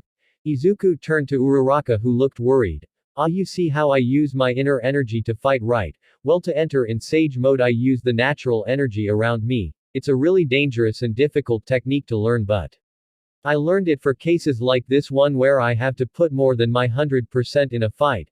Uraraka seemed to want to know more about it but decided not to ask. I still don't understand how your quirk works, Midoriya, Iida said, and Izuku just chuckled. He felt bad not telling them about his abilities, but he knew them for less than a week. For some reason, he really wanted to tell them. Soon, but not today. Izuku's group started to walk to the station. Their jokes and teasing made their travel really light. Nezu and All Might in his skinny form were watching the videos of the USJ in the principal's office. Apparently the quirk they used to disturb their communications didn't affect the recording function of the cameras. Both were surprised looking at the amazing power display of Izuku. That young man is an amazing fighter and his quirk is really something else. I still don't understand how he manages to do all that with energy manipulation, and I'm not even talking about that weird power-up he pulled out of nowhere. All Might was entranced looking at the fight from Izuku and the huge arsenal of techniques he seems to have. Still, there is something that worries me. All the techniques as he calls them. It doesn't sit well with me as like looking at him throwing quirks left and right. Nezu couldn't help but chuckle at All Might worries. Don't worry Toshinori, his abilities are nowhere the same as him. Nezu learned about Izuku's chakra over the last year when he had sessions with him. Midoriya's abilities are something earned through hard work and study. Please don't doubt the kid. Nezu said, not taking his eyes from the video. You seem to know about his abilities, Nezu. Yeah, but I won't tell you about them. That's Midoriya's secret to share. And while I may know about them, I've never witnessed them at this level. Suddenly the part where Midoriya got punched by the Nomu appeared on the video. Nezu used all his willpower to not growl. Over the past year, he grew fond of the young man. It's him, All Might whispered out of nowhere, and Nezu finally took his eyes away from the recording. He is the one, Toshinori. Rewind the video please. Nezu nodded and used the panel on his chair to rewind it. There. Play it from there. The video showed Izuku slamming one of his techniques on the side of Shigaraki and then getting punched by the Nomu. Why are you making me watch this again, Toshinori? Do you like seeing your students getting hurt? Please don't make me fire you. What? No, no. Look at that. Young Midoriya could have avoided the hit easily. He could have teleported away, but he took it because if he dodged, Aizawa and young Asui would have received it. Toshinori smiled. You can see it clear as day. The moment he saw Shigaraki move, he knew that he was about to get punched by that monster. He didn't even take a second to make a decision. He saw the person about to be hurt and acted. Nezu rewind the video again, putting more attention to Midoriya, and smiled proudly at his pupil. Toshinori was right. Izuku knew he was going to get hurt or worse and still received the punch for his teacher and friend. He showed us the most important quality of a hero, Nezu. The nobler quality a hero could have: self-sacrifice. Toshinori was on his feet now. You want to make him your successor, isn't it? Nezu asked smugly. I want to ask him about it. With his abilities, gut, and brains, he'll be easily the next symbol of peace. You really have no idea about anything of the kid, Toshinori. He won't be the next symbol of peace. He would be better, Nezu thought. Well, you can tell him tomorrow after classes then, Toshinori. All Might nodded excitedly. What would you do, Midoriya? Nezu thought, smiling to himself. Coming back from their little break after the attack of the League, the students were again in their classroom talking about everything that happened. Hey guys, did you see the news yesterday? All the class appeared on TV for a moment. I was pretty excited even if I didn't highlight. Hagakure said, pouting. At least that was what everyone thought she was doing. That's true, Shoji said. Ojiro flinched a bit and tried to cheer up Hagakure. Well, is really difficult with your costume, yeah that. He heard Hagakure pout and chuckled nervously. Yeah. All the channels made a lot of fuss about that, Kaminari said. I mean, it's pretty obvious that they would make a big deal about that. The hero course that made the top-ranking heroes in Japan suddenly got attacked. Of course that's going to bring a lot of attention. Kyoka explained. We were really lucky that the teachers arrived so quickly. I don't know what would have happened if they didn't make it on time. Hanta sighed.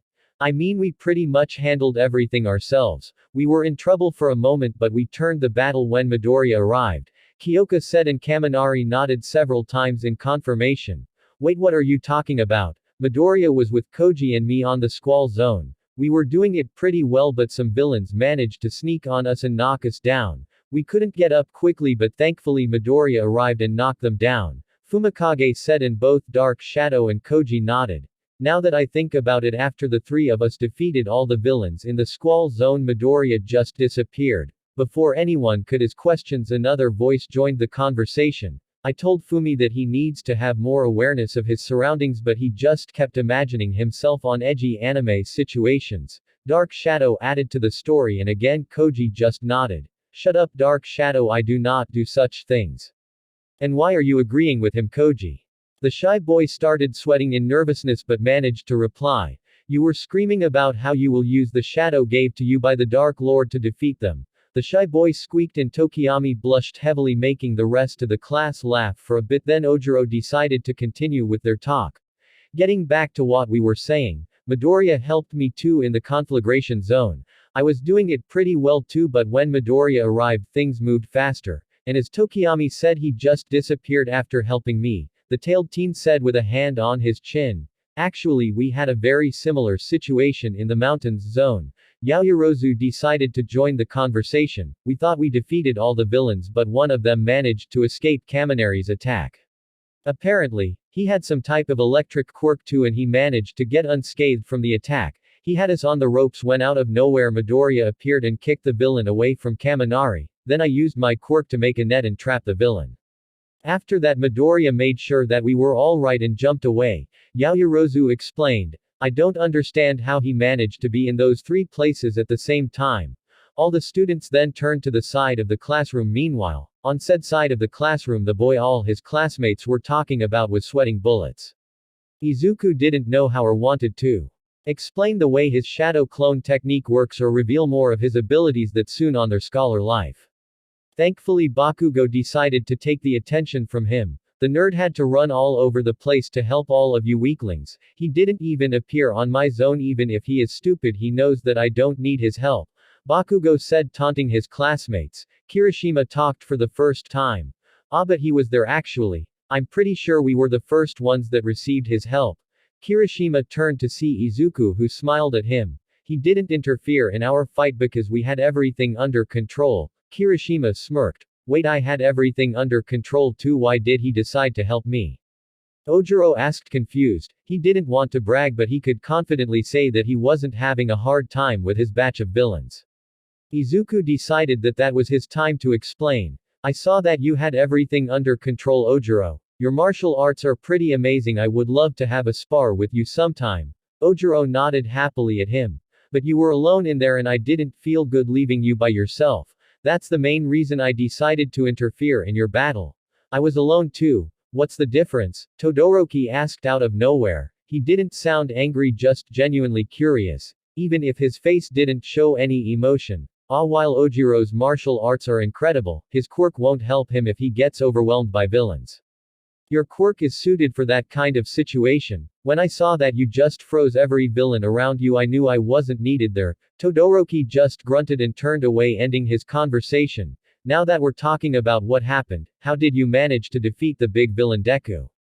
Uraraka asked him. You seemed pretty rough when you teleported Aizawa-sensei and Tsuyu. The bastard shouldn't have been that strong if Deku killed him by himself. Bakugo growled and narrowed his eyes at Uraraka when he heard her using that nickname. The villain was extremely powerful and dangerous, so please refrain to even suggest that Midoriya-chan isn't strong. Kiro, Tsuyu said, defended Izuku. Remember that the villain you're saying is weak. Put Aizawa-sensei in a critical condition on the hospital. Bakugo growled at her, but before he could say anything, the door of the classroom slammed open, revealing a fully bandaged Aizawa. Aizawa-sensei. Almost all the students shouted in surprise. Shouldn't you be resting, sensei? Izuku asked, concerned. I don't have time to rest, Midoriya, and neither you.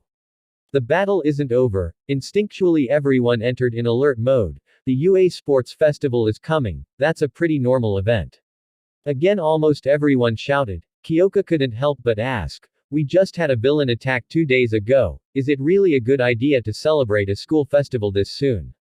What would happen if they decide to attack again with all the civilians there? Ojiro asked, concerned. The principal and school board are trying to show the world that the attack we received didn't shake UA. They want to show the world that the foundations of the school are as solid as ever. Aizawa explained them. And the security will be 5 times stronger than other years, so you don't have to worry about that. It's just a sports festival. Is really that important? Mineta asked, shaking a little. Remember, UA Sports Festival is one of the greatest events on Japan, at the level the Olympics used to be. We won't let the world believe that a simple villain attack can cancel an event as big as that. And the biggest pro heroes would be watching us for recruiting. Izuku added. In the long run it can help to get a job as a sidekick. Exactly, being scouted by a big agency will help you. With experience and popularity. Remember, your time here is limited, so make the best you can of this event. Prepare yourselves with everything you have. After that, the class ended, leaving all the students either excited or worried about the coming event. Izuku and his friends were walking to the cafeteria, all of them showing different levels of excitement about the sports festival. I can't wait for the sports festival to start. All the events. All the battles, it'll be the manliest event of all time. Kirishima said with his arms on the air. I can't help but feel the same, Kirishima. This is the time to show the world that we're the best of the best. Iida said, chopping his arms wildly. Izuku couldn't help but chuckle at his two very excited friends. Guys, let's give our best at the festival, Uraraka said, irradiating competitive aura. What is going on? Akiko's pretty face disappeared. Ashido said, confused. I'm going to do my best, guys. Uraraka said, pumping her right arm on the air. Ochako-chan, your personality is all over the place, Kiro. Suyu said, tilting her head. Now that I think about it, I've never asked you, Uraraka. Why do you want to become a hero? Izuku's question changed Uraraka's personality again from a determined one to a very shy and sheepish one. Ah. Well, you see, Deku. Uraraka started to scratch the back of her head. And it changed again, Kiro. Yeah, but her pretty face is back, so everything is all right. Ashido nodded solemnly. Well, you see, guys, I'm trying to become a pro hero to get money. The entire group halted suddenly, the shock written on their faces. I know it's not the best reason to do it. But I want to help my parents as much as I can. Seeing the shock turn into confusion, she decided to elaborate. My parents have a construction company, but we haven't had enough work lately. To put it simply, we're close to bankruptcy. Izuku interrupted her. And if you get a license, you could use your quirk to help your parents on their company and reduce the costs of all the heavy machinery. Uraraka nodded at him. Yeah, that was my first plan, but my parents wouldn't let me. They told me that I should follow my dreams. That's the reason for me wanting to become a pro hero. To earn a lot of money and finally let my parents have the life they deserve, she said with determination. Bravo, Uraraka, bravo. Iida shouted while clapping. You're so manly, Uraraka. I know you will do it. Kirishima exclaimed, wiping the tear off his eyes. You're the sweetest person in the world, Ochako. We don't deserve you.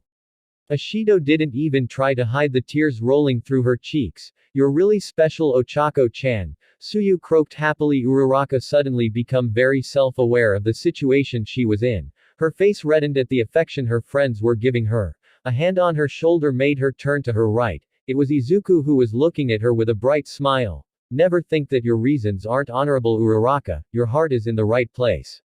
I don't have doubt in my mind or heart that you'll do it, and I will be happy to help you whenever you need it. Uraraka blushed hard and nodded.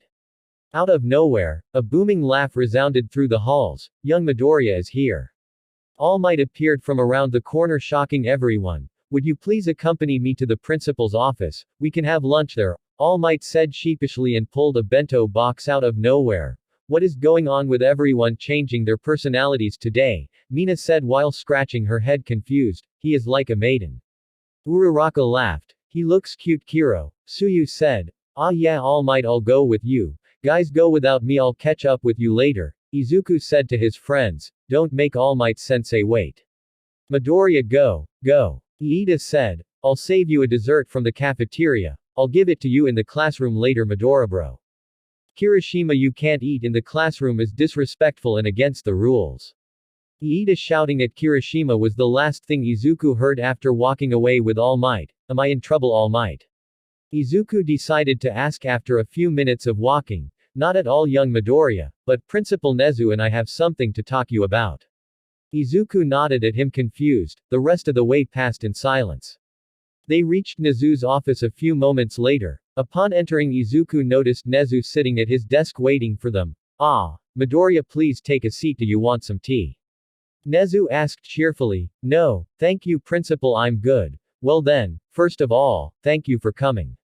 I know this took you by surprise, but this is an important meeting. Izuku nodded at Nezu. First things first, I want to congratulate you for your amazing performance in the USJ attack and thank you for saving Aizawa and keeping your classmates safe. The principal bowed her head a little. If you hadn't taken action there, I fear the outcome wouldn't have been as favorable as it was. So please accept my deepest gratitude. Please raise your head, Nezu-sensei. I did my job, nothing else. As a class representative, my job is to take care of my classmates. And as a hero student, my job is to save everyone I can. You don't have to thank me for that. Izuku smiled at his sensei. You keep making me proud, Midoriya. I'm grateful to have you as my pupil. Izuku beamed after hearing that. And your actions seem to gather the attention of Mr. Number 1 hero over here. He has a proposition for you. Izuku turned to All Might. The mountain of a man nodded at him and sent him a thumbs up.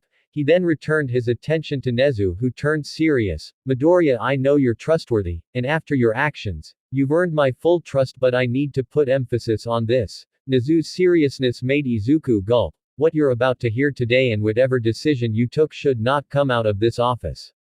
Do you understand? I understand, Nezu-sensei. You have my word that I won't say anything. Nezu nodded at him and then turned to All Might and nodded again. Izuku didn't know what he should expect after hearing the seriousness on Nezu's tone, but he was pretty sure that seeing All Might start to deflate wasn't even on the list of what to expect. To Izuku was something out of this world. The mountain of muscles deflated and deflated. It didn't stop until an extremely thin man stood in front of Izuku in the place All Might should be. I don't understand, was the only thing Izuku could think. Who are you? It's me, All Might, young Midoriya. The skinny man said with All Might's voice. Have you ever seen how someone on the pool forces his posture to look more buffed? My battle form and normal form follow the same concept. That's a really weird analogy, but I understand how you do it. What I don't understand is the reason. Izuku nodded, still uncertain. All Might turned serious and opened his button-up shirt to reveal a massive wound on his left side. Izuku couldn't stop his eyes from widening. 5 years ago I received this from an enemy. One of my lungs was destroyed along with my stomach. My body started to fail me after all the surgeries I needed to survive. After my recovery, I can only maintain my battle form for around 3 hours a day before getting exhausted. Izuku didn't know what to say after hearing that. He tried to think about what happened 5 years ago. 5 years ago, you fought against Toxic Chainsaw, but you didn't seem to have problems to beat him. You did your homework, young Midoriya. All Might chuckled. Exactly. A lowly thug like him couldn't hurt me like this. No, this was a villain hidden to the public. A villain so powerful and evil that for the sake of peace we needed to kept him as a secret. Izuku's mind couldn't even begin to imagine the power of a villain that powerful. Powerful enough to put a hole on the symbol of peace. I see, but why tell me all of this? All Might nodded at Nezu and the principal pulled a remote from his desk and after pressing a button a screen lit up. It showed his battle against the Nomu, more precisely when he got punched by the raging beast. Izuku couldn't help but flinch and hold his arm, feeling the ghost pain on it. What do you thought in that moment, young Midoriya? We've seen what you can do. You could have easily avoided that attack. Without hesitation, Izuku answered. If I teleported away, Aizawa-sensei and Tsuyu would have received that hit. I just couldn't let that happen. All Might smiled at him and nodded. And your body just moved on its own. Izuku nodded and All Might's smile widened. Young Midoriya, the story of the greatest heroes always start the same way, with their bodies moving without thinking. Izuku smiled at him with his chest filled with pride. I've noticed your capabilities to be a great hero since that incident a year ago with the sludge villain, and then at the entrance exam you only reaffirmed something I told you before. You'll be an amazing hero. The way you saved your peers left me amazed for a few days. And finally at the USJ, you showed us the best quality a hero could have, a self-sacrificing heart. Young Midoriya, since the day I meet you, you have managed to surprise me more and more every time. That's why I deem you worthy of inheriting my power, young Midoriya. I want you to be my successor. Izuku's world halted. Pride turned into confusion with a few words, inherit your power. Izuku whispered, I don't understand, All Might. The press and the people have a lot of theories about it, but none of them are close to the reality. My power was bestowed on me by my sensei many years ago. I inherited this sacred torch to make the world a better place, and I want you to be the next holder of the torch, young Midoriya. The quirk I inherited lets you transfer power from holder to holder. It's called One for All. All Might said, clenching a fist in front of him. One for all, Izuku whispered, completely shocked. That's right. One person cultivates and makes it grow, then it transfers it to another person to make it even stronger. This power was made to help anyone who needs a hero. I don't understand why you would give me something like that.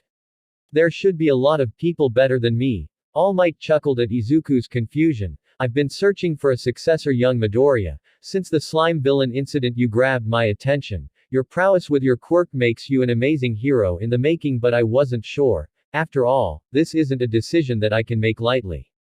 But after seeing your actions in the USJ, I just knew you were the perfect person to inherit my power. You not only have amazing control of your quirk and abilities.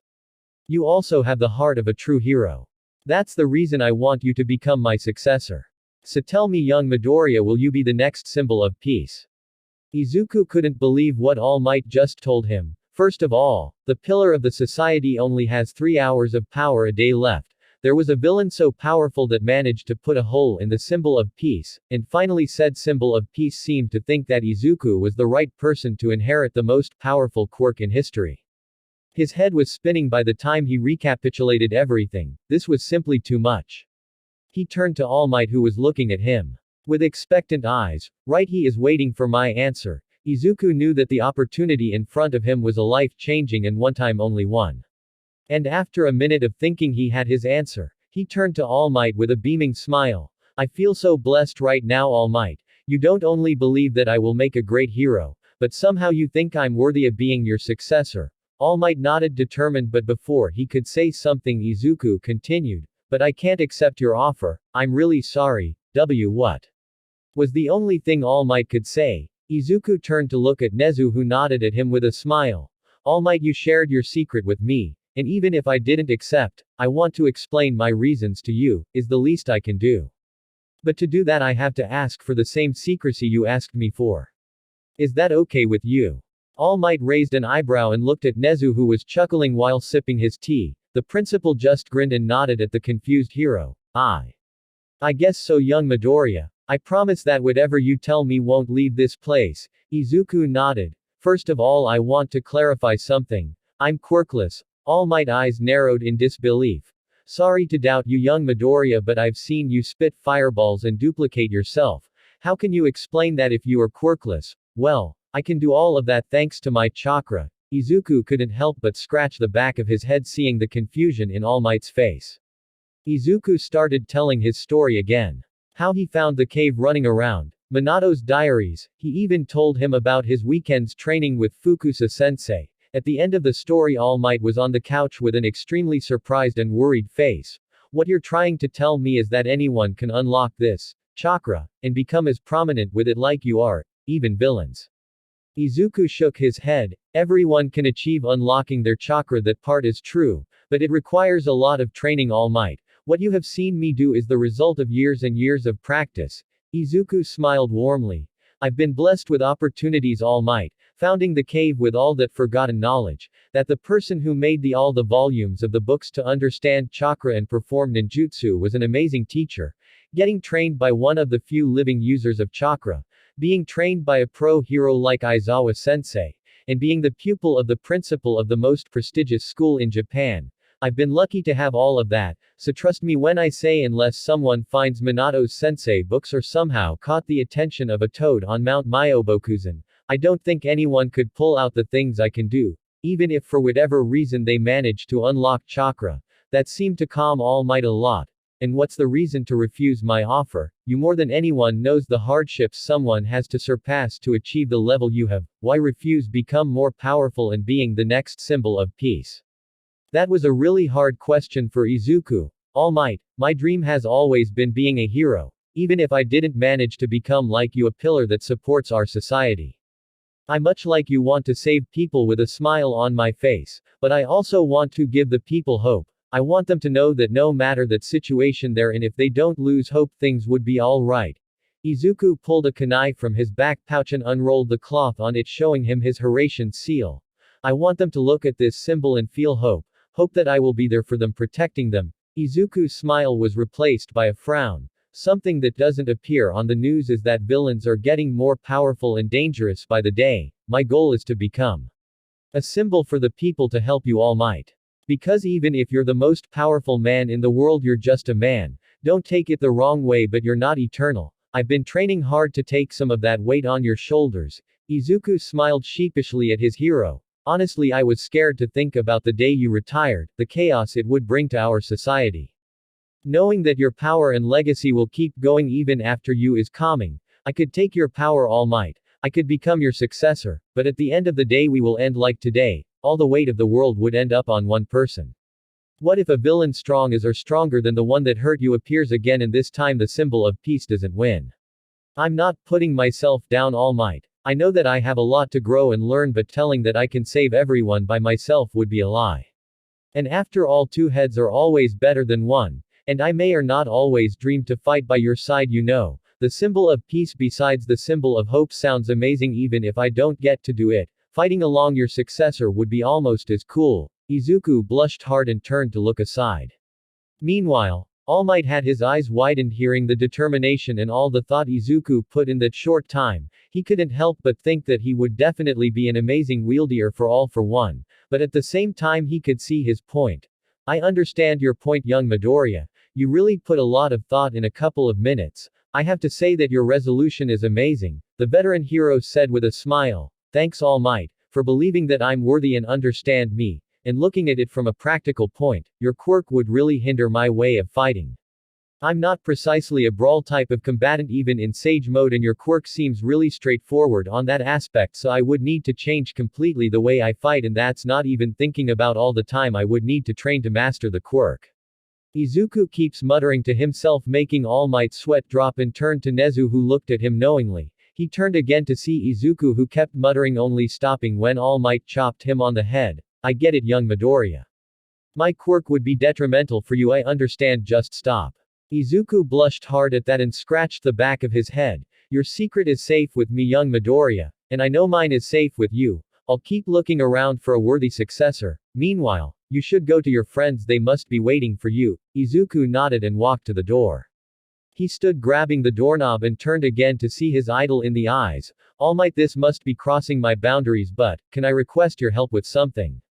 Again All Might raised an eyebrow but nodded. If you ever have time left, would you please spar with me? Izuku said, bowing. You want to spar with me? The fight against the Nomu made me realize a few things, All Might. I need to be prepared for enemies with overwhelming power more now that I know you have a time limit. I've trained enough to reach Sage mode relatively quickly, but I need to train with it against people, and that is not something I can just ask any of my friends or Aizawa-sensei. They are powerful, but Sage mode is dangerous, Izuku said, looking at the floor. And you want to fight against me with the same power you went against the Nomu? I thought I was your favorite hero, young Midoriya, why would you want to kill me? Izuku's head snapped up and he started to sputter apologies, but All Might booming laughter stopped him. Don't take everything too serious, young Midoriya. I would gladly spar with you sometime if I ever get minutes left after patrol. Izuku beamed at him and turned quickly to leave the principal's office in case All Might wanted to change opinion. You knew he wouldn't accept one for all, didn't you, Nezu? All Might questioned the principal. I wasn't sure honestly, but I was pretty confident he would say no, Nezu said while refilling his cup of tea. And still you let me tell the boy everything about me and one for all, why?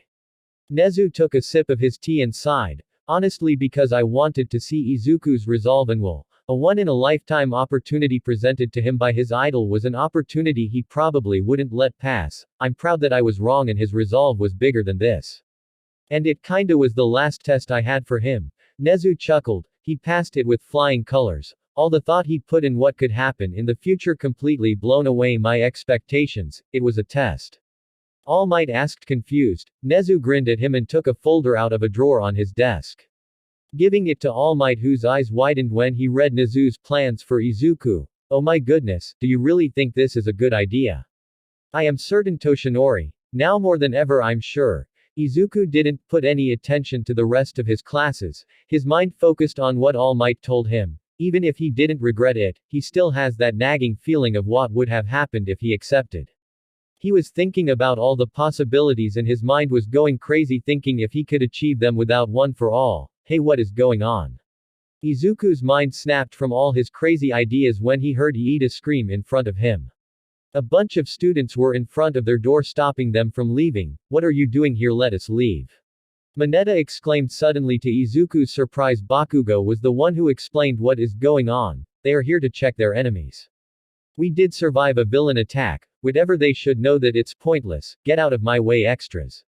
Izuku facepalmed while Iida started to chastise Bakugo. Bakugo, stop calling extras people you don't know.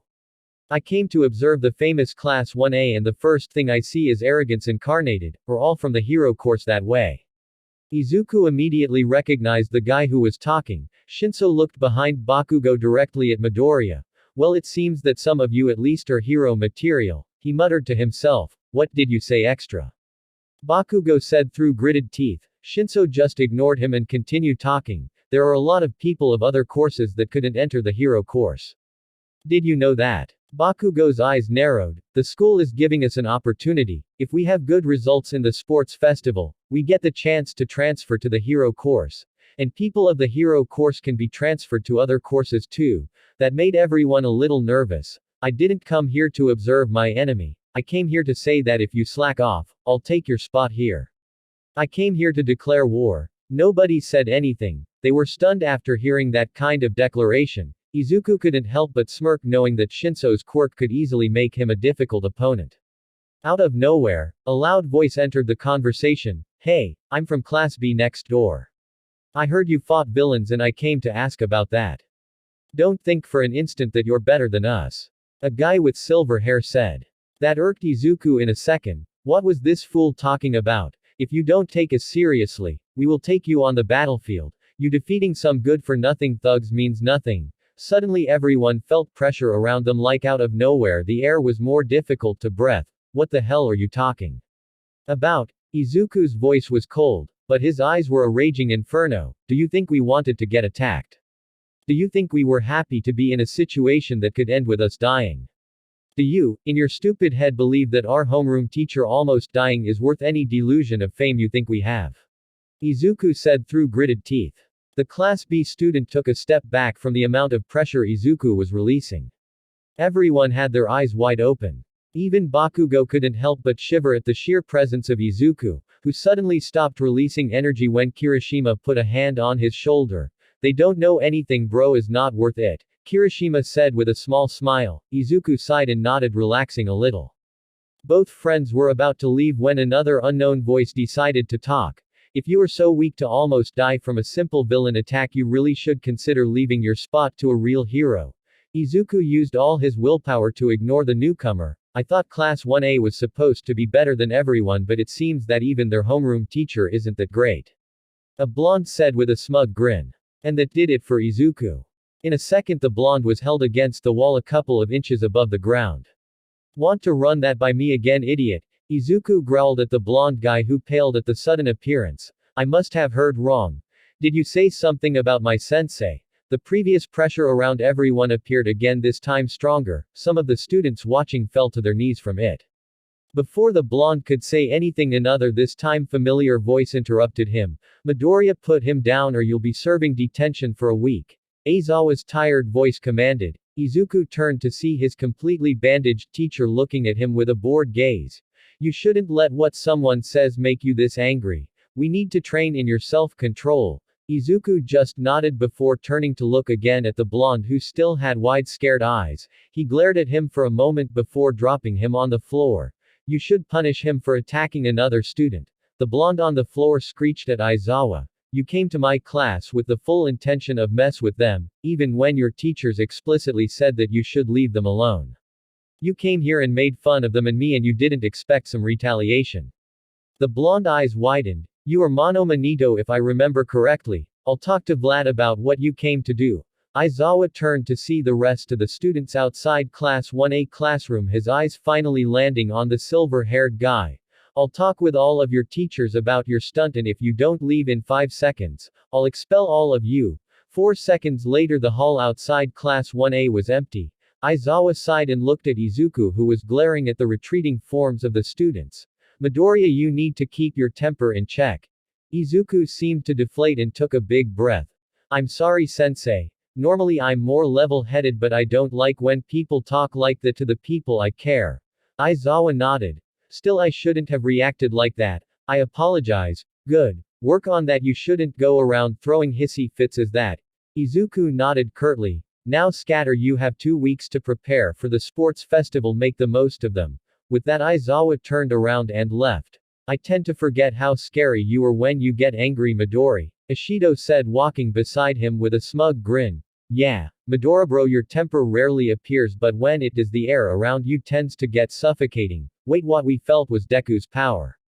Uraraka said with wide eyes. It felt like all the air around was heavier, almost impossible to breathe. Kiro, Midoriya, even if what they said was out of line, you shouldn't let yourself become that angry. It's bad for 1A reputation. We already have Bakugo whose temper is volatile all the time, we don't need another classmate like that. Iida said, catching up with his friends. Izuku couldn't help but blush a little and laugh at the comments of his friends.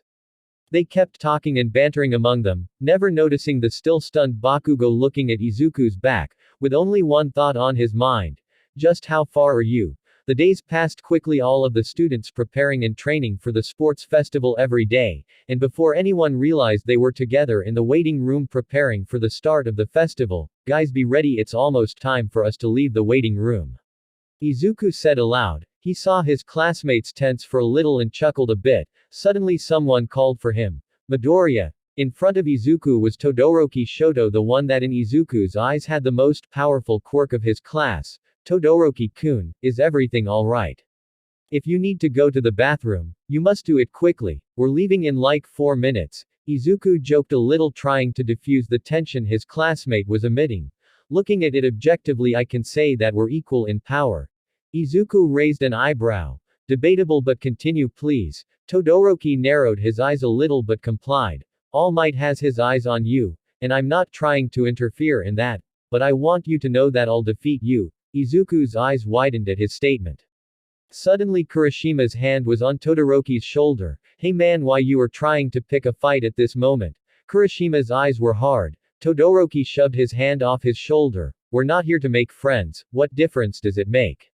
With his piece said, Todoroki turned around to leave the room. Todoroki, I don't know what are you expecting to achieve singling me out like that. You are strong. Your quirk gives you a lot of raw power, and who knows, maybe we really are equal in power. Izuku ignored Ashido's and Kirishima's snort. But everyone here and in the other classes is doing their best to achieve victory, so you shouldn't be just singling me out. Everyone here is an obstacle you have to surpass. Todoroki stopped for a second before continuing out of the room without looking back. What is his problem? Kirishima asked, and Izuku just shrugged. Let's go guys, it's time. Izuku turned around to see every student in UA waiting with a variety of emotions on each face. He could see the happiness, the nervousness, the fear. But above all, he could see the excitement of every person on the tunnel, from the business classes to the hero ones. This was their time to shine in front of all of Japan. He turned around and smiled softly at the weird mixture of feelings in Uraraka's face. He could easily tell she was excited, but at the same time she was on the verge of vomiting from nervousness. Hey Uraraka, everything is going to be alright. Uraraka turned to see Izuku's happy smile. Thanks, Deku, I know it's going to be fine, but I want to make a good first impression, you know. She couldn't help but scratch the back of her neck. Yeah, I get what you mean, but you need to be calm to be the best you can be. Izuku saw her nod and take a big sigh to calm herself. Suddenly Midnight Sensei appeared at the tunnel start. It seems like it's time for us to move on. Let's go Uraraka, it's time to shine. She nodded more fervently and they started walking to the stadium. Walking out of the tunnel, Izuku turned down his loud teacher to look around the stadium, and he couldn't lie. After looking at all the people with their eyes focused on them, his nerves started to act up against him. The voice of Present Mike got louder and Izuku decided to focus on what his teacher was saying. Now everyone please gave a warm welcome to the referee of the first years. The rated R hero. Midnight. The majority of the male audience was focused on their teacher. What is wrong with Midnight Sensei and her outfit? Kirishima said, blushing.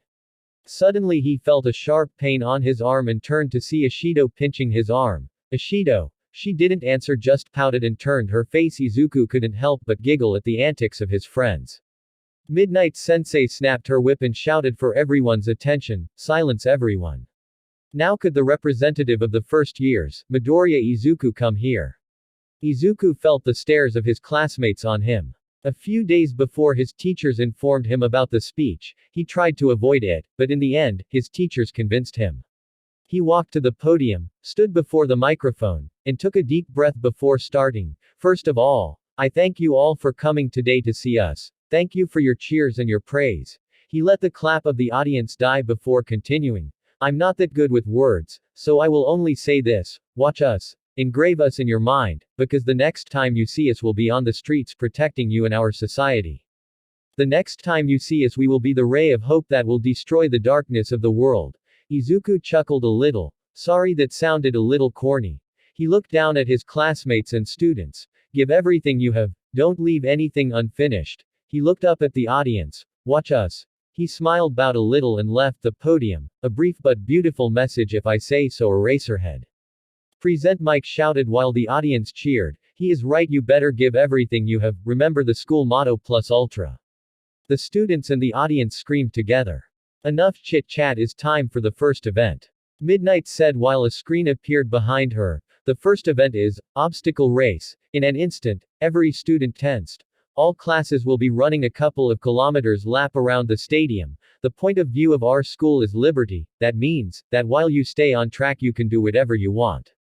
All the students gathered in front of the gate preparing themselves. A couple of seconds later, Midnight shouted, "Start." In a matter of seconds, the gate was full of students trying to pass at the same time, making it impossible to pass quickly. So they put the first obstacle just a few meters from the start. Izuku muttered to himself while being pushed a little by the crowd. A sudden chill on his legs made him act quickly. He jumped and stood on the ceiling of the tunnel looking at how the majority of the students were frozen to the ground by Todoroki, who took the lead. You didn't have to take the do whatever you want from Midnight Sensei to seriously Todoroki, but that was clever. Izuku chuckled and started running on the ceiling. He looked jumping outside the tunnel. Izuku smiled proudly at his classmates. Everyone escaped Todoroki's trap. Reaching the ground, Izuku poured chakra on his feet to run on the ice without problems. He couldn't help but grin at the sight of Mineta almost catching Todoroki, only to lose said grin a second later when a robot arm punched Mineta, almost knocking him out. Mineta, if you can't continue, please go to see Recovery Girl. Izuku said while passing the dazzled purple boy. So the next obstacle is the robots of the entrance exam, huh? Izuku was snapped out of his thoughts when a robot appeared in front of him. Well, it seems that I had to take some of these down. The robot lunged at Izuku, Rasengan, only to explode a second later. Here there are the next obstacles. Welcome, students, to the Robo Inferno. Present, Mike shouted. Wait, aren't those the 0-pointers from the entrance exam? Kaminari said with fear. The school is actually using those giant bots for this. Izuku thought, flabbergasted. His attentions turned in front of him while looking at Todoroki preparing himself to attack the 0-pointers, and Izuku's eyes couldn't help but widen a little looking at the power of his classmates. Wow, he is powerful, to just freeze a giant robot just like that. Wait, it's collapsing on the students. Izuku's eyes widened completely looking at the stunned students about to be crushed by the falling robot. He narrowed his eyes and started to make seals. Then he put his hands on the ground. Earth-style. Mud wall. The earth in front of Izuku raised diagonally, creating a wall that protected the students from the falling pieces of the bot. Todoroki should be more careful with what he does. That could have killed someone, Izuku said with a frown. He used his wall to gain higher ground and pass through the army of robots with a powerful jump. The students snapped out of their astonishment after Izuku was out of sight and started to run again. These guys of the hero classes are nuts, some students said. Damn Midora bro, you are really manly to save your opponents in the middle of the competition. Kirishima shouted while bulldozing through the smaller robots. Midori should have let me go in his back. Ashido whined while shooting her acid at a robot. Deku bastard, don't you dare to leave me behind. Bakugo screamed while using his quirk to avoid the bots. And that, ladies and gentlemen, was Midoriya Izuku showing the spirit of a hero. Eraserhead shouted while the crowd screamed in excitement. But what will he and the rest of the students do in the next barrier, the fall? A canyon that was meant to be passed by walking over cables. Izuku reached the second barrier and saw Todoroki using his quirk to slide in ice over the cables. His quirk is not only powerful and versatile, his control over his ice side is amazing. Top that with his analytical skills, he surely is a powerful opponent. Izuku was about to start running when he heard a scream behind him. Get out of my way, shitty Deku. Bakugo screamed while using his explosions to soar above the obstacle. I wasn't on your way. Izuku thought before shaking his head and pour some chakra on his feet and started to run over the cables without a problem. He was almost at the end of the canyon when a scream made him turn around. It seemed that some students cut the cables while others were passing. That's dangerous. Izuku saw two students dangling from the cut rope. Without hesitating, he pulled two kunai from his back pouch, threw one at the end of the canyon, just where the second barrier ended, and used all his strength to throw one to the side of the students in danger. He caught the kunai when it was passing beside the students and stood on the pilar, then threw it again over a platform. Hey guys, don't worry.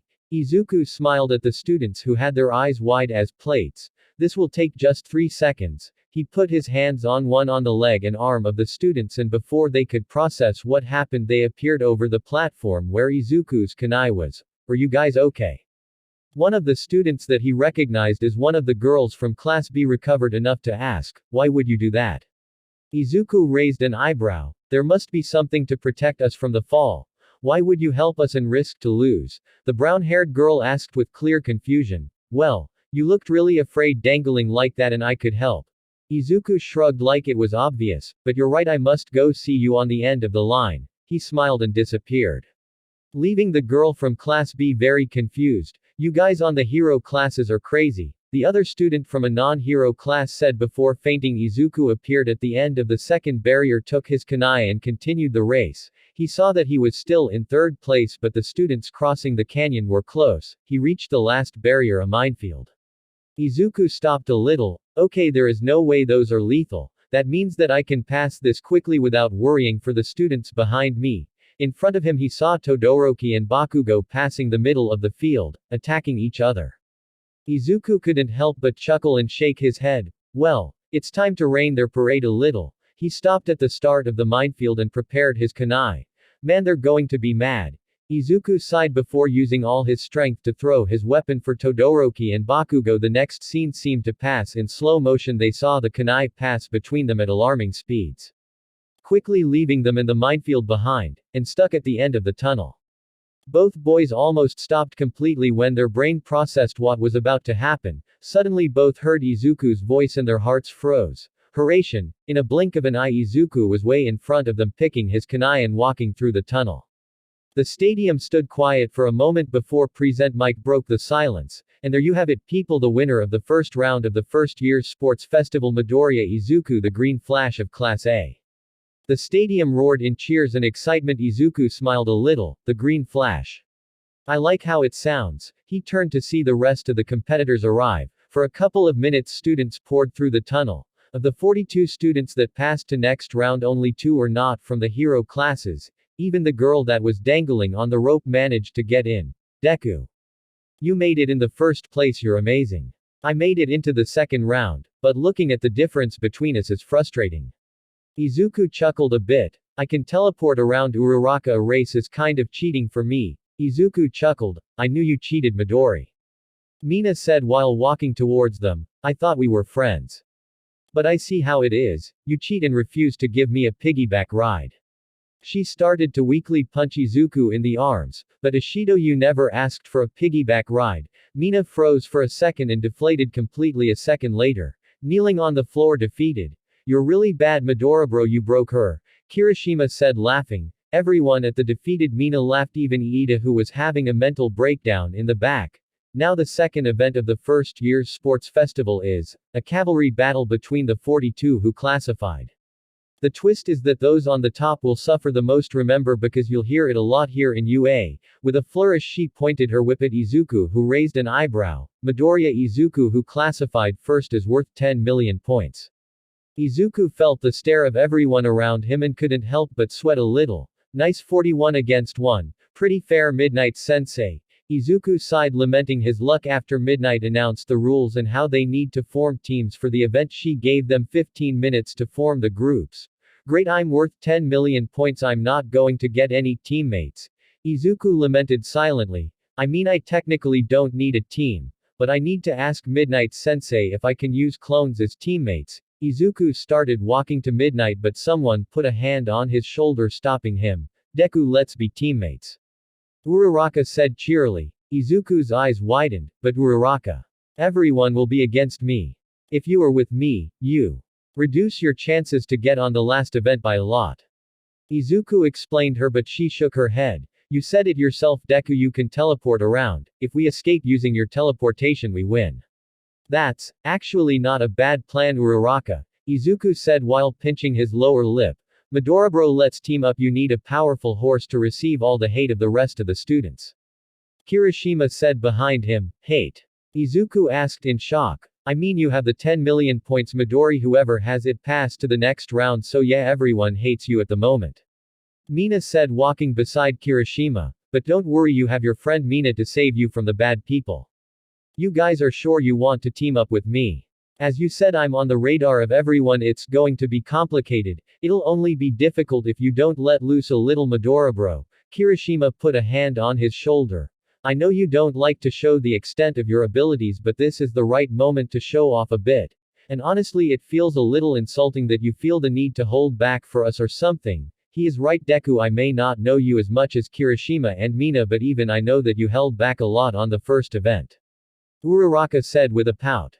Izuku didn't know what to say. He did hold back in the first round. Midori, you always said that you want the world to feel safe when you arrive to save them. You need to show them your abilities to do that. Mina said, nodding sagely. We are all training to be the best heroes we could be, Deku. How are we better ourselves when we don't know who we have to surpass? Uraraka said smugly, and Izuku couldn't help but smile at them. I'm sorry guys, you're right. I'm not respecting you enough as heroes in training. I promise that I'm taking this more serious from now on. Izuku saw his friend smile and nod, until Mina scratched the back of her head nervously. You do that, but if we have to fight against each other, please hold back a little. Izuku chuckled a bit. Sorry Ishido, I can't do that. I'm going against you with all my strength. Mina paused a little while Kirishima and Uraraka laughed. After taking their positions, Izuku took a deep breath in the rider position. He could feel the stares of everyone on his team. He decided to ignore the stares and look down at his team. Kirishima in the front, Ishido on his left and Uraraka on his right. He could see the nervousness in them, but at the same time he saw their determination. They have their trust in me. I can't disappoint them. That means I can't keep holding back. Present Mike started the countdown and he took a deep breath. Now let's get ready for the battle. 3, 2, 1. Start. Shouted Midnight, and immediately everyone dashed against Izuku and his team. Let's show them what we're made of, guys. Earth style. Mobile core. Suddenly below Izuku's team, the earth shoots up, creating a massive pillar in the middle of the arena, leaving everyone on the ground gapping at the sight. This will only stun them for a second. Let's start phase 2.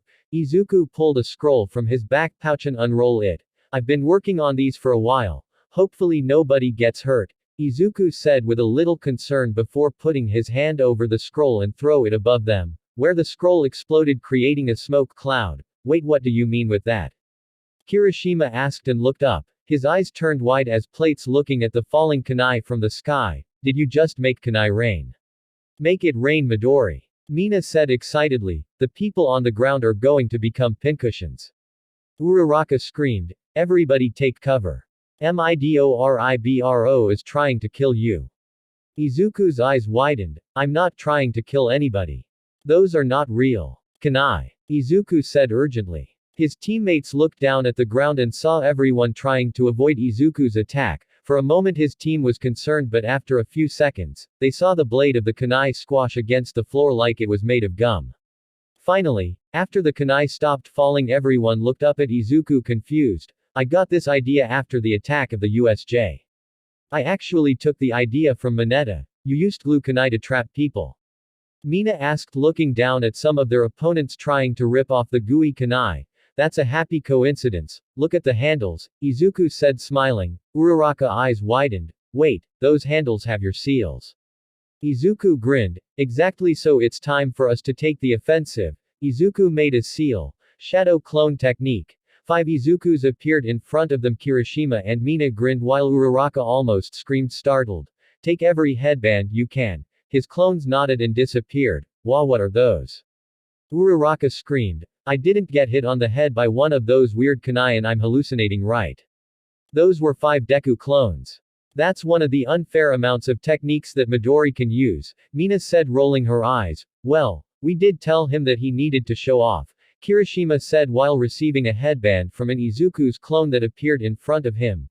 Don't disqualify everyone, please, the redhead begged. Don't worry about it, Kirishima. It seems the 2 of my clones were already beaten, Izuku said smiling. And someone is getting close, prepare yourselves. They heard loud screaming getting closer and instantly knew who it was. Without missing a beat, Mina shoot a stream of very diluted acid in the direction they heard the voice coming. Bakugo appeared and instantly was blinded by Mina's attack. He screamed in rage, but before he could use his explosion against them, Kirishima walked forward and punched him down. You're saying that I'm trying to kill people and you punched down a guy that was 12 meters on the air. Izuku deadpanned. Meh, he won't die. He is too stubborn. He looked down and Bakugo's team caught their screaming teammate. For a while the team's trying to go over the pillar and Izuku's team sending them down. Mina making it difficult for them to climb with her acid, Kirishima punching everyone and Uraraka taking the gravity of everyone who got near her.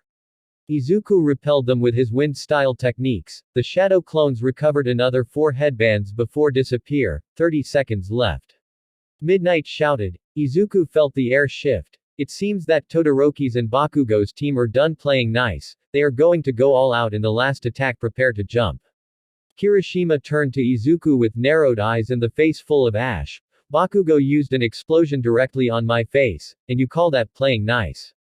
Izuku didn't answer and a couple of seconds later they teleported away from the pillar that suddenly turned into ice and exploded after Bakugo used attack. Forget what I said, they look really mad. Kirishima deadpanned looking at the destruction of their previous spot on the other side of the arena. What is the plan, Midora bro? We disappear. Izuku shrugged before making hand seals. Wind style. Sand dust. Izuku exhaled a massive cloud of dust to hide them. Todoroki and Bakugo saw Izuku's technique and instantly attacked ice, an explosion colliding on the cloud of dust in a massive explosion. Bakugo smirked and Todoroki narrowed his eyes. You guys need to relax a bit. That attack could have really hurt us, Izuku said from behind. Todoroki and Bakugo turned with wide eyes looking at the smiling Izuku and his smirking team. Todoroki on pure instinct raised his left arm and a sliver of fire escaped his arm. A second later he stopped himself and before he or anyone could do anything they heard Midnight shouting, "Time's up." The winner of the second event of the first-year sports festival is Midoriya's team. The crowd went nuts after that. Izuku dropped from his teammates, raised a fist. We did it, guys. We're the best team in the world. Mina screamed. We only beat the first year's Ishido. Kirishima said with a big smile on his face. We're the best team of the first years. She repeated, hell yeah. Uraraka jumped. The team was so happy celebrating that they didn't notice Bakugo's screaming in rage while hitting the floor nor Todoroki looking at Izuku with livid eyes. Izuku watched Todoroki with curious eyes. After the second round of the festival the red and white boy asked Izuku to talk in private. Now they have been looking at each other for a while and Izuku started to feel awkward. So, what do you want to talk about, Todoroki? We've been looking at each other for a while now. If we don't move quickly the cafeteria will close and we will have to fight on an empty stomach. Izuku felt the tension in the air and tried to joke a bit. If this is a confession, I'm sorry but I can't accept. I mean you're handsome and all but we don't know each other that well. Maybe a couple of da. I was overwhelmed. Todoroki said, finally breaking his silence. Even if you didn't attack me the moment you teleported behind me I could feel the pressure of your power. Izuku raised an eyebrow. Your simple presence overwhelmed me so much that I broke my promise. You broke your promise. Izuku saw Todoroki look at his left hand with narrowed eyes. I used my left side, nobody else felt it but I did. I've met only other person that put me that on edge with only his presence all might. Todoroki then looked directly at Izuku's eyes. You've been trained personally by All Might, don't you? That's the reason he has his eyes on you. Nope, Izuku answered quickly and Todoroki halted for a second after looking at the sincerity on Izuku's face. I see. Endeavor is my father. He has been the number 2 hero since always. Maybe you have no relation with All Might but for some reason, he has his eyes on you. For me, that's enough reason to defeat you. Izuku tilted his head to the side. He climbed the ranks with his overwhelming strength. Still his power wasn't enough to surpass the legend of All Might, and so he decided to use another route. Have you ever heard of quirk marriages? Izuku's eyes widened and Todoroki noticed that. I see that you know what they are. I'm the product of one. When Endeavor understood that he couldn't beat All Might he decided to use his plan B, have a child stronger than him, so he found a wife whose quirk could counter the drawbacks of his own. Todoroki's eyes narrowed again and Izuku could hear the strain in his voice. I hate it. I refuse to become a tool for his delusions. In my memories my mother was always crying. She said that my left side was unsettling while she poured boiling water on my face. Izuku flinched at the image. I hate my left side, and now that you've put yourself on the top of the mountain I picked a fight with you to show him that I don't need his power to beat you. That I deny his power completely, and I'll reach the top spot without using it. Todoroki turned to leave. Maybe I was mistaken about your relation with All Might. But he is interested in you, and that's all that matters. I'll beat you using only my right side. I'm sorry about all that happened to you, Todoroki. Honestly, I can't even imagine what you've been through. Todoroki looked over his shoulder. But let me tell you something, if you don't come at me with everything you have, you're going to lose. Izuku saw Todoroki narrowing his eyes. I'm done holding back, Todoroki. I'm not disrespecting you all by doing that anymore. And hopefully you'll give me the same courtesy and come at me with all your power. Izuku smiled at Todoroki, who stood looking at Izuku for a while and then left without another word. When Todoroki was out of earshot, Izuku talked again. You should know that is a bad habit to hear other people's conversations, Bakugo. Izuku said while walking away. Bakugo turned the corner to only catch a glimpse of Izuku walking away. Izuku stood on his side of the arena waiting for his opponent, Monoma Nito, the guy who insulted Aizawa-sensei the other day. He could feel his anger starting to bubble again and took a deep breath to calm himself. My senseis were right, I need to control my anger, it's dampening my progress. Sorry to make you wait, I had to make preparations for our battle. Monoma said smugly, and Izuku just nodded, trying to not retort to the annoying boy in front of him. Well, now that both combatants are here, let's start with the last round of the UA Sports Festival. Are you ready? Begin. Izuku waited patiently for his opponent to make the first move, while Monoma was just smirking smugly. What, are you not going to attack me with that speed you have? Izuku still didn't move. Well, let's see what you can do about this. Suddenly the floor softened and Izuku started to sink in it. Wait, isn't this the quirk of that Juzo guy? Before Izuku could muster about it, he felt his senses scream at him to move. He looked up and saw Monoma aiming his hands at him. After a second, a powerful explosion roared in Izuku's direction. Izuku instantly threw a kunai to the side and teleported, avoiding the attack. You are really fast, huh? Monoma taunted. The first one was the quirk of one of your classmates, Juzo, if I'm not mistaken. The other one was Bakugo's quirk. So you can copy quirks. That's pretty cool actually, Izuku said, forgetting his feelings towards the blonde for a moment after understanding his quirk. Izuku quickly threw two kunai at Monoma, who turned into steel, deflecting the attack. You did copy a quirk for defense, pretty smart. Izuku said with a smile. How many quirks you can store? Do the quirks that you use have a time limit, or are they just one-time use? How do you know how to use them? Do you get a basic understanding when you copy them? How do you copy the quirks? Monoma was startled by the sudden appearance of Izuku beside him and the sudden barrage of questions. Before he could say anything or Izuku could continue his rambling, another voice intervened. Midoriya, I know that your love for quirks sometimes gets out of hand, but this is ridiculous, Aizawa said on the microphone, snapping Izuku out of his thoughts. Izuku disappeared again, avoiding another explosion from Monoma, who also snapped out of the sudden daze Izuku put him on. Izuku reappeared on the spot he was at the beginning, picking up a kunai. You left one of your knives there to teleport back, huh? Monoma said with a sneer. It seems that you always think 3 steps ahead. I like to be prepared for every scenario, Izuku said with a smile. Would you mind telling me later about your quirk? It is amazing to think about ever tying you can do with it, you're a jack of all trades. Monoma's eyes widened at Izuku's words. All his life he was mocked for his quirk, and he would think the same was happening there, but Izuku's words, eyes, and expression seemed sincere. It seems that you aren't that bad for someone in Class A. Still, I'm sorry, maybe after I beat you I'll find a time to entertain you, Monoma said with a confident voice. Ah.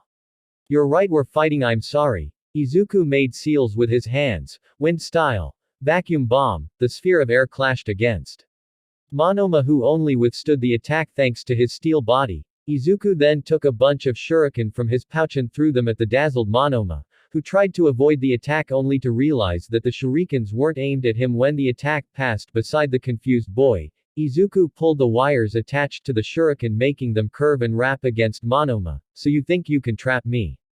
I'm made of steel, Monoma said before using his metal body to try and break the wires, only to realize of what material the wire moss made, metal wire. Izuku smirked. I'm hoping you were serious about telling me about your quirk, and sorry about this. Chidori. Electricity appeared on Izuku's hand, then went through the wire to the trapped Monoma, who could only watch in terror what was about to happen. 10 seconds later, Midnight declared Izuku the first winner of the third stage of the tournament through his opponent not being able to continue. Deku, you were amazing. Uraraka cheered. What was that thing you did with your stars? That thing you did with the rope. Ah, I didn't use rope, Uraraka. It was metal wire, and I just used it to electrocute Monoma, Izuku said with a soft smile. It is really creepy when you talk about electrocuting someone with that smile, Midori. Mina said with a shiver. She is right, Midoriya, you need to understand how you make people feel with that kind of statement, Iida said, nodding solemnly. Before Izuku could say anything, Kirishima changed the topic. The next match is about to start, guys. Kirishima said, excited. Izuku turned to the arena and arched an eyebrow. Does Todoroki seem tense to you guys? The rest of his friends nodded at him. Izuku's anxiety started to rise up. Now are both combatants ready? Midnight shouted. As ready as I'll ever be. Shiro said while Todoroki just nodded curtly. Izuku felt the air shift on the environment and his eyes widened when he understood what was about to happen. Well then, begin.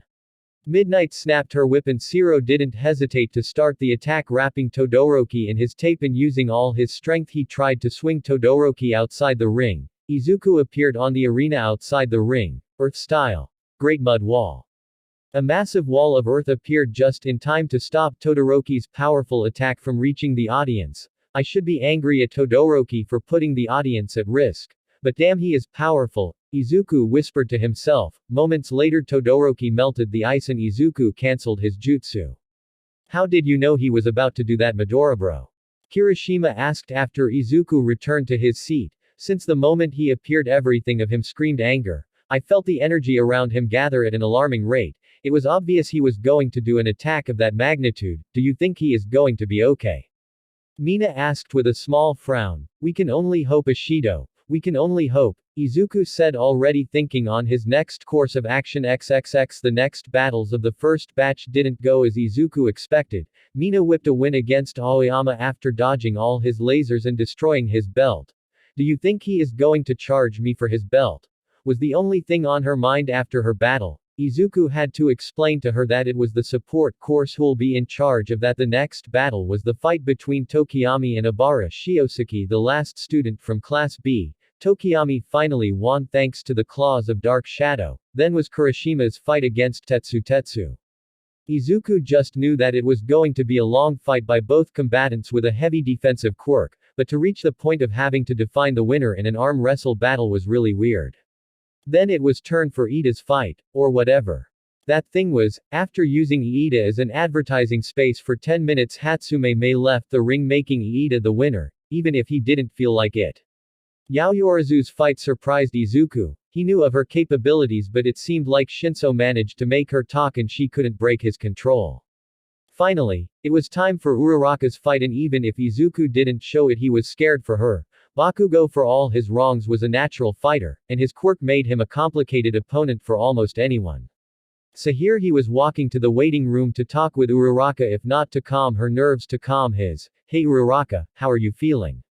Izuku asked softly from the door. Uraraka flinched a bit at his sudden appearance. Did you just teleport here, Deku? She asked with a smile. Nope. I wasn't going to risk using your mark and you being in the bathroom. Nope. Izuku said with his face reddening. You're always thinking ahead, Deku. Uraraka giggled. I'm not going to lie. I'm nervous. Bakugo is strong. Izuku nodded at her. But looking at how incredible you're, I'm inspired to give my best on this tournament. Izuku's face reddened more at her compliment. You're pretty amazing yourself, Uraraka. Don't sell yourself short, Izuku said, smiling at her. A few seconds later his face turned serious. Do you have a plan? I do. I can't make 100 plans like you, but making one, that's easy, she said while giving him a victory pose. That's nice. I came here to give you a plan, but it seems that you don't need that. Izuku smiled widely. Do you believe my plan could work even if you don't know what it is? Uraraka asked softly. Uraraka, you're going to be one of the most amazing heroes in Japan. It would be very disrespectful of me to not believe in you. Izuku's smile became softer and Uraraka's cheeks reddened more. Thanks for believing in me, Deku. I may not use one of your plans, but I can always take a bit of good advice from the strongest in the class. Uraraka grinned. And advice, huh? You should probably have an ace under your sleeve, right?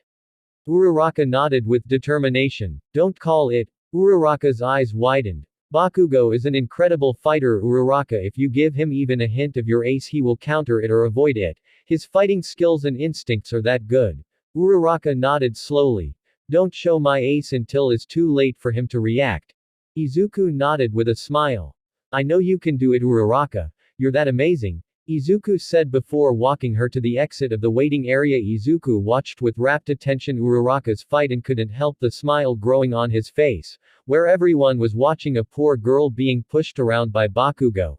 Izuku saw the powerful will of a girl taking head-on an opponent that is stronger than her and the incredible plan she developed to beat him. He should stop playing around with her and just explode her out of the ring. Yeah, that kind of treatment to a girl is not heroic at all. Izuku was about to say a piece of his mind to the dumb heroes when Aizawa interjected. To hear a pro thinking like that is disappointing. How many years do you have as a pro? If you really think like that, leave this place and go change careers. Bakugo is being cautious because he knows the capability of his opponent, that's why he isn't going easy on her or dropping his guard. Izuku smiled proudly at the words of his sensei and then focused again on the fight.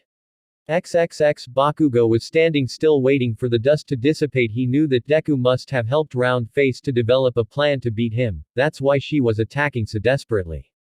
Before the dust dissipated completely, Bakugo noticed a small pink glow. She's releasing her quirk. Why would she? Bakugo's thought was interrupted when a rock hit hard him on the shoulder. She used an attack from the sky.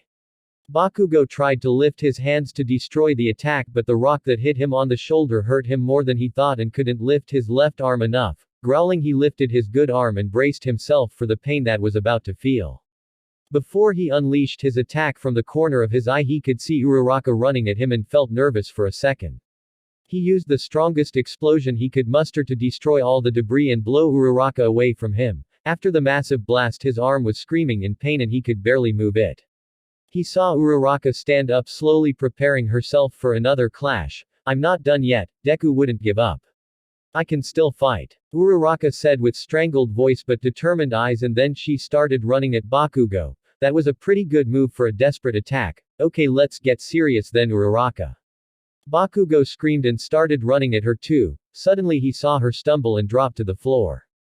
But just before she could hit the floor, Deku appeared beside her, catching her head. What are you doing here, shitty nerd?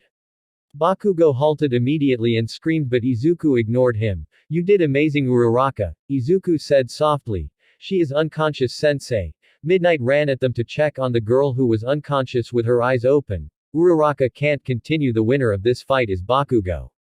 Midnight declared while Izuku carried Uraraka in his arms towards Recovery Girl. Bakugo didn't say anything, just stared at Izuku's back while he disappeared into the tunnel. When Izuku appeared, he expected at least a harsh look for beating Uraraka, but that didn't happen. He didn't even feel the hostility that Izuku radiated towards him every time they were close since their reencounter. No, all he could feel was his instincts telling him to stop and don't take another step towards the fallen girl, or there would be consequences towards him or anyone who tried to harm her. And he hated that feeling with all his might. XXX Izuku waited for Uraraka to come out from Recovery Girl's office, thinking about how he could help her or what he could say to make her feel better. When she finally left the nursery, both looked at each other in silence for a while. Until finally Uraraka decided to speak. It seems that I lost Huh. Uraraka said, scratching her head. I really thought that I had him, but damn, he is really strong. Uraraka's voice sounded cheerful, but Izuku saw behind her act. How are your wounds? He asked softly, the smile leaving his face for the first time. They are just fine. Recovery Girl took care of that. I only needed a small dose of her quirk, that's why I'm not drained. Uraraka sent an okay sign to Izuku, who nodded. You did amazing, Uraraka, you know that, right? Uraraka's smile wavered for a second but nodded. I know, right? Uraraka said cheerfully again, but was surprised when Izuku suddenly hugged her, holding her head against his chest. Deku. Don't be too hard on yourself, Uraraka. You put against the ropes one of the strongest people in our class. You know that makes you one of the tops on Class 1A, right? After a few moments, Izuku could feel Uraraka's arms wrapping around his back and the small hiccups of her sobs. This is your starting line, Uro Ochako. From here onwards you'll only get better and better, and when you less expect it you'll be one of the top heroes of Japan, and everything that worries you right now will be just a bad memory. Uraraka kept sobbing quietly while hugging Izuku for a few minutes. After she calmed down enough she talked again. Thank you so much Izuku. He felt his cheeks reddening after hearing her say his name. I'm just trying to help. Both finally separated, and Uraraka looked directly at Izuku's eyes, taking his hands on hers. You did. Do me a favor Izuku and win this tournament. Show them the strength of my hero. Uraraka grinned and Izuku chuckled a bit. Hey, how can I say no to that petition? Don't worry young lady, everything is going to be okay. I'm here. Izuku said with his best All Might voice. The first battle of the second stage is about to start. Combatants, please come to the ring. Present Mike screamed. It seems that is my turn again, Izuku said, smiling and squeezing Uraraka's hands. I'll see you soon Uraraka. Ochako. You called me Ochako. Please keep calling me that. Both teens' faces reddened. Yeah, only if you call me Izuku from time to time. Ah, you drive a hard bargain, Mr. Deku. I'll see what I can do for you. Both chuckled and finally let go of each other's hands. Izuku nodded and walked towards the ring. Izuku. He looked over his shoulder and saw Uraraka with her hands on her back smiling softly. Izuku. Show them then what the future symbol of hope is made of. Izuku grinned and nodded firmly, walking towards his fight with his heart soaring in the sky. It felt like its gravity was suddenly stolen from it. Midnight called the start of the fight, but nobody moved. Izuku stood in front of his opponent with a soft smile. Mina was grinning smugly at him from the other side of the ring. So we meet each other again, evildoer. Mina said dramatically. Izuku raised an eyebrow but quickly decided to follow Mina's actions. You don't know when to surrender, hero, do you? Izuku answered. Justice never surrenders. Prepare yourself for yourself, I'm here to put an end to this madness. Mina took her fighting stance. You will try, Izuku said, taking a fighting stance too. Both fighters took off running and clashed in the middle of the ring, throwing hits at each other. Mina using her mobility and acrobatics to avoid Izuku's attacks. Mina dashed around using her acid and threw acid shots at Izuku, who avoided them with ease. Izuku then threw a kunai in front of Mina, making her stop on her tracks, but she wasn't quick enough to avoid Izuku, who appeared in front of her and hit her with a powerful kick that sent her flying towards the edge of the ring. Izuku appeared again in front of her and she was suddenly held in the air by Izuku's hand. Surrender, hero, you're defeated, Izuku said in an ominous voice. I will never surrender, you killed my best friend. Mina said with a strangled voice. You kicked me really hard, she whispered. No, hero, I didn't kill your best friend. I'm your best friend, Izuku said with a smug grin. I'm sorry, I got carried away. Izuku whispered back. No, ow. Mina screamed dramatically and then complained after being dropped to the floor. She pouted at Izuku, who just chuckled a little. A few moments later both friends laughed freely. What just happened? Midnight asked. Ishido, Mina has been thrown outside the ring. Midoriya, Izuku is the winner. Ellipsis. I guess. The audience clapped, confused but happy at the act both friends just did. Problem child, you need to be serious about this tournament. Aizawa sighed on the microphone. Izuku just shrugged and was about to help Mina up when she jumped on her back, grinning wildly. You need to win this tournament, Midori. I would look bad if you lose after defeating me. Izuku chuckled. Don't worry, Mina, I've already promised that I will win. Oh, you so you already promised that, huh? Mina started teasing Izuku after that. The next fights passed quickly, with Shinso being defeated by Tokiyami. Apparently brainwashing Tokiyami didn't transfer directly to Dark Shadow. Well, Shinso found out the hard way. Todoroki and Kirishima's fight was amazing to Izuku. Kirishima destroyed 3 times the ice Todoroki used to trap him, even got a good hit on him. Sadly, Kirishima's stamina ran out and he couldn't destroy the 4th ice pillar and loose after being immobilized. Iida fight against Bakugo was a close one, but Bakugo was smart enough to keep Iida at bay with ranged attacks. Even if Iida got a few hits with his Rekripro burst, Bakugo withstood the attacks for 10 seconds, then it was over. An explosion to the chest and Iida was out of bounds. Now it was finally Izuku's turn again. Izuku stood in the ring for the 3rd time on that day, looking at his opponent's bicolored eyes. Todoroki had his eyes focused on Izuku with a frown, and Izuku could feel the energy around his opponent shift. Remember what I told you earlier, Todoroki. You either come at me with everything you have or you won't have a chance. And I told you that I'll beat you without his power, Todoroki growled. Are both combatants ready? Midnight asked. Both teens nodded. Then begin. As soon as Midnight called the start of the fight, Todoroki sent a powerful ice wave at Izuku, who quickly made seals and prepared the counterattack. Wind style. Vacuum bomb. The air sphere collided with Todoroki's attack, shattering it completely. Todoroki growled and sent another ice attack towards Izuku, who's again shattered it with another vacuum bomb. Izuku watched Todoroki intently, thinking about what to do or say to reach the stubborn boy. For the third time since the start, Todoroki sent another ice attack towards Izuku, who decided to change the approach and evade it, throwing a kunai to the side and teleporting away from the attack. Izuku then threw a couple of shurikens towards Todoroki, who quickly erected an ice wall to deflect the attack. Before the ice boy could do anything, Izuku appeared in front of the ice wall. Rasengan. Izuku's attack easily shattered Todoroki's wall and sent bi-colored teen back a few meters. Todoroki growled again and moved to attack Izuku on close quarters. Using an ice ramp, he took the high ground and jumped to deliver a punch to Izuku, who blocked the hit. Todoroki smirked and quickly turned Izuku into an ice pillar. It's over, Midoriya, Todoroki said, looking at the frozen Izuku, who suddenly disappeared into a cloud of smoke before Todoroki could even process what just happened. A punch to the face sent it reeling to the other side of the arena. Shadow clones are really useful to deceive your opponents, you know. Todoroki's cold gaze returned with vengeance and sent the biggest attack of the fight. Even Izuku's smile disappeared for a moment. He quickly prepared his next counter, Earth style. Mud wall. The pillar of ice was deflected again, but before Izuku could move, he felt his feet stuck to the ground. He looked down and saw his feet frozen to the floor. How? Izuku thought and looked around to see that Todoroki froze the entire arena. Even the grass outside the ring was frozen. He knew I could stop his attack. It was just a distraction to froze me to the ground. Really clever, Todoroki. But what is your next move? He turned up and saw Todoroki atop of his wall and saw Todoroki glaring at him. I got you, Todoroki said, then sent an attack down using Izuku's wall as a conduit.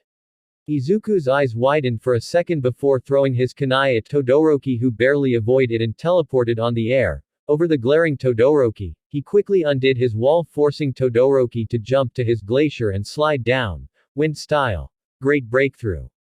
Izuku breathed a powerful gust of wind towards the ground, destroying Todoroki's massive ice pillar in a couple of seconds. Meanwhile, Todoroki was crouching on the ground with his head down, barely enduring the pressure of Izuku's attack. Just how powerful is that wind? I can't move, Todoroki thought, using all his training to not faint at the pressure. A couple of seconds later, the wind stopped and Todoroki could look up just to see his massive ice pillar completely shattered around the ring. What are you? Todoroki whispered. Just your regular hero in training, Izuku said, smiling at Todoroki. Why are you doing this? I was wrong, and at the moment you're stronger than me. Why haven't you just thrown me outside the ring? Well, you're not taking me seriously. Why should I do the same? Todoroki's face changed from anger to surprise, then to anger again. What are you talking about? Taking you seriously? Did my father send you to try and change something? Todoroki took off running at Izuku, sending a flurry of punches that Izuku quickly evaded, not losing sight of Todoroki's left arm. You're getting slower, Todoroki, Izuku said before delivering a kick to Todoroki's side, who barely touched Izuku's leg before being sent away from the power of the hit. But, I do have to admit that your fighting skills are on the level of some pros. Izuku destroyed the ice off his leg and jumped away from another ice attack. The fight continued like that, Todoroki and Izuku trading punches, and while Todoroki was getting more hurt, he got some good attacks on Izuku too. But instead of feeling good about it, he was getting mad the more the fight lingered. After receiving a direct vacuum bomb to the chest that almost pushed him outside the ring, he got enough. Why are you playing with me? Todoroki screamed in rage. Why just don't finish this and get over it? I'll ask you the same, Todoroki. Why are you playing with me? Why aren't you coming with everything you got? That's it then. You just want me to use that bastard's power. Izuku looked at Todoroki and remembered a conversation he had minutes earlier with a certain flame hero. Flashback. Izuku was waiting to be called for his next fight, thinking about what he should do with his bi-colored classmate when someone appeared around the corner. Ah, I finally found you, a powerful voice said. Endeavor. Izuku questioned, I've been watching your performance, and I have to say your quirk is something amazing. I dig a little with present mic, fusing your energy with the environment to create all those kinds of attacks. If we talk about power level, yours is comparable with mine or even All Might. First of all, it is kinda creepy that you went around asking about my quirk. I need to have a serious talk with present mic. Meanwhile, the teacher felt a shiver down his spine in the commentator booth. Second, I guess I have to say thank you. Endeavor just huffed. Shoto has to surpass All Might. The fight against you would be a good learning experience for him, so don't hold back. Don't disgrace yourself or him by doing that. Izuku quirked an eyebrow. That's all that I needed to say. I'm sorry to interrupt you before your match. With that, Endeavor started walking away. I am not All Might or gods forbid you, and Todoroki isn't you either. If he reaches number 1, it will be with his strength, not because it's some weird duty you put on him. Izuku said, turning back and walking towards the arena, leaving behind Endeavor, who was looking at him with his eyes narrowed. Flashback ends. Todoroki, think about this. What would happen when your ice side isn't enough to save someone? When your ice can't save innocents or fellow heroes, what would happen then? I will keep training with my power and make it enough.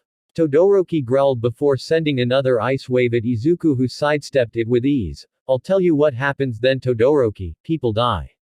In just a blink, people lives are lost because someone decided to not give his everything. Someone whose job is to precisely that. I refuse. I'll be the number 1 without his power, and neither you nor he will stop me. That's where you're mistaken, Todoroki. You want to be the number 1 hero, go for it. I believe your power is enough to do that. Todoroki's eyes widened. But that's the thing, Todoroki, you need your power to do it. Do you know what do I see when I look at you?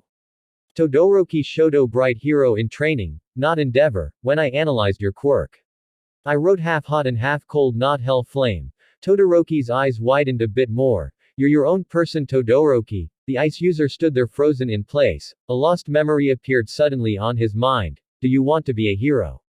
You can be one. You don't have to be a prisoner of your blood. It's okay for you to be what you want to be. A massive pillar of fire appeared from the left side of Todoroki, whose eyes were widened in shock. Everyone in the stands watched the display of power amazed.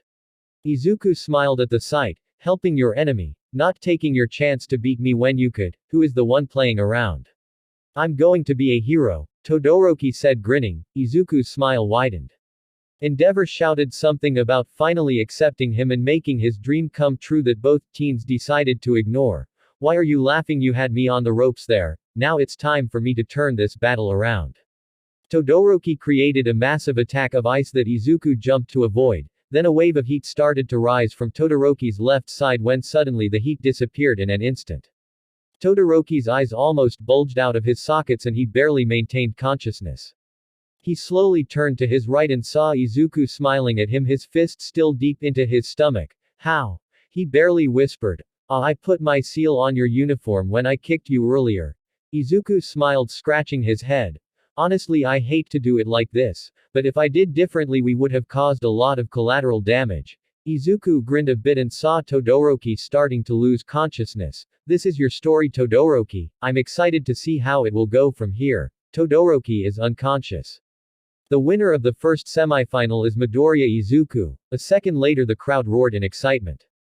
Izuku held Todoroki until the medical bots appeared to put him on a stretcher. He turned at the crowd smiling and his eyes met Endeavor's. Izuku couldn't help but smirk at the palpable rage of the number 2 hero. Izuku walked to the stands with the rest of his classmates, when suddenly he was received by a powerful pink blur slamming on him.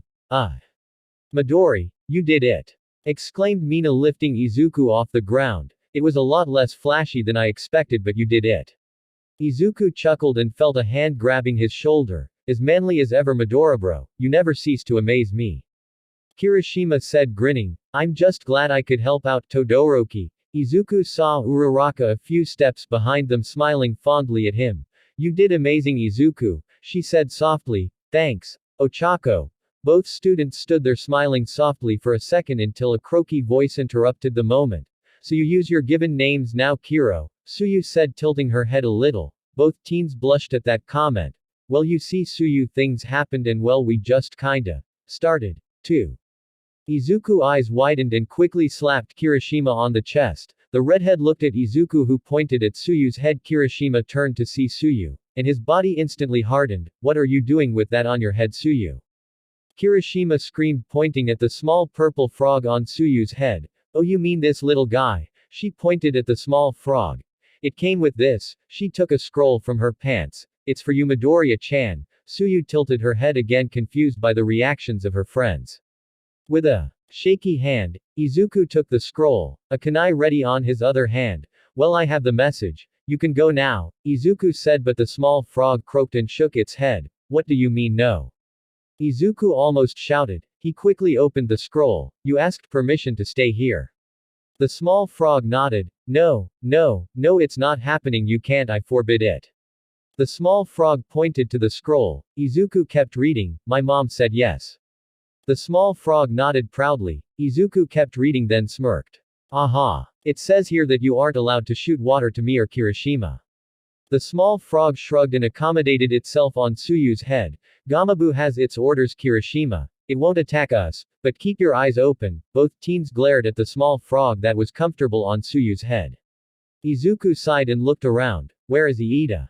He had a family emergency and left to take a phone call after your battle ended, Ochako said, frowning a little. Did he tell what happened?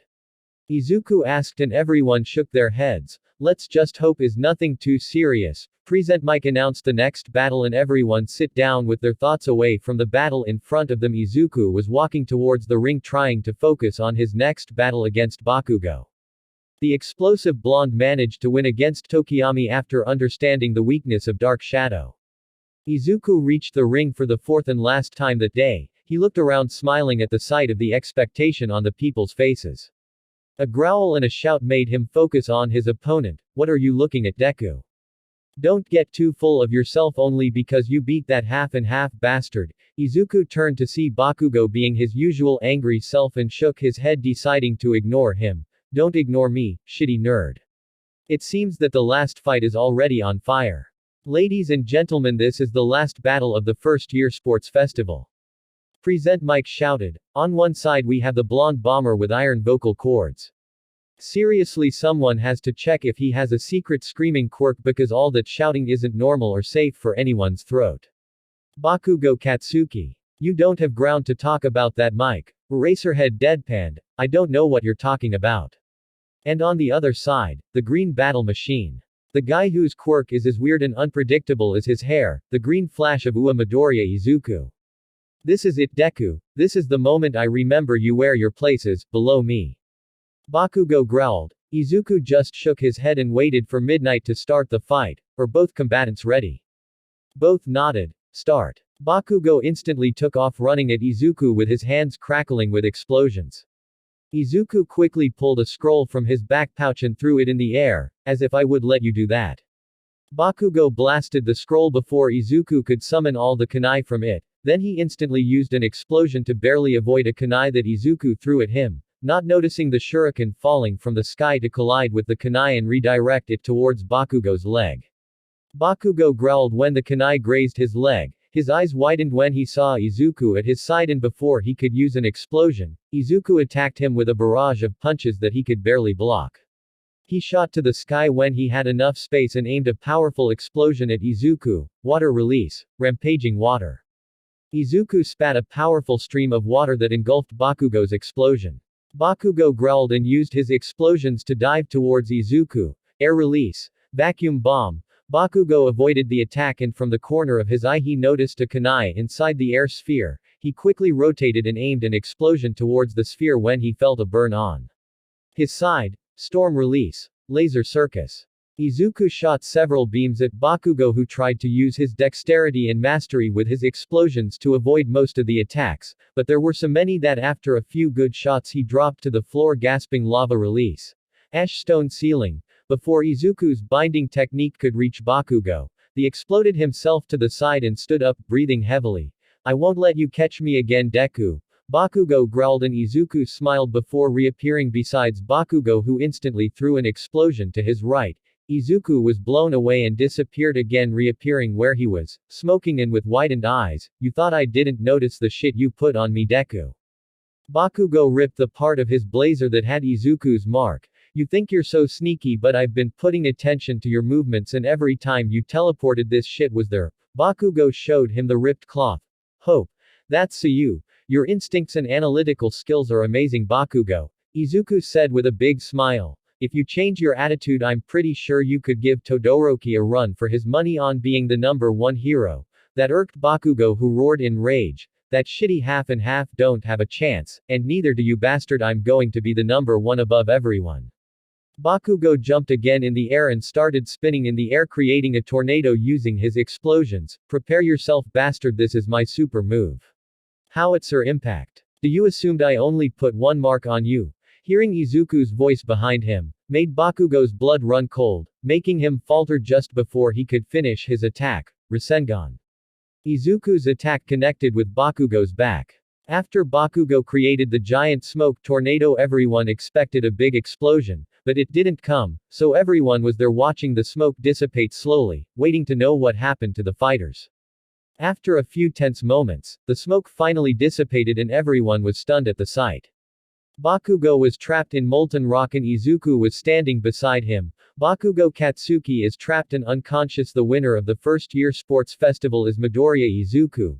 The deafening cheer from the audience was music to Izuku. And there you have it, ladies and gentlemen, with a landslide victory, the winner of the 3 events and champion of this year, Midoriya Izuku. Present, Mike shouted. After a few moments, Izuku walked towards Bakugo, who was regaining his conscious. I'm not done yet. Bakugo managed to say. It's over, Bakugo. You shouldn't move. That last technique is one of my strongest ones and you need to see recovery, girl. Izuku said while releasing his sealing technique. I can't lose to a shitty Deku. I can't lose to a pebble on my path.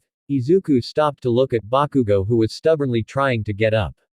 Izuku almost got angry at that, but he remembered his last talk with Fukusa-sensei on Mount Myobokuzen flashback. Aizawa-sensei said something about needing to control my temper, but I rarely get angry. There are just some specific situations, and people that make me angry. Izuku was laying on the floor looking at the sky. His Toad-sensei laughed at that. You're still angry at the boy who used to bully you, huh? Fukusa said with a smirk. I'm not. Well, maybe a little, it's just that he hadn't changed at all. He is the same prick he was when I left, and that reminds me of the 2 years of suffering he put me through. Izuku said, not managing to hide the anger in his voice. Fukusa looked at his pupil and sighed. Izuku, I was hoping that you noticed it by yourself, but even with your talent and great intellect you still have a lot to grow up. Izuku, this anger is putting a dent on your progress. Izuku sit up in a second. What? Izuku, when you started this path, this anger towards him and how people treated you fueled your determination, but at this point that resentment and anger is only holding you back. Izuku was about to protest, but Fukusa raised a paw. Izuku, I'm not saying that you can't keep moving forward like that. In the past, there were a lot of ninjas that grew stronger from the hate and anger, but you're not like them. Your ideals and your drives conflict a lot with that. Your heart and mind are not aligned. I can't just forget about what happened. Then don't do it. Just forgive and kept moving forward. Izuku pouted a little and Fukusa laughed. Besides, the only reason you found Minato's old books was because that kid was following you. I was running from being beaten. Details. Izuku glared at his sensei but didn't say anything. He had a lot to think at the moment. Flashback ends. Izuku kneeled beside Bakugo, who was struggling to keep himself awake. Izuku put a hand on his shoulder and smiled. Don't touch me, shitty Deku, Bakugo said with a growl. I forgive you, Bakugo. Bakugo's eyes widened. I know you don't need nor want my forgiveness, but I forgive you, whatever happened when we were young. I forgive you. Bakugo stood there with his eyes widened. Meanwhile, Izuku patted his shoulder and walked away, feeling like he just dropped a massive weight from his shoulders. Izuku tried and failed to control his smile while standing on the first place podium. A frozen Bakugo was on his right, the explosive blonde wasn't looking up from the floor. To his left, sharing the third place, were Todoroki and Tokiyami. Tokiyami trying to hide a smirk and Todoroki looked as if a massive weight was dropped from his shoulders. Izuku's smile finally faltered, remembering what Iida told him about his brother being attacked by a villain. Ingenium is an amazing pro, the villain must be a monster if he beat him. Iida didn't have a lot of info, so we can only hope that it wasn't anything that serious. Izuku was brought out from his thoughts by midnight. It's time to hand out the medals. Midnight shouted. Of course, the medal will be given by the man. A powerful laugh echoed through the stadium. Our hero All Might. I'm here to deliver the medals. A silence dominated the stadium for a moment. I'm sorry I talked over you. Midnight apologized. All Might took the medals from Midnight and approached Todoroki and Tokiyami. Congratulations, young Tokiyami. You did amazingly well, but you can just rely on your quirk to fight against all the different types of villains that are around. Train your strength and you'll be an unstoppable force. Tokiyami nodded and looked at his medal. All Might then turned to Todoroki, who was deep in thought. Young Todoroki, I'm sure you had a reason for not using our right side earlier and I won't pry. But I'm proud that you managed to decide at the end. Todoroki smiled. My fight with Midoriya helped me think some things. And the first one is that I want to be a hero like me. And maybe in some parts as you. But I still have to sort out some things before I can be the hero Midoriya thinks I can be. Todoroki smiled softly. I'm excited to see how your story will turn out from here. Todoroki instantly narrowed his eyes. That's similar to what Midoriya said to me. At first I thought you trained him personally. But now I see that your relationship is deeper. Love child maybe. All Might used all his strength to not cough blood and Izuku squeaked a high-pitched, "What?" Todoroki looked at them quickly. I have to deeper this investigation. All Might decided to ignore him and move on. Young Bakugo. All Might looked at the still frozen teen. I know that you have a hard time processing defeat. Bakugo flinched. But this is the best time to start again. There is nothing but moving forward from here. Don't let this misstep put you down. Use it to better yourself even more. Bakugo looked up at All Might, who had his arms extended with the medal. He quickly looked at Izuku through the corner of his eyes, then nodded and took the medal from All Might, who nodded too and moved towards Izuku. Young Midoriya, this is the outcome of all the years you passed training and bettering yourself. I'm proud of calling you my student and I'm eager to see how far you will go from here. You have the heart of a hero and that young Midoriya. That is what this world needs at the moment. All Might hugged Izuku and then turned around before starting his speech. Anyone in this school could be in those podiums. Never stop fighting, bettering yourselves and you'll reach farther every time. This generation of heroes is blooming amazingly. I just have one thing left to say, so please say it with me. The public was already standing. Thank you for your hard work. Plus Ultra. The silence was deafening for a second before everyone started to boo All Might. Wait, I just thought they made a good job. Izuku couldn't help but smile at his idol. Somewhere in the city of Hosu, the hero killer was watching intently at the TV. Normally he would be culling the fake heroes, but knowing that All Might was teaching the new generation was something worth watching. After all, he would be seeking those who wasted All Might teachings and turn into fakes, but apparently, this batch of young ones have some good potential, but one particularly grabbed the hero killer's attention, the now dubbed the Green Flash. Stain finally moved from his spot after watching the full event without a flinch of his body. Smart, powerful, even if he won every event he made sure to help everyone he could. Also All Might's eyes are on him, so he must be a real hero. And he is a master of ninjutsu. A shinobi. Stain's wicked smile appeared. I can't wait for our paths to cross, Green Flash. Maybe you'll be worth it to kill me someday. But today it's time to continue my hunt. After all, a shinobi must always complete his mission. Stain stood up and took his sword. His already red cold eyes turned yellow with snake-like irises and blackened sclera. The next days after the sports festival were supposed to be days to relax and recover from injuries, but to Izuku those couple of days were used on an unofficial investigation. When they finally got a hold of Iida, he told them that his brother, Ingenium, was heavily injured by a villain the day of the sports festival, but he didn't explain what happened further. Nobody wanted to be nosy and they just told him that they hoped for a quick recovery from the Turbo Hero. That night when the news about what happened to Ingenium finally reached the news, Izuku wanted to vomit. According to the news, he was attacked by the hero killer, losing both his legs after the fight. He barely survived the trip to the hospital. Izuku quickly started his investigation. One of the perks of being Nezu's student is the knowledge of where to look and gather information in the deepest and darkest parts of the internet. After some hours, Izuku had a pretty good idea of who this hero killer was. He was previously known as the vigilante Stendhal. He had a reputation of killing villains, no mercy, and no remorse. After a fight against another vigilante, he went missing for a few years with no trace of him anywhere, until last year. Nobody knows exactly what happened, But when Stendhal returned, his targets were different, he was now killing heroes. The purging of fake heroes is some of the darkest pages and groups on the internet call it, has now cost the life of 43 heroes and had left crippled 12. If Stendhal was bad, Stain was a nightmare, all his kills were getting more and more savage every time. This irked Izuku because the news wanted to keep the peace and a lot of info wasn't completely out. They didn't credit all the killings to the hero killer to not scare the masses, they only gave him credit when a high-profile hero was attacked because they couldn't just say that a top hero was defeated by a common thug.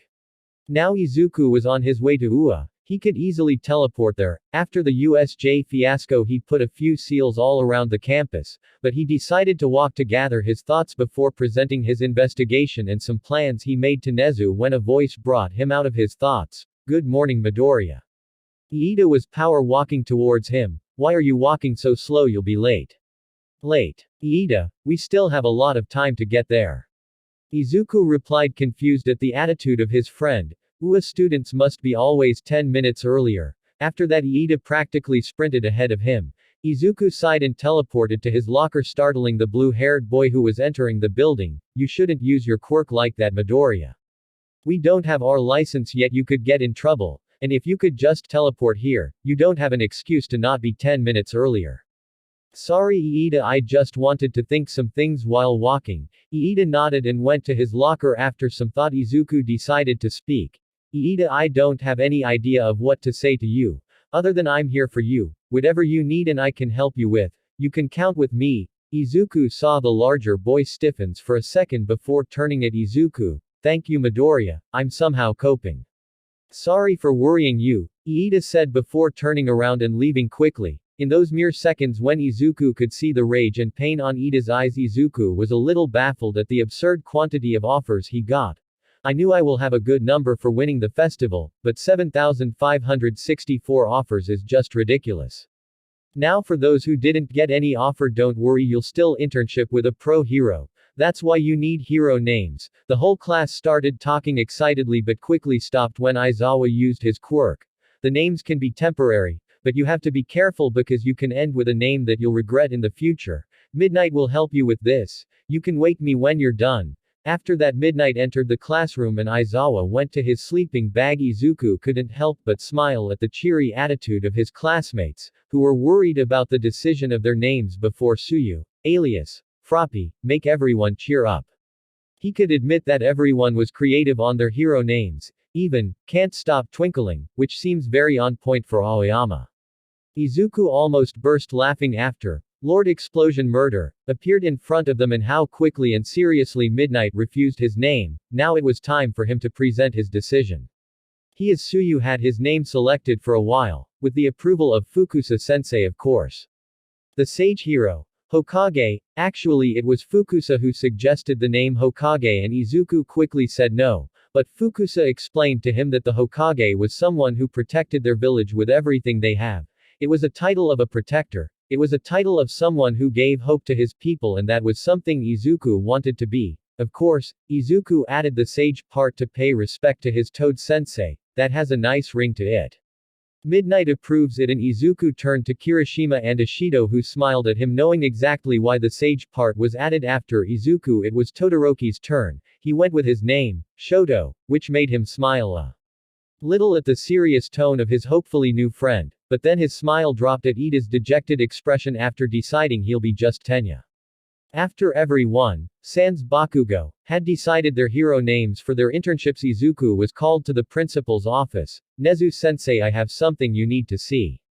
Izuku said as soon as he entered the office. Oh, please tell me Midoriya, what is so important that you requested to see me as soon as I had time? Nezu said smiling. I have a list of the next possible victims of Stain. Nezu's smile disappeared in a second. After what happened with Ingenium, I decided to investigate about him. Izuku passed a paper to Nezu. This is based on Stain's methodology and current mo. He is hunting heroes who he deems as fakes, and that's almost every hero on his mind. Nezu nodded for him to continue. He is smart but straightforward, and I think he has some selected sins, as people on the internet call them, which he hunts first over others. His prime victims are heroes that have been captured by the media. Either ignoring or failing heroics, then fame and gold diggers and so on. Of course, that doesn't mean he won't attack every hero he encounters. What do you mean with failing heroics? Nezu questioned. Heroes that don't give their all. Those who prefer to wait for someone with a better quirk to resolve the problem after they couldn't solve it once or didn't even try it. You can see a lot of that in the news. His latest victims apart from Ingenium were seen doing that. Azure Wings didn't try to save a man that was about to throw himself off the roof because it was raining and he said that his wings lose a lot of mobility with the water, but he didn't try anything else. Luz didn't help when the robo-villain T-1999 was attacking the mall she was in because she was in a dress filming a commercial. She didn't try to evacuate the people. She stood there just complaining about not having another hero close to them. Ember Guy saw people almost drowning with the quirk of the villain group Cider House and didn't act because he would just be a liability against people with water quirk. He could have done so much but just decided to step aside and let the villains escape. And all this was recorded and transmitted on TV and all the internet. The list goes on like that. Of course, there are heroes with other sins, but these kinds of heroes are the ones that are his primary victims. Nezu nodded and looked through the list. Those heroes there are located in Hosu. And if my deductions are correct, the ones that I think are more in danger than anyone, Native, the Fly, and Slugger, the three of them have appeared on social media or TV with the traits I mentioned earlier. Izuku concluded. I see. This very concerning Midoriya. If you're right, these heroes are in great danger. Izuku nods. I'll make some calls and warn them to not do their rounds by themselves, but this certainly raises the opportunity to capture the hero killer. Izuku still looked concerned. There is still the chance that Stain attacks them even if they're in group. He has never done that, but if he is put against the wall. Izuku let his sentence linger, is a possibility, but at the moment the heroes and the police in Hosu have no idea where to start looking for him, and he hasn't stopped attacking heroes in the meantime, so this is probably the best shot we have. Izuku nodded and was about to leave when Nezu stopped him. Midoriya, have you chosen who you will intern with? Nezu asked suddenly. No, I haven't had time to look at the list. There are a lot of names there. Nezu smirked. That's good because you will not go interning with any hero on that list. Izuku raised an eyebrow. You'll be interning with me, in a special advanced program. Izuku's eyes widened. What are you talking about, sensei? Midoriya, you're ahead of your peers. You and I know that, and this special advanced program is to determine how ahead you're. Along with other few things. Izuku gave him a deadpan look. This internship with me will be a little different from your friends, but it will still give you what the core of the internship wants. Field experience. You'll only take a different approach. So, that means I can't refuse it. Nezu shook his head with a kind smile that looked weird on his normally cunning face. Of course, you can. I wouldn't force you to do anything, but I want you to trust me when I say that this will be an experience you will regret if you refuse. Izuku smirked and shook his head with a fondly smile. How can he say no to his sensei after that? You do know how to sell something, sensei. Both chuckled a bit. Okay, I'm going to intern with you. What do you have planned? Not yet. Come here the day your classmates leave for their internship. Say goodbye to them and everything because you'll be radio absent for a week. Izuku frowned a little but nodded. Nezu-sensei has always been mysterious, but I can't say I'm not intrigued. Izuku left the principal's office feeling excited about what was going to happen on his internship. And scared of what Nezu's mind could plan. The day of the internships arrived and Izuku was walking with Ochako towards the train station, both talking excitedly about what expect of their internships. I can't believe you're working with the principal. I didn't know he takes interns. Ochako said excitedly. He normally doesn't, but he has been teaching me for a while and he decided to make an exception. I fully expect to be subjected to some kind of torture or something. The brunette giggled. How about you? Are you excited to go with Gunhead? Yes. I'm so pumped up. I need to level up my game if I want to kick your butt in the next tournament. Izuku smiled at her, who suddenly started giggling. You know, it's funny to look at your hair and see the Gamabu's eyes peeking from it. Izuku just sighed. The small toad rarely left his side these days, but she has been docile and hasn't sprayed him or Kirishima since her arrival, so Izuku didn't mind it. Yeah, she likes to be there. My hair reminds her of the grass on Mount Myobokuzen. That make Ochako giggle again and nod in understanding. He was about to say something when both saw Iida waiting for his train. Iida, just what are you planning? I know for a fact that you had a lot of good options of internship. Why to go with manual? Izuku was sure his friend was trying to do something stupid, but at the same time he couldn't just picture Iida doing something that out of character. I have to trust him. Iida, are you ready for your internship? Izuku asked. The tall boy stiffened for a second and turned around with a smile that didn't reach his eyes. Yes, I'm ready to learn as much as I can in this opportunity the school is giving us. I hope you do the same and come back with more knowledge from this experience. Iida turned around again. It seems that my train is arriving. I wish you safe travels. Iida started walking when Izuku stopped him with a hand on his suitcase. Izuku noted that Iida practically yanked his suitcase away and looked at the place where Izuku put his hand. Take care of yourself, Iida. I know you're hurting, but please don't forget that we're here for you. Iida just nodded stiffly and walked away. Thankfully I learned how to move the Horatian seal. Do you think he'll be alright? Ochako asked concerned. We can only hope, Ochako. Both teens walked towards Akako's lane with a gloom aura around them. My train is about to leave. That means I'll see you in a week. Izuku, Ochako smiled softly. It's a bummer that you'll be radio silent for all your internship, but I guess that's what you get for interning with the principal. Izuku chuckled and nodded. I'll miss you. Take care of yourself, please. Ochako nodded and in a surge of bravery she hugged him tightly. Izuku returned the hug. A few seconds later a very red-faced Ochako broke the hug and ran into her train. When the doors of the train closed, Izuku couldn't stop the dumb grin that appeared on his face and just waved back at her. She had a similar expression on her face. It was 9 p.m. and Izuku stood at the top of an abandoned building looking at his objective. When Nezu said that it would be a new experience, he hadn't expected to be sent on a solo mission to stop one small ring of drug dealers. Flashback. What do you mean I'll be on a mission alone? Izuku asked bewildered. Exactly how it sounds, Midoriya. You'll stop a small band of drug dealers. Nezu said excitedly. You do know that I don't even have a provisional license, and that I need to be with a pro hero to do that kind of thing without it, right? Nezu's smile turned into a savage grin. Of course, I know about that.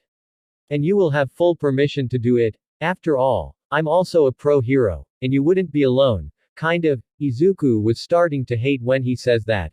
Nezu presented him some small devices. These two are special surveillance cameras. One will be on your shoulder and the other on your chest to let me monitor you, and this one is a long-range earpiece where I would give you instructions if I deem necessary. This feels unsafe. Izuku deadpanned and Nezu just laughed. Where do I even start? Nezu passed him a folder. You will treat this as an active investigation from start to end and I'll grade you according to your results. Izuku started reading the information on the folders. Of course, nothing will happen if you can't capture them or stop them. Another agency will take it from where you left it, but I can say that you'll be pleased if you manage to complete this mission. Izuku looked up from the folder with a raised eyebrow but nodded. It seemed like it would be a good learning experience. Flashback. And so now here he was on his third day of internship, with a small frog on his head and finally ready to act against this group of drug dealers after he gathered enough evidence to act against them. Izuku sighed and started reciting what he knew to Gamabu while preparing himself for his mission. The leader Saotome Riko was the most dangerous of the 6-men group with a quirk called bone darts. He could shoot small but deathly bone darts from his fingers. He was a failed hero student, expelled due to his rather sadistic tendencies. After being expelled he turned into a common thug for a couple of years and then he met his right hand Tanaka Akumo. Tanaka Akumo, another student expelled, but this one was from a school that was dedicated to science. His quirk is called the periodic table.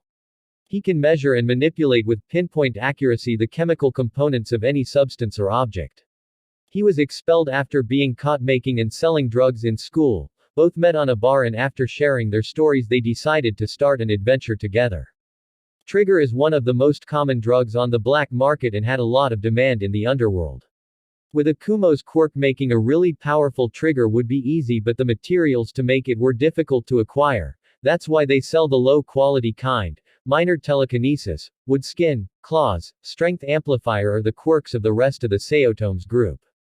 They are the ones that take care of the distribution of their drugs. Izuku sighed and adjusted his haori and prepared to start his mission when suddenly the door of the building opened and saw Saotome's group of thugs carry boxes towards their van. Behind them Saotome and Tanaka were talking about something. Izuku stopped and decided to observe what they were planning. Everyone got in the van and started driving away. Izuku waited to see if Nezu had anything to say, and after 5 seconds of nothing he decided to go after them. It seemed that he has a little more investigation to do. He tailed the van for a few kilometers, frowning slightly when the van entered an abandoned warehouse's site close to the coast. They stopped in front of a warehouse, took everything they had and got inside. Izuku jumped on the containers beside the warehouse and entered from an open window. Cloaked by the shadows he stood immobile waiting to know why all of them left their base so suddenly. In the ground were Saotome's group and another group that Izuku didn't recognize. There were 5 of them, all wearing weird bird masks. Izuku didn't know what it was, but he could feel that something was wrong with them, especially the one with the purple fur collar. We're quite happy that you want us to work together, Overhaul, Saotome said to the man with the purple fur collar. We've brought a batch of our finest trigger, please take a look. He motioned to his thugs to present some of the boxes they brought with them. The leader Overhaul turned to look at one of his men, who quickly moved towards the box taking a flask of trigger and put a device in it. It's an amazing crafted drug. All of it is done perfectly. The quality of the material they used is the only reason that this trigger is not that powerful. Overhaul nodded. Good job, Chrono. Now I want to answer some questions before our business trip starts. He motioned towards another of his men. My name is Shin Namoto. As my boss said, I'll ask you some questions, please be honest with me. Izuku could feel the venom when the man said the word honest. How did you manage to create a trigger of this quality? Ah, that's easy, Saotome said. That's thanks to my friend Akumo over here. He has a scientific quirk. Akumo just shook his head exasperated. My quirk is called periodic table. I can identify, measure, and manipulate the exact chemical components of anything. I also used to be in school with an amazing lab when we researched trigger. I just memorized the measurements to make a perfect one. Shin nodded. Why do you want to join us in the market of trigger? After all, you can save for a while to buy better quality material and start making some better drugs. Ah, that would take a lot of time. We need to start making more money to make our organization grow and start taking all over Japan, Saotome answered, but then he furrowed his eyebrows. To Izuku that looked like he said something he didn't plan to say. I see. Final question. Would you be willing to betray Shihasaikai after you make your organization grow? Everyone in Saotome's group tensed after that question. Without a doubt, his eyes widened after realizing what he just said. Wow, what the fuck, I didn't want to say that. What the fuck did you do to me? He aimed his hands towards Shin, who just shook his head. My quirk is called confession. You can't hide anything from me. Before Saotome could say anything, a big hand clasped on his head. The biggest guy of Overhaul's group trapped him. After a minute struggling, his body finally ceased to move. Nor Akumo nor his thugs moved a muscle, terrified at the sight. We don't like traitors, or future traitors, Shin said. Now I ask you again, will you betray us? Everyone in Saotome's group said no. Good, that's all the questions. He returned to his previous place behind Overhaul, who walked towards a terrified Akumo. I know you probably won't trust us after that, but it doesn't matter. The only thing that matters is that we need your quirk. Akumo nodded, terrified. He didn't have another choice but comply. He just wanted to avoid being killed. Overhaul handed him a small box. Use your quirk in that. Akumo nodded and opened the box, took the small vial, and used his quirk. 30 seconds later he raised his head with eyes wide open. This is the opposite of trigger but more powerful. This could theoretically. He couldn't end the sentence. Overhaul did it for him. It can erase quirks. Izuku's felt a shiver of horror on his spine. At least for a while at the moment. We're working on making it permanent. Izuku had to know more about this. That drug is more than dangerous. I want you to use your quirk to help us make that happen. Akumo wanted to say no, turn his heel and run away, but he knew he wouldn't get that far before being killed.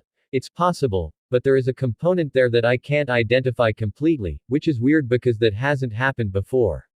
I would need a fresh sample of that before I could say that I can. Overhaul looked at him for a minute without moving. Finally, he raised his hand and another man appeared. He was wearing a kimono and in his arms was a little girl. All the alarms in Izuku's head started blaring.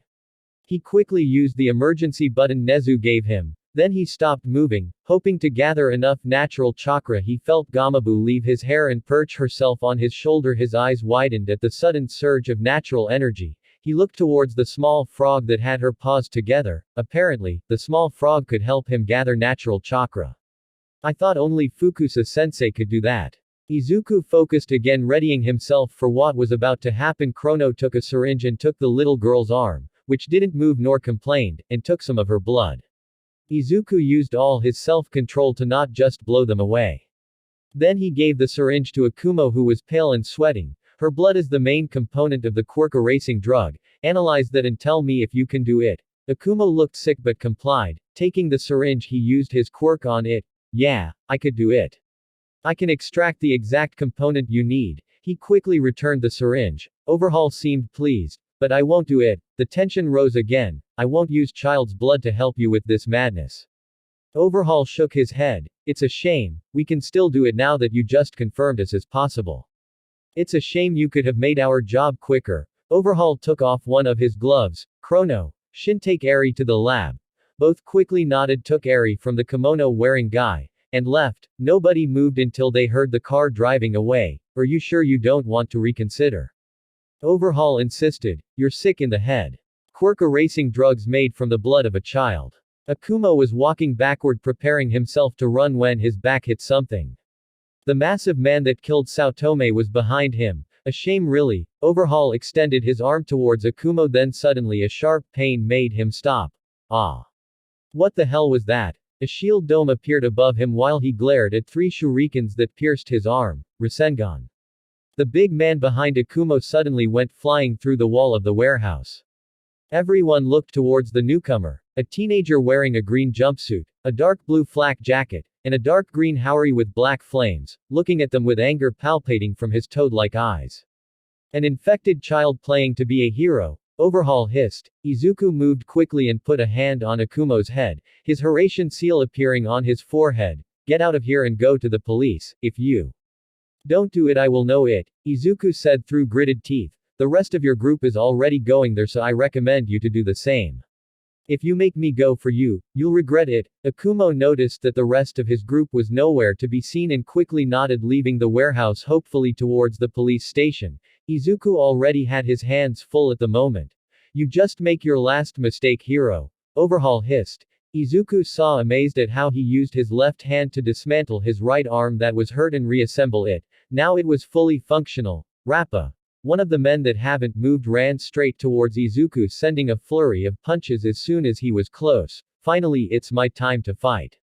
Rappa said excitedly, jumping straight at Izuku, who dodged and blocked his punches. Damn, if I wasn't in sage mode, this guy would have punched me into oblivion. Izuku jumped to make some space and started his attack. Fire style. Raging inferno bullets. Izuku spit a barrage of flame balls that exploded against a force field. Hey, what are you doing? Don't interfere in my fight.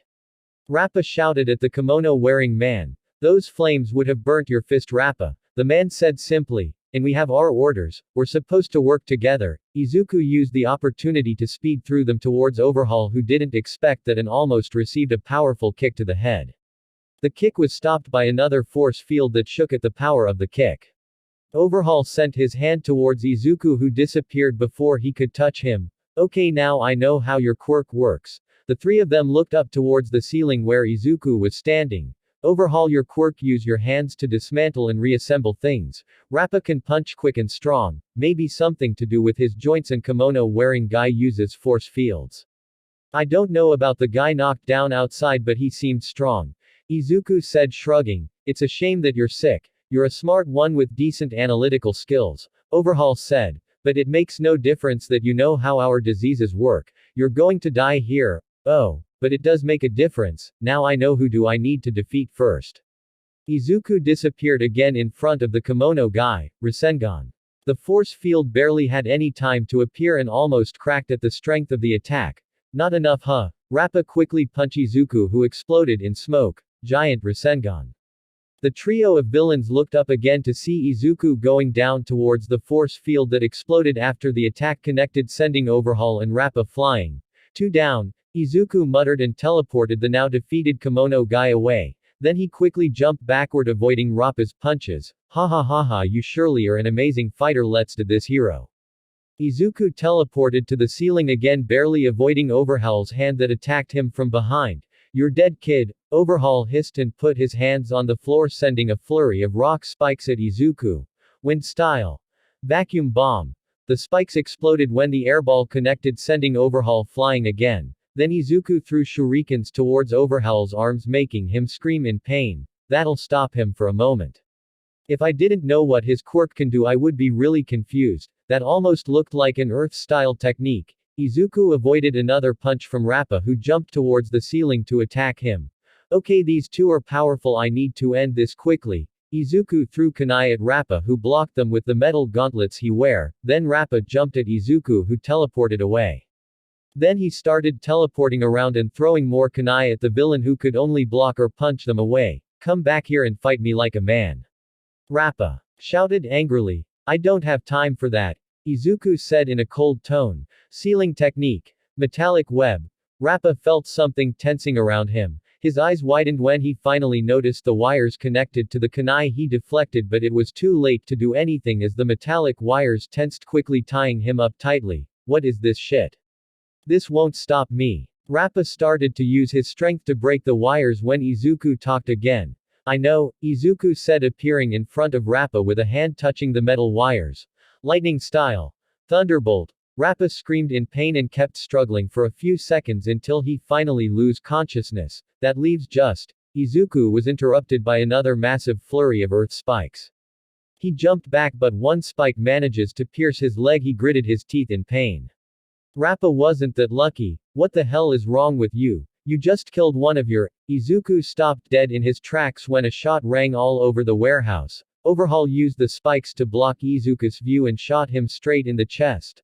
I didn't want to waste a bullet in you, but you were more trouble than I imagined. Now that I erased your decease as overhero, Overhaul said smugly. Izuku stood there stunned for a second, then started laughing. Oh man, if that was a real bullet, I would be in real trouble. Thanks for not using one of those. I guess you used a quirk erasing drug in this one. Izuku took the empty syringe of his chest. Any hero would have been in a real predicament right now, but Izuku appeared in front of Overhaul using a kunai that was on the floor under the villain. Overhaul's eyes widened. I'm not a regular hero, Rasengan. How are you still doing that? Overhaul prepared himself to receive the hit, but before the attack could connect, Izuku was sent flying through the wall of the warehouse by a powerful punch. Overhaul looked at his underling and smirked behind his mask. Good job, Rikia. This kid is dangerous. Let's kill him and go back to the lab. Rikia nodded, then jumped outside and quickly grabbed a dazzled Izuku, who quickly started to feel his energy going down. You are a lucky kid. I think the serum I used wasn't strong enough to cure your disease, even if it was just a temporary solution. This only means that I'll need to perform more rigorous experiments on Eri. Overhaul chuckled sadistically and looked at Izuku being held by Rikia. You feel it, right? How your vitality is being drained. Overhaul walked towards Izuku menacingly. Rikia's decease let him drain the energy of his victims. Izuku's eyes widened for a second.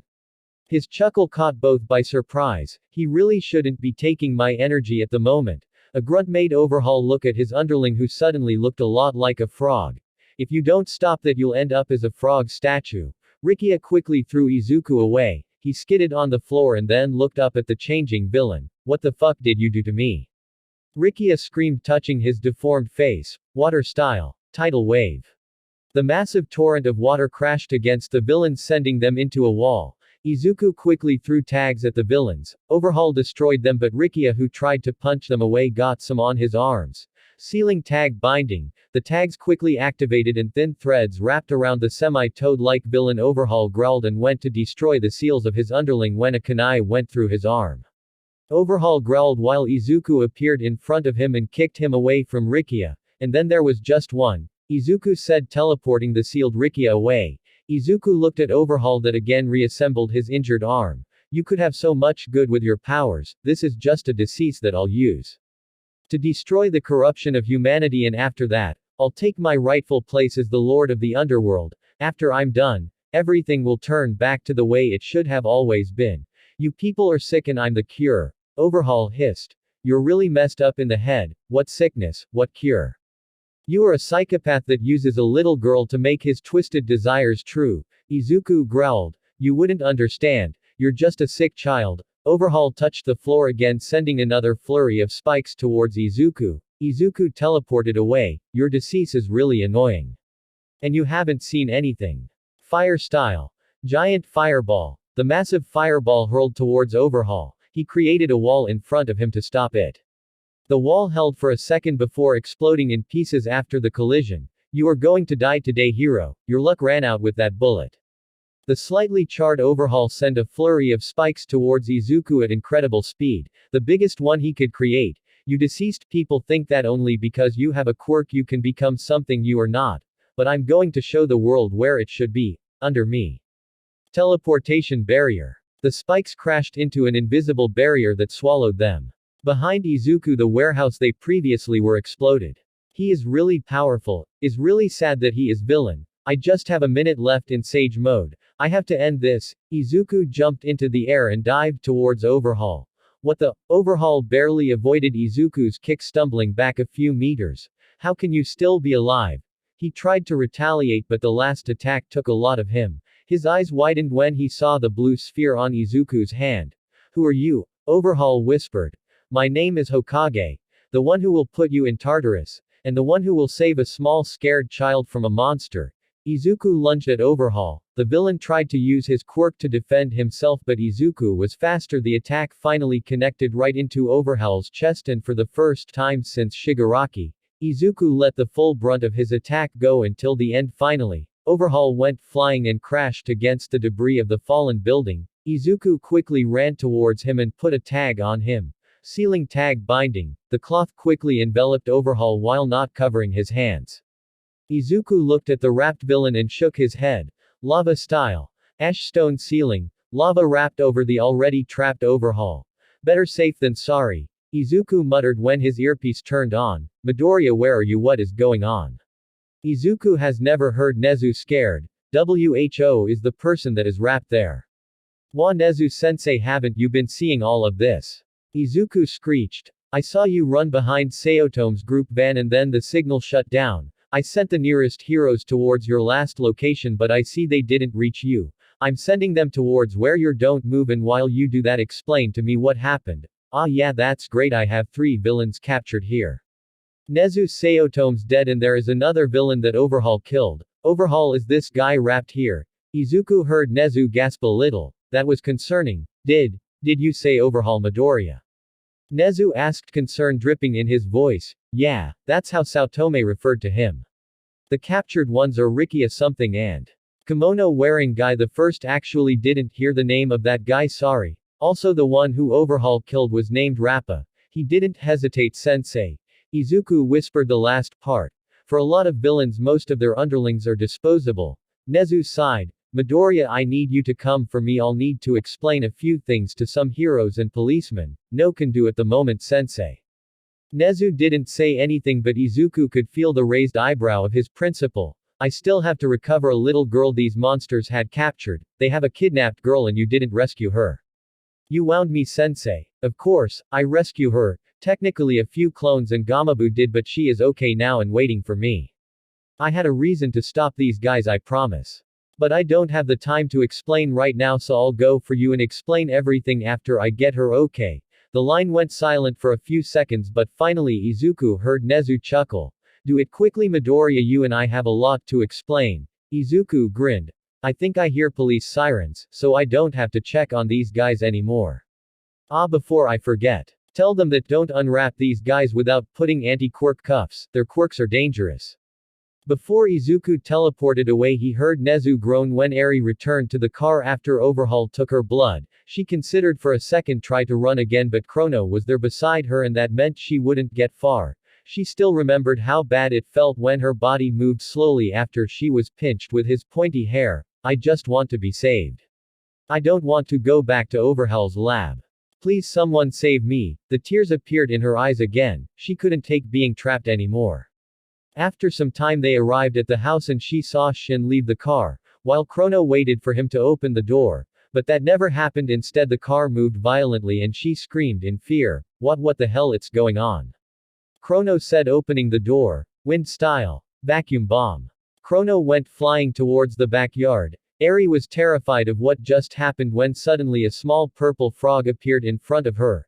Eri was mesmerized by the small frog when another person suddenly appeared on the open door. Hey, little girl, are you okay? The green-haired boy asked her. She nodded slowly. Good. Now we're going to wrap those guys before they could do anything. All right. Gamabu, take care of her. The green-haired boy left and the small frog jumped towards her hands. She whispered. Eri didn't understand what exactly was happening, so she moved towards the open door and her eyes widened at what she saw in the backyard. 4 green-haired boys were wrapping Chrono and Shin in bandages. From head to toe, she looked at them until they finished and took a step back. 2 of them took a red paper with something written on it from the bag on their back. Seal. The bandages wrapped tighter around her captors, 2 mummies ready to be delivered to the police. The boys said while smiling at her. Suddenly the small frog that was on her hands jumped fast towards the front door that was opening. Her eyes widened again. The frog kicked Mimic into a wall and then used its tongue to throw the small body of Mimic towards the green-haired boys. Ah, another one. This one is really small. One of the green-haired boys said, and then he looked at the frog who was staring at him intently. I get it, not because he is small, it means he is weak. The little frog croaked and jumped towards Eri's hands again. Eri watched again as the green-haired boy wrapped the small body of Mimic and repeated the thing the others did with the red paper. When he finished, he walked towards her and crouched. My name is Midoriya Izuku. You can call me Hokage, that's my hero name. What is your name? Eri, she whispered. He smiled brightly at her. What a beautiful name. Now Eri, are there more people in the house? Eri nodded. Hokage's eyebrows scrunched a little. Okay, let's move. The other us is wrapping everything up over there. The other, you? Eri asked, confused. Hokage just laughed a little. He'll explain everything when he gets here. Now let's change locations a little. Eri tensed a bit when he got closer, but then he extended his hands at her. I can carry you if you want. She hesitated for a second but accepted. After all, he defeated a few of her captors. The small frog jumped from her hands towards her shoulder and she was lifted carefully in Hokage's arms. Her tears almost started to fall again. His hands felt warm and when he brought her close she felt safe. Warm and safe, 2 sensations she didn't think that she'll ever feel. She felt the air hit her face and suddenly she was on the roof in front of Overhaul's house. Wait for a few seconds here, okay? The other us will come here in a moment, okay? Eri nodded slowly. Gamabu and I will stay here with you, so don't worry, we're pretty strong. Saying that, the other Hokages that jumped with them disappeared into a puff of smoke, startling Eri. Gamabu, sensing that, jumped on her hands again. That seemed to snap her of the fear of most of her heroes disappearing. Eri brought the small frog towards her face. Still amazed at the small creature, they stood there looking at each other for a few minutes when suddenly a soft voice stopped their staring. Hey, I hope Gamabu is on her best behavior. Eri's head snapped up. It was another Hokage. You're the other you? Izuku chuckled at the weird question. Yes, something like that. He is a clone of me. Eri tilted her head to the side. I can show you shadow clone technique. 4 Hokages appeared in front of her eyes and they seemed excited to say hi to her. She felt overwhelmed, but after a moment only the Hokage in front of her stayed, the others disappearing in smoke. The other of them is you. Hokage chuckled again at the weird phrasing but nodded. Yes, I'm the original. Eri was confused but his smile reassured her. We have to go, Eri. We'll go to get my sensei. And then we'll go probably to the police station. We should see if we can give you a quick checkup with recovery girl. Izuku muttered. Eri shook her head quickly. Overhaul. If he knows that I escaped, he is going to hurt you, Hokage. Hokage picked her up and smiled brightly at her. She felt again the safety and warm. I took care of Overhaul, Eri, the same way the other me took care of those guys there. Hokage pointed to the trapped villains still in the backyard of the house. Eri's eyes widened at what he said. You trapped Overhaul? Eri asked in a whisper. Yeah, and he is going to jail now, and you'll never have to worry about him again. Something finally broken. Eri couldn't stop the tears as she lunged towards her hero and hugged him as tight as her little arms could. When he returned the hug, Eri knew that she wouldn't get to continue without his hugs. When Izuku appeared in his office with a startled small white-haired girl in his arms, Nezu couldn't help but smile softly at his student. So she must be the little girl you mentioned. Izuku nodded. The little girl seemed to tense and hugged Izuku tightly. Hello little miss, my name is Nezu and I'm the principal of the UA. Midoriya is my student. I'm kind of his boss. Eri shuddered at the word. He is a hero, Eri, Izuku said. Like you? Eri asked in a whisper. Kind of. Technically speaking, I'm not a full hero. Izuku sent an apologetic smile towards Nezu, but he is. He gave me the mission that led me to save you. Eri nodded slowly. Thank you for sending Hokage to save me. Eri whispered towards Nezu, who chuckled a bit. It wasn't his mission. But I'm really happy that it ended like that, little miss. Nezu said, smiling at the small girl. Now even if I'm happy with how it ended, I need a full report about how it happened in the first place. We have an hour at most before we get called by the police to explain why they were sent to collect all those villains. Wait. The ones in the house. Nezu-sensei, you should. Nezu raised a paw to stop Izuku. I sent the officers to your last location just before you arrived. Izuku sighed in relief. Before that, can we have Recovery Girl have a quick checkup of Eri? That would be for the best, let me call her. Before he could finish, Izuku put his hand on his paw and teleported towards the infirmary. So you have your seals all around the campus now. Izuku nodded at him. Shuzenji will hit you with her cane when she finds where you put your seal. Nezu chuckled. She hasn't found it. I'll deny everything. What is all that noise? An elderly voice said, and then the curtain in front of them moved to the side, revealing a very cranky Recovery Girl. She looked at Izuku. I will find your mark, boy, and then your shins will be mine. I really don't know what you are talking about, Recovery Girl. The small nurse narrowed her eyes at him. But let's move to important matters. Can you do a quick check-up on this little girl? Recovery Girl's eyes trailed to the small girl trying to hide in Izuku's neck and raised an eyebrow. It's a long story, Izuku said, scratching the back of his head. Eri, this is Recovery Girl. She will give you a scan to see if you need something right now. Eri didn't move from her spot. Hey Eri, what is going on? Will she use needles? Eri said in a whisper, and Izuku felt her trembling. He looked at Recovery Girl, whose face was now softer. The small nurse shook her head. She won't use needles, Eri, and I'll be here with you all the time. I hate being the bad guy here, but you need to explain everything to me and we're running out of time, Izuku. And I don't think Shuzenji likes the idea of us here discussing your mission while she checks Eri. Nezu said, and Eri started trembling. Right, I can always leave a clone.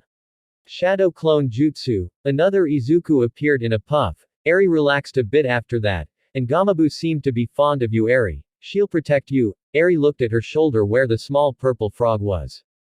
Gamabu and the other Hokage save me first. They'll protect me. Izuku smiled at her and nodded.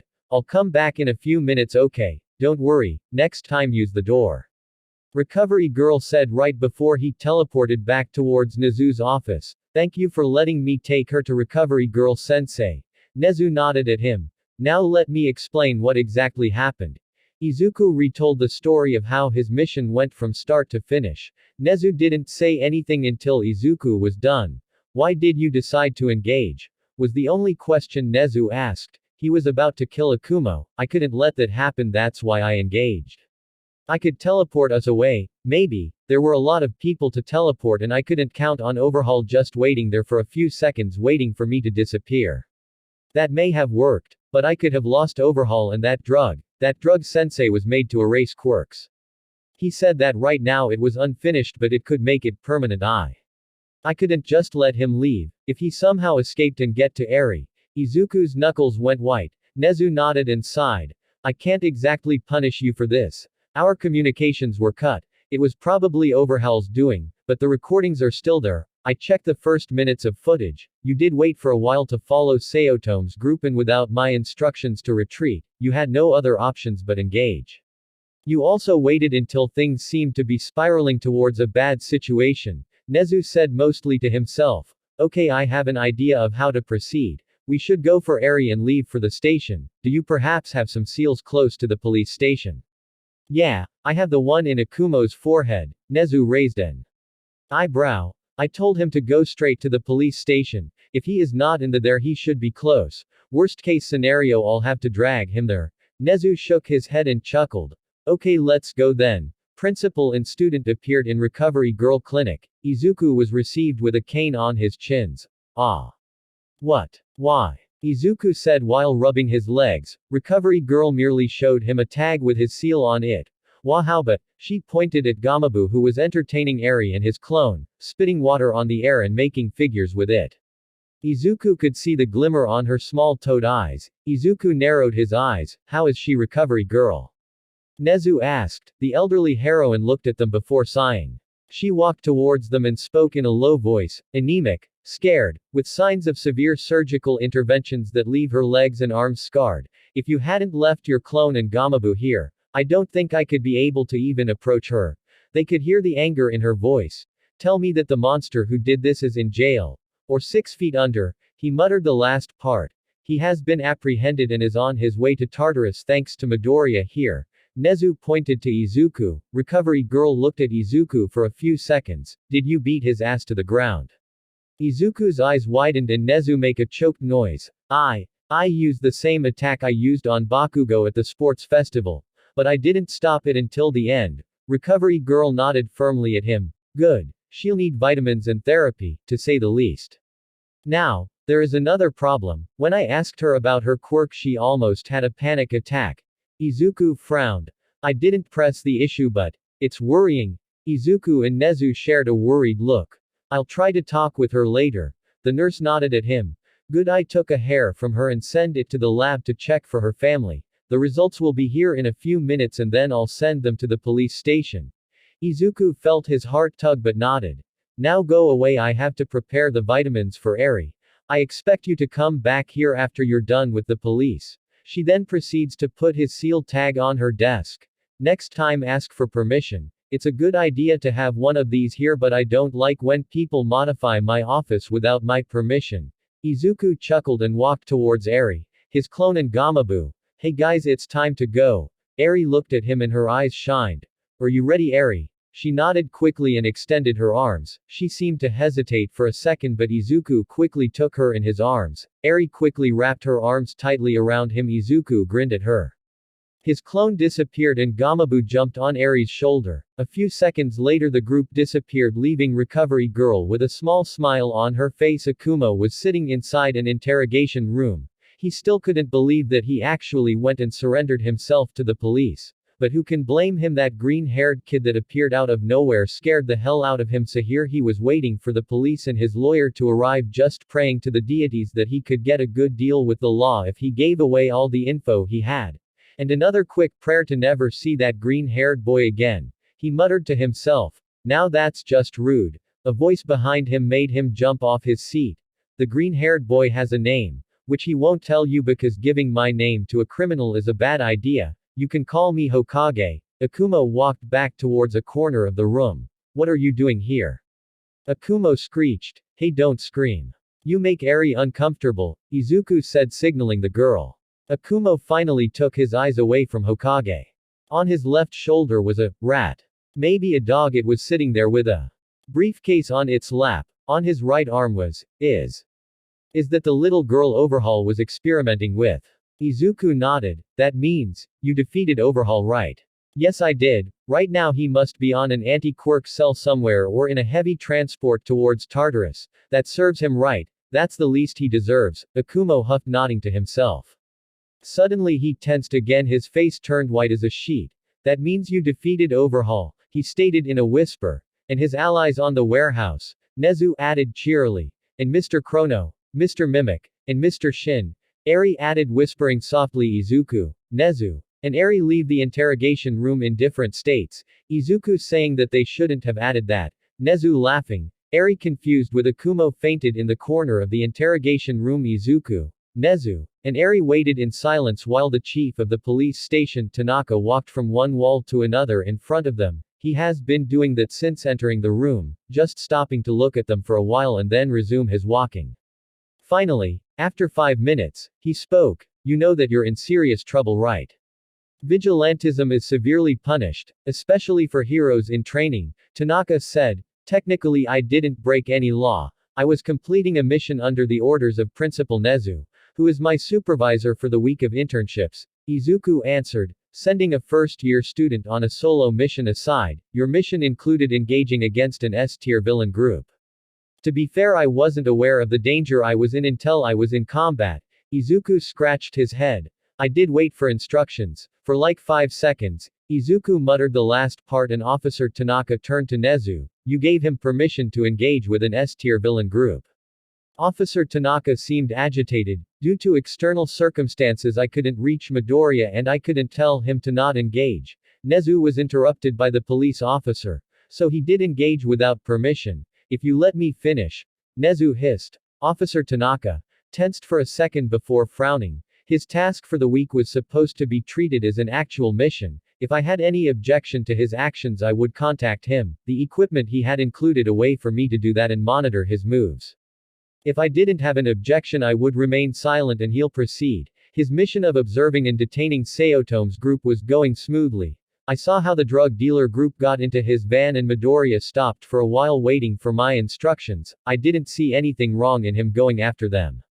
Midoriya followed them for a couple of minutes, and when he got close to the warehouse site, the communications disconnected. Overhaul must have some way to interfere in that. I tried to communicate with him to no avail. Nezu sighed. I did call the station asking for assistance. Of course, they were a little late since Midoriya has already defeated the villains by the time they got there. Izuku saw Officer Tanaka's eyes narrow at Nezu's jab and turned to Izuku again. So what in heaven's name made you decide to engage? Tanaka practically growled at Izuku, who simply lifted Eri a bit. She and the dangerous drugs Overhaul had. A little girl and some trigger was all that needed for you to break the law. The pressure in the room suddenly shifted. The air felt denser and everyone felt heavier. Officer Tanaka's knees buckled a little. First, I didn't break the law. Second, it wasn't just trigger, it was something way worse than that. And if a little girl isn't enough to make you want to engage in combat against anyone, I think you should really re-evaluate if you're fit for your job. Izuku growled. A small whimper from Eri made him take a breath and relax a little. Tanaka seemed a little shaken but decided to keep pressing on. Still, your mission was to capture Sayotome's group. I can understand engaging against the group that was in the warehouse, but you actively hunted the other part of the group in their headquarters. Tanaka's words didn't feel as harsh as earlier, but his demeanor was cocky as if he had Izuku on checkmate. Izuku looked down at Eri. Overhaul was using her for his experiments. She has suffered enough. I refuse to let that go any longer. And if I could save her from being captive, I would do it. 100 times in a heartbeat. Izuku stood up and put Eri on the chair, then brought his hands in front of him. If I see someone in danger and no one doing anything, I will intervene. So if that is so wrong, you should arrest me now. I won't stop helping anyone in need. Nezu smiled softly and Eri's eyes were wide in wonder. That'll make you a vigilant. You'll be no better than a villain. Tanaka continued. Call it whatever the hell you want. I'll call it being a decent human being. Nezu decided to intervene before Izuku's temper flared again. That won't be necessary. Nezu opened his briefcase and took out a folder and a holoprojector from it. This here contains Midoriya's mission from start to finish. You'll see where he waited for my instructions and how and why he engaged in combat. Tanaka took the holoprojector and put it on the table. And this folder contains Midoriya's forms for his hero permit. Tanaka's and Izuku's eyes widened. His hero permit. Tanaka screeched. He is a first year, that's not possible. Tanaka took the folder and tore it open. He took the forms out and started reading. You gave me a hero permit. Izuku whispered to Nezu, who just chuckled. If you failed your task, I wouldn't have given it to you. But you exceeded my expectations. Congratulations, young man. Izuku beamed at him. You really went out of your way and gave him this. Tanaka shook his head. He sounded defeated. This may give you the permission to act, but if you screw up, you'll be punished harder, and not only you but the hero that gave you this permit. Your trust in your student can cost you a lot, Nezu. If Tanaka tried to intimidate Nezu, it didn't work. The principal just started cackling. You do know that to give a hero permit you need the approval of 2 heroes, right? You should check who is the other hero that approved him. Tanaka raised an eyebrow and took the ID from the folder. True to Nezu's words, on the back of the card was his signature. Officer Tanaka almost fainted when he saw the other signature on the ID. All Might. Izuku's eyes widened and Nezu's laughed for a while, looking at the bewildered Tanaka and the stunned Izuku. That continued when a ping on his phone made him stop. Well, it seems that our laughing session must be cut short. Our guest has arrived and is on his way here. Nezu jumped on the table and took the ID from Tanaka, who was catatonic, and gave it to Izuku. What he said, it's true. Every action you make will reflect on All Might and I. So please don't make us shine too much. Nezu smirked and Izuku almost wanted to cry. Then he took it and gave it to Eri. Hey, you see this? It means that I can save more people. Eri looked at the ID card and then at Izuku. You didn't have permission to save me. Izuku chuckled. I didn't, but I don't regret it at all. Eri hugged him hard. As beautiful as this is, you should take Eri for a small walk. We're about to review the video of your mission to let everything in order. We don't need her to see this. Izuku nodded and walked towards the door. When he opened it, Nezu's guest was there. In front of him was a really tall man. His hair was green and yellow, the eyes behind the glasses seemed serious and authoritative. And Izuku, as an All Might fanboy, recognized him instantly. Sir Night Eye, Izuku whispered and moved to the side to let him in. Thank you, was the only thing that All Might's ex-sidekick said to Izuku and entered the room. Izuku looked at him for a while in wonder until Nezu cleared his throat. Then he left the room. Izuku walked with Eri towards the rooftop in silence. When they were outside, Izuku enjoyed the soft breeze for a while and Eri seemed content to do the same. After a few minutes, Eri broke the silence. That card, it means that you'll save more people, right? Izuku chuckled. Yeah, it gives me permission to act if I see another cute small child in danger. Eri's face reddened, and hugged him by the neck. That means, you will leave me. Izuku raised an eyebrow. Why do you say that? If you need to go away to save more people, that means you will leave me. Izuku smiled softly at her and sit on the floor with Eri still perched on his neck. Yes, I will leave to save more people, but I want you to understand something. I will always come back, Eri. You don't need to worry about me not coming back. Izuku didn't know what exactly will happen with Eri. The only thing that he was sure of was that he will fight tooth and nail to be part of her life. No matter what happens, I'll be a flash away from you, a flash away. Eri asked. Ah. Let me show you. Izuku took a kunai from his pocket and unwrapped the first layer of cloth of it, revealing his Horatian seal.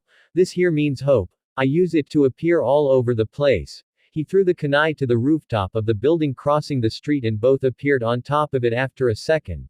Now that I think about it, you didn't seem startled by this the first time we teleported into Nezu's sensei office. You were there with me. It was a little scary, but you were there. Izuku's heart clenched and just nodded. He took the kunai and threw it at the rooftop of the police station and teleported back. Yeah, that was what I meant when I said I was a flash away. I just need to give you something with this symbol and I'll be by your side in a second. Izuku smiled at her. If I put the Horatian seal on her hand, or pretty much on any part of her, I'm pretty sure Recovery Girl or Nezu will kill me. Eri was looking at the kunai on Izuku's hand. Can I have that? You want the kunai? Eri nodded slowly. Izuku thought about it for a second. Okay, I'll give it to you, but you have to be very careful, okay? Izuku took a tag off his back pouch and put it on the blades of the kunai. Then he whispered, sealing tag barrier. The cloth wrapped around the blades of the kunai, making it somewhat safer. Okay, now you won't cut your hands now. Still, you need to be careful with the tips, okay? Eri nodded and took the kunai on her hands. Izuku sighed. Recovery Girl is going to yell at me. At least you can stab a bitch if it's necessary. Izuku muttered the last part. Stab what? Eri asked softly. Stab a bad person if necessary. Izuku said, sweating profusely. Both kept silent for a while. Gamabu jumped towards Eri's hands and she seemed happy to play with her a little. Finally, after a while, they were called to the room again. When they entered, they were received by a laughing Nezu, a scared Officer Tanaka, and a narrow-eyed Night Eye. So are we done here? Izuku asked. He saw Officer Tanaka flinch. Yeah, we're done here. Officer Tanaka walked towards the door and stopped in front of Izuku. I'm really sorry for being too hard on you, young man, but I do have to make people respect the law after all. But I'm glad that Nezu had the hero permit for you. He took a deep breath and squared his shoulders. In name of this police department, I thank you for your service and saving the young girl today. Hero. Izuku was a little shocked but managed to nod in the officer's direction. The officer left the room after that. So that happened. Izuku muttered, do you want a ride to Nezu-sensei? Yes, I do, but first we need to talk about the DNA results from Eri. Izuku felt his body tense after hearing that. I forgot about that, Izuku thought. So there was no match on any database, no birth certificate, no anything. That means that there is no register of her existence. Izuku noticed how Nezu seemed to avoid saying that they didn't found her family. So I have to ask for your help to take care of Eri until, yes. I mean, I need to inform Mom, but I'm pretty sure she'll be as happy as I am to have Eri in our home. Ah, I can tell her right now. Izuku instantly replied. He then created a shadow clone who teleported to his house. Nezu chuckled and Eri's eyes watered. Do you hear that, Eri? You'll be with me for a while. Eri nodded slowly and cried into Izuku's neck. Well, that solves that. I didn't even need to mention that she wouldn't be able to be anywhere away from you, but I like the enthusiasm. The principal then sighed. Now our guest here wants to talk with you, he insisted were necessary. Sir Night Eye wants to talk with me. The hero stood up and walked towards Izuku. First of all, I have to begrudgingly thank you for stopping Overhaul. Even if you ruined a 2-year investigation. Izuku raised an eyebrow. You're welcome. The hero huffed and looked at Izuku for a while. Is that all? I wanted to talk to the person that All Might choose as his successor, even if you refused. Izuku's eyes widened and quickly covered Eri's ears. She won't understand what we're talking about, don't worry, you don't know that. Izuku said nervously. What made you say no? Sir Night Eye asked seriously, ignoring his protest. Izuku saw that it was important for the hero. As I said to All Might, villains are getting stronger every day. All Might managed to be the sole pillar of our nation, but he is just a man. Izuku saw Night Eye's eyes narrow. He will retire sooner or later, but he will, and then we'll be left to carry the weight of the nation without the main pillar. I don't like to sound so full of myself, but I know that I can be a pillar, maybe not at the same length of All Might, but a pillar with enough strength to balance the weight of the nation with All Might's successor. It may sound arrogant, but I haven't reached my limit.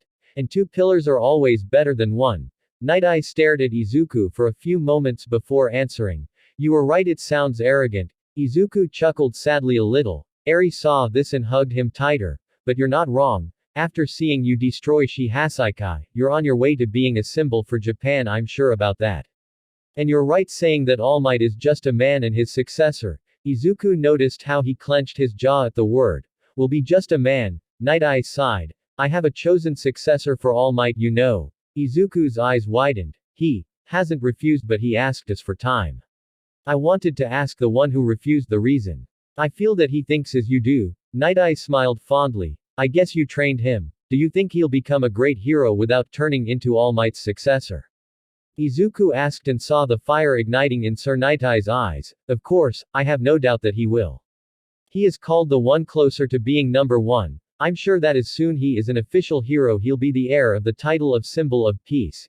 Izuku smiled at the hero whose eyes widened after his outburst. So even if he refuses, he'll become a pillar for this poor world. If you ask me, the thought of 3 pillars holding Japan up sounds amazing. Sir Night Eye nodded slowly and smiled at Izuku. You will be a great rival for Mirio in the future. Izuku grinned at the hero. I know it is early, but I want to formally extend an invitation for your hero work studies in Night Eye Agency.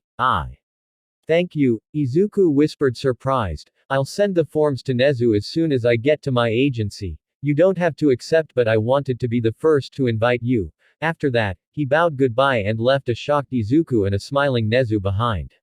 Eri was just confused. So you still up to give me a lift to Ua? Nezu said, breaking Izuku out of his stunned state. A few seconds later, Izuku left Nezu in his office happy after being told that he has the next day off. Then he received the vitamins for Eri from Recovery Girl and finally, they reached his home. Are you ready to meet my mom? Eri seemed nervous. Don't worry, Eri, I'm sure she'll love you. She might cry. She is sad.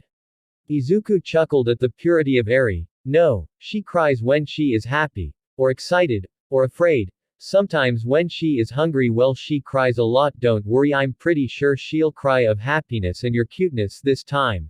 Eri blushed. So, are you ready? Yes, she said in a whisper, and he opened the door. Izuku wasn't wrong. That night Inko cried a lot but quickly accepted Eri. The little girl wasn't as open as she was with Izuku, but she seemed to accept Inko as well. Inko gave them a light dinner, not wanting to disturb Eri's stomach. After that, it was time to take a bath. Thankfully, Eri accepted Izuku's petition to wait outside and just take Gamabu and her kunai to accompany her. Izuku couldn't help but laugh when Eri asked every 5 seconds if he was still outside. Inko cried seeing the scene. When it was time for bed, Izuku swiftly put Eri into his bed, taking the futon from the closet and preparing it on the floor of his room. Izuku slept with one arm up with Eri gripping his hand. A couple minutes later, if Izuku noticed Eri climbing down from his bed and sleeping on top of his chest, he decided to not mention it. Izuku spent the next day talking and playing with Eri inside his house. He sent a clone with his mom to get a new set of clothes for Eri. He planned for his shadow clone to go alone, but his mom said something about Eri needing some small girl clothes, not only clothes with All Might and weird words in it. So here they were, watching some random cartoon, relaxing on the couch. Eri munching on an apple, wearing one of his t-shirts that said, "Elegant suit," with Gamabu sleeping on her head and Inko cooking something in the kitchen. While she cried because even if Eri wasn't using the small dress she bought for her, she looked adorable with Izuku's t-shirt. Suddenly the TV changed. We interrupt what you're watching to report an attack on Hosu district. Several creatures are attacking the central area of the district. Please evacuate it quickly. Heroes haven't been able to stop them because a big group of the city heroes along with the number 2 hero was hunting the infamous hero killer Stain. Izuku's blood ran cold seeing the heroes of Hosu trying to repel the creatures that Izuku quickly recognized as Namas. Izuku stood up frowning at the TV. We have a reporter close to the heroes hunting Stain. The image changed again. The image was weird. It seemed as if the camera was on the floor. Izuku quickly blocked Eri's vision when he recognized the bloody mangled arm in front of the camera. The image quickly changed again. The man in the news was white as paper. No words came out of his mouth. The cartoon appeared again on the TV. Izuku's mind was working 100 kilometers per second when a soft voice interrupted him. "I'll be waiting for you." He turned to see Eri holding his kunai tightly. "There are people who need to be saved. Like me. I'll be waiting for you." Izuku smiled widely at her. "Mom, please take care of Eri for a while. Gamabu, take care of everyone for me." Both his mom and Gamabu nodded at him. "Eri, I'll be back." The watery eyes of Eri just made Izuku's determination to come back grew stronger. That's it guys, thank you for listening guys till the end.